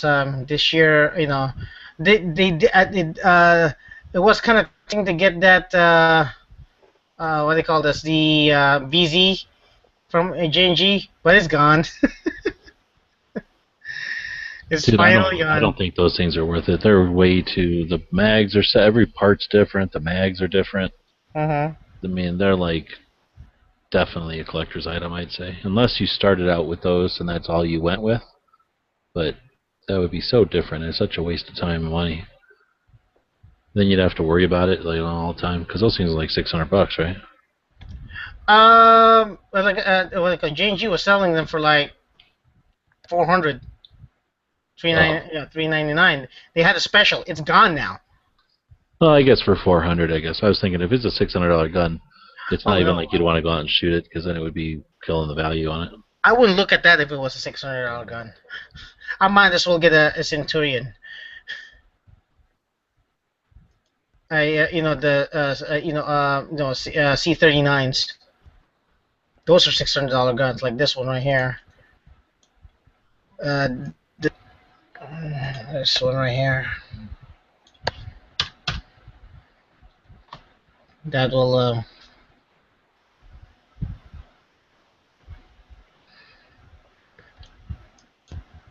Have you ever seen those? I think from what was it, M3 or someplace out of Colorado. They're cool. It's an AIM basically. AIM, except with a goofy barrel. But it's got. I can't stand all the tactical crap on it. But the gas block sight thing like that is, man, that was like you couldn't even get those for the longest time. The whole time I started collecting and building, that was like unobtainium. You'd have to make them out of a mill or whatever, and now you can just get them. But yeah, I like that. And I would, like I say, I wouldn't. There's no way I'd buy that particular gun. Oh wait, that's a milled gun. It's a milled receiver. Oh, that's the one they're making here. So nah, I wouldn't get that personally. Okay. But that if they did make some of those that came in from Romania, and those, like I was just saying, those I think were cool because those were cool little sub guns that I don't even know what the fuck anymore what those were for, some police or something. But I kind of like that little gas block sight type of setup. But the real ones, the barrel just ended there. You know, there wasn't that stupid long barrel coming out to make it 16 inches like we have to have. Yep. But $600 for this U.S. gun, you know what the other side looks like, right? Do they even I know. show you a picture? It's like a fucking billboard. Yeah. They also, wrote they have all over it. Also, that side has a charging handle. It has a charging handle on both sides. They do that right away, huh? Yeah. The problem with that is I've actually seen the AK-47, the AK Shooters Union do a review of that, and it jammed. It's jammed like crazy. Yeah, I wouldn't want that. One side or the other I can understand, but not both. And that grip I hate, the stock I hate, mag I hate, handguards I hate, front grip I hate, barrel I hate. I wouldn't buy that gun. Yeah. Personally. And then if this it was is the other. $250, then I'd probably get one, but not for $250. That's $250. Yeah. There's the other one right there. That's. Wassers were $250 when I first started buying AKs. Yeah, I know. I wish. Oof. I wish I would have gotten the gun back in 2000. When I got out of the army and had money in my pocket, I wish I would have started with guns then. Yeah. And then I had like extra cash in my pocket. I wish I shouldn't have gotten to guns in 2008. See, I went the other way. I got sick of them, and I didn't even care about going shooting or nothing for a while. Really? But I don't like this one either. Yeah, I went for years until I was like, oh yeah, I got guns. We can go shoot. I had a job, and a friend of mine was like, you ever go shooting? And I'm like, wait a minute. Yeah, I used to go shooting all the time. What are you talking about? Or I used to. So anyway, I got back into it, but I went for years without it. Anyway, I don't like this one either. Okay. So you don't like... No, it's just, there's nothing about it appeals to me. I guess this one is a little different because they put a standard front end on it. Okay. Besides the wood, they put like a regular gas block and then a sight up there. with no bayonet lugs, of course. Stupid. And then I don't know what the hell they're doing with that muzzle device. It's probably supposed to be a brake and a flash hider somehow. But that's like, ugh, I just don't like it. Now this is what I'm planning on getting next year. It's interesting. If they gave me one, I would own it, but I would never buy it. Yeah, give it for review purposes. Yeah, I mean, if they seriously wanted me to talk about it, I would, but I would have no interest in procuring it myself to talk about it. This, on the other hand, is freaking, you know, I'd rather have a real one, like a surplus one, but this would be the next best thing. And this at least is a real freaking gun made by people who not only made good guns, but exported them by the millions to other countries because they were so good, people wanted their guns. You know, this one's the shit. Yeah, this is what I'm planning on. A little bit cheaper? I would get that one, yeah. Yeah. And then what, the OPAP is the ones that were like used and actual guns or something? Yeah. That would be preferable, but I guess they're gone now, right? Yeah, they're gone now. I can't get them. They used to have them here for like $600, $599 for the OPAPs, but they can't export them anymore. But yeah, I'm definitely gonna get this next year. I don't like that pistol grip though, but I guess you could change that pretty quick. Oh yeah, I got extra pistol grips. And I'm not a big fan of that. The stock looks too much like a shotgun stock to me. You know, it's like I know that it's right to have that kind of wood, the solid wood as opposed to plywood, but to me it's just too fancy for an AK. I don't like it. I'm sure it's comfortable though. Yep. Looks I like shot a milled one that kind of was like this. Looks laminated. Looks like laminated. No, I think that's solid. Most of the Yugo stuff is that solid, really blonde wood. I think it just happens to be a bunch of grain in this picture. Okay. I really like the fact that I like the standard look of the receivers. It's much more adaptable. I don't like any of those newer ones where they had slanted back. You know, like the back of the receiver, like where the buttstock goes into, is like slanted or that shouldn't angled be in a way. That's just some of the Macs. The ones coming from China had that. Okay. But that was from back in the day, yeah. But yeah, hopefully you don't buy nothing like that because that's going to have a lot of markup just for being old and rare. But yeah, definitely something I plan on getting next year.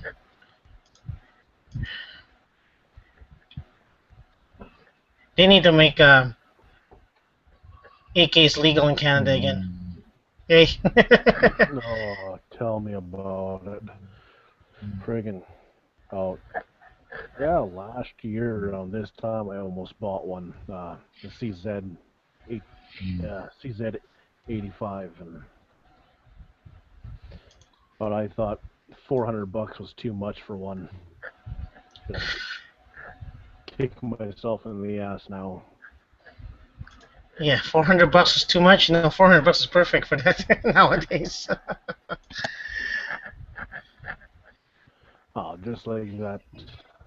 Just like the Swiss Arms rifle. I've wanted one for so long, and now I can't.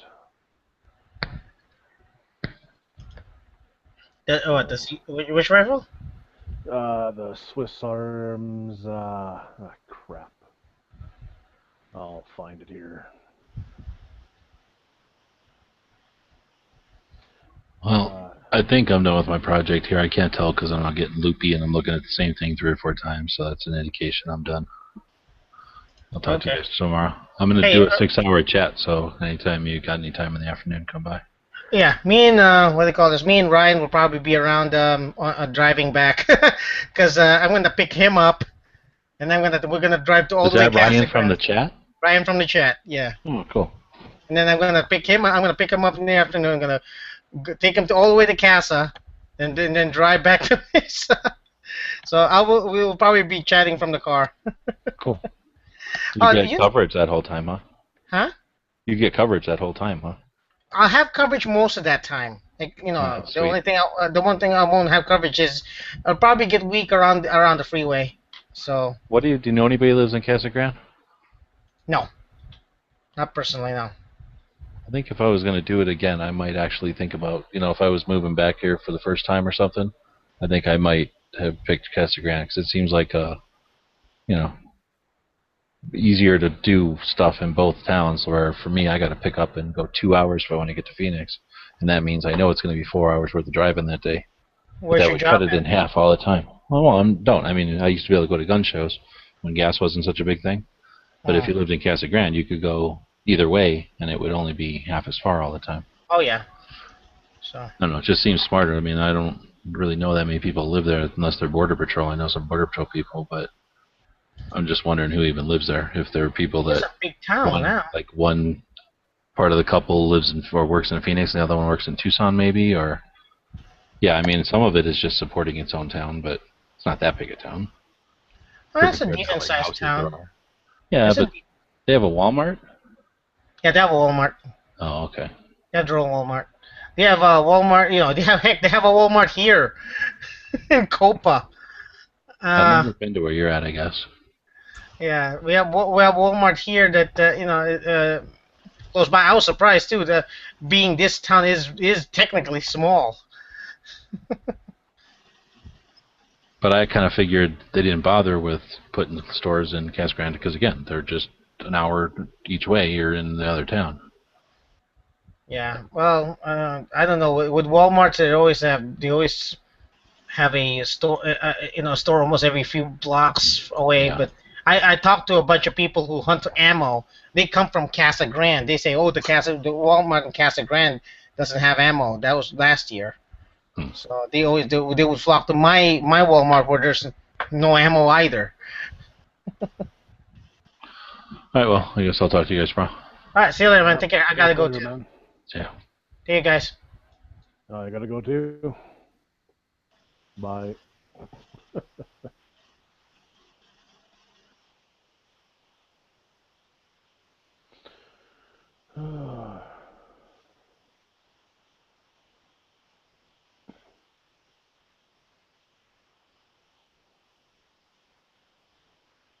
So, anyone else out there that want to chat, or is it?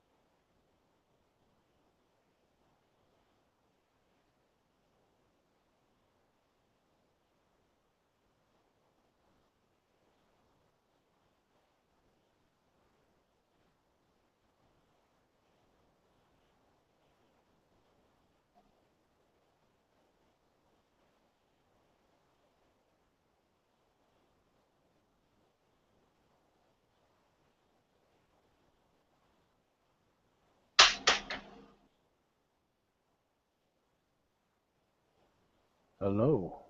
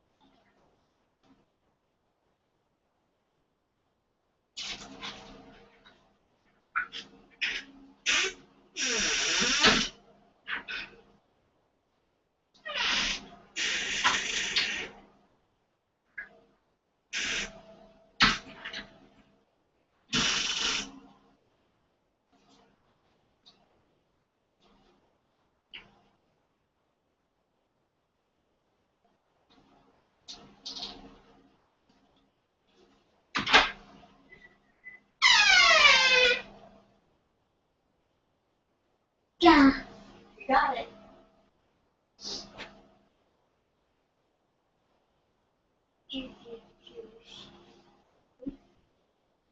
Bah.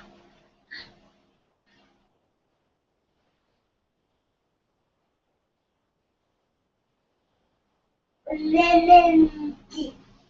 Dixie. Dixie? Dixie.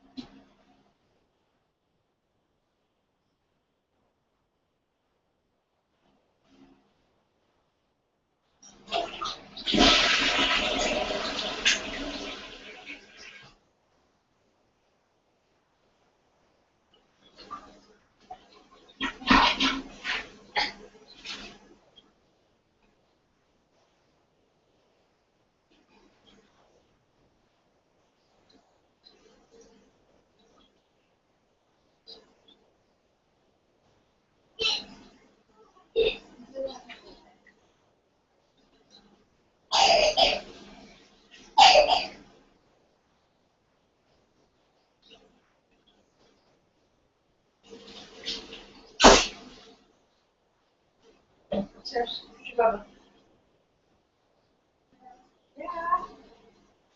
Oh. Yeah. No. Right here.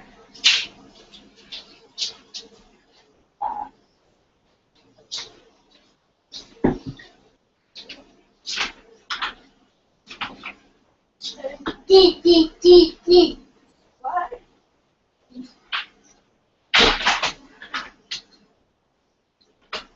You need that open.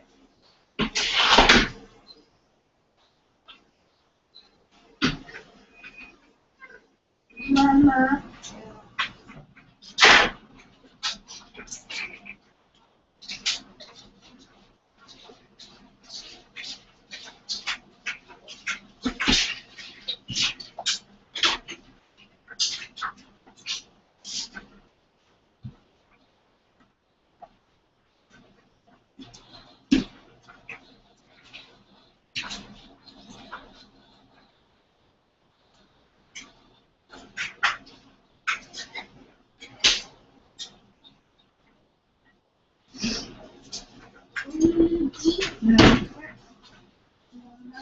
Yeah.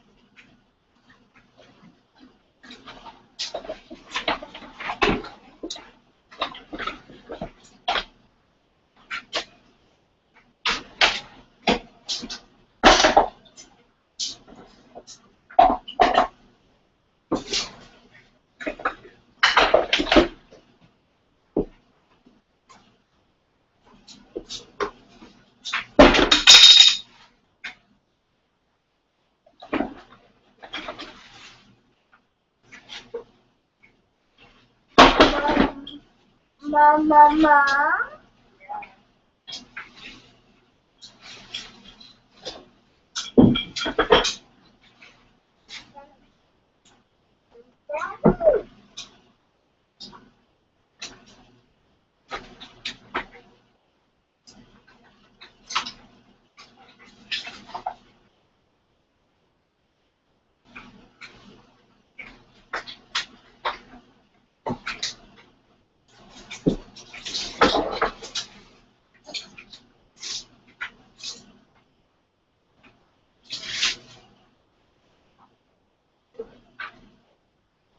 Mama. Oh.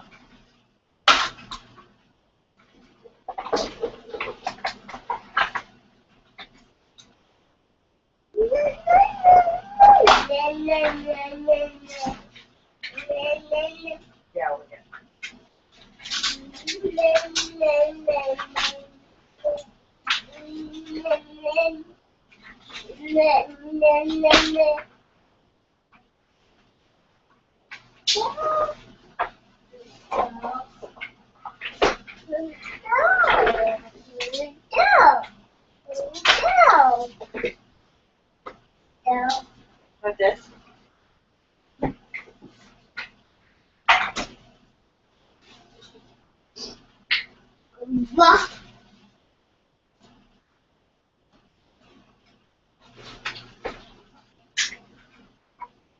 Mama. No.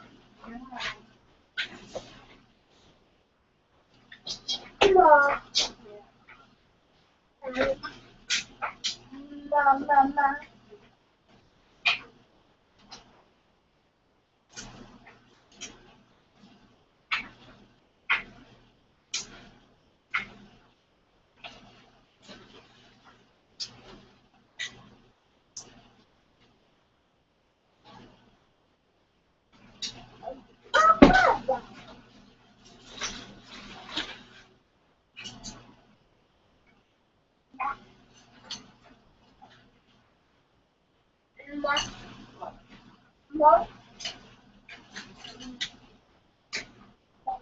Mama.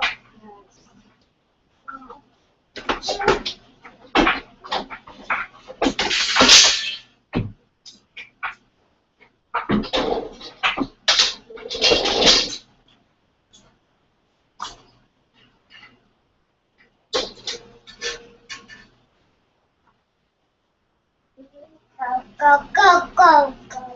Go, go. Fish, fish, fish, fish, fish, fish, fish.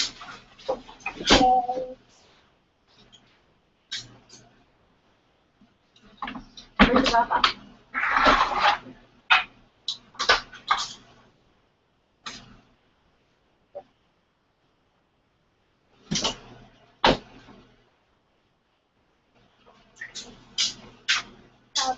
Come. Mama.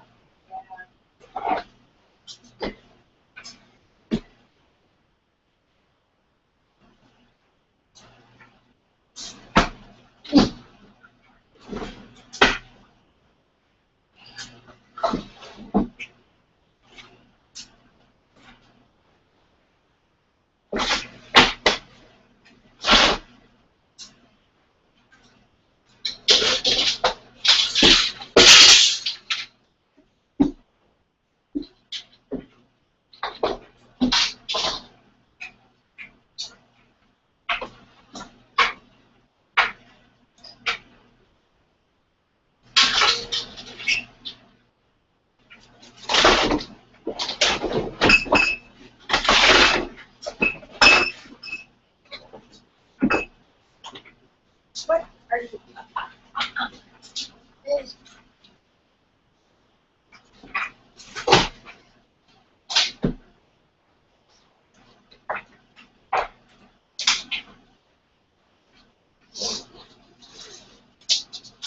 You don't want to play the chalkboard?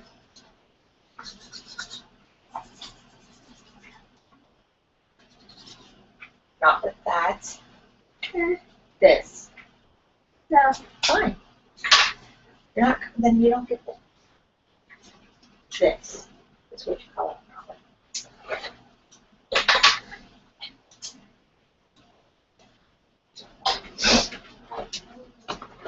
Go! Go, go. Go, go. Go, go, go. Go, go, go. Go, go, go. Go. Where's your mom? No. Where's your papa? Where'd the chalk go? And your baba? Chalk? No, no, no, no.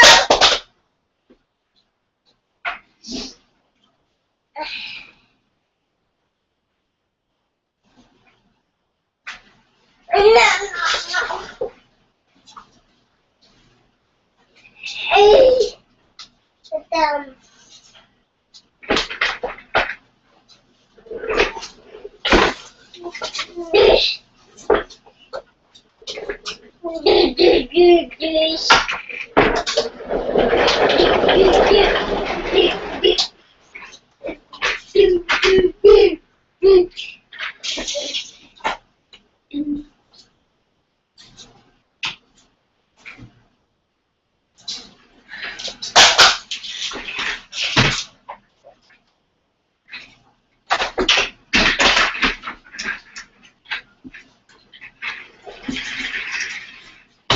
Go, go, go, go.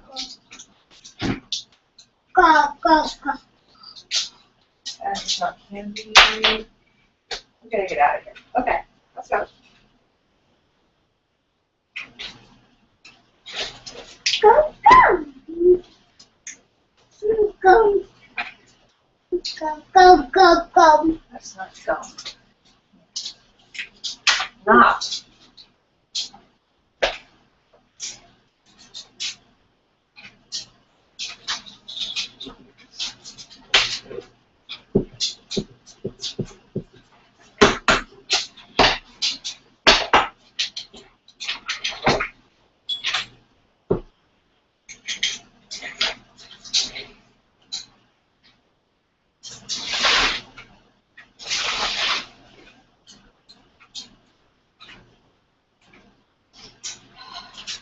Let's go.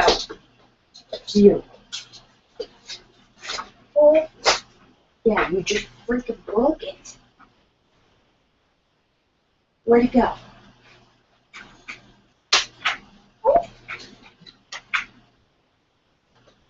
Oh.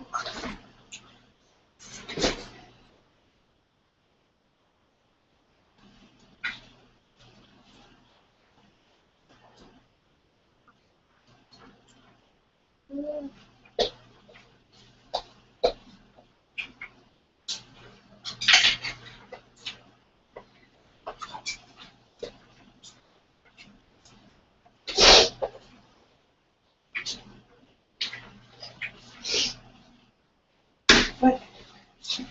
Yeah. Ow.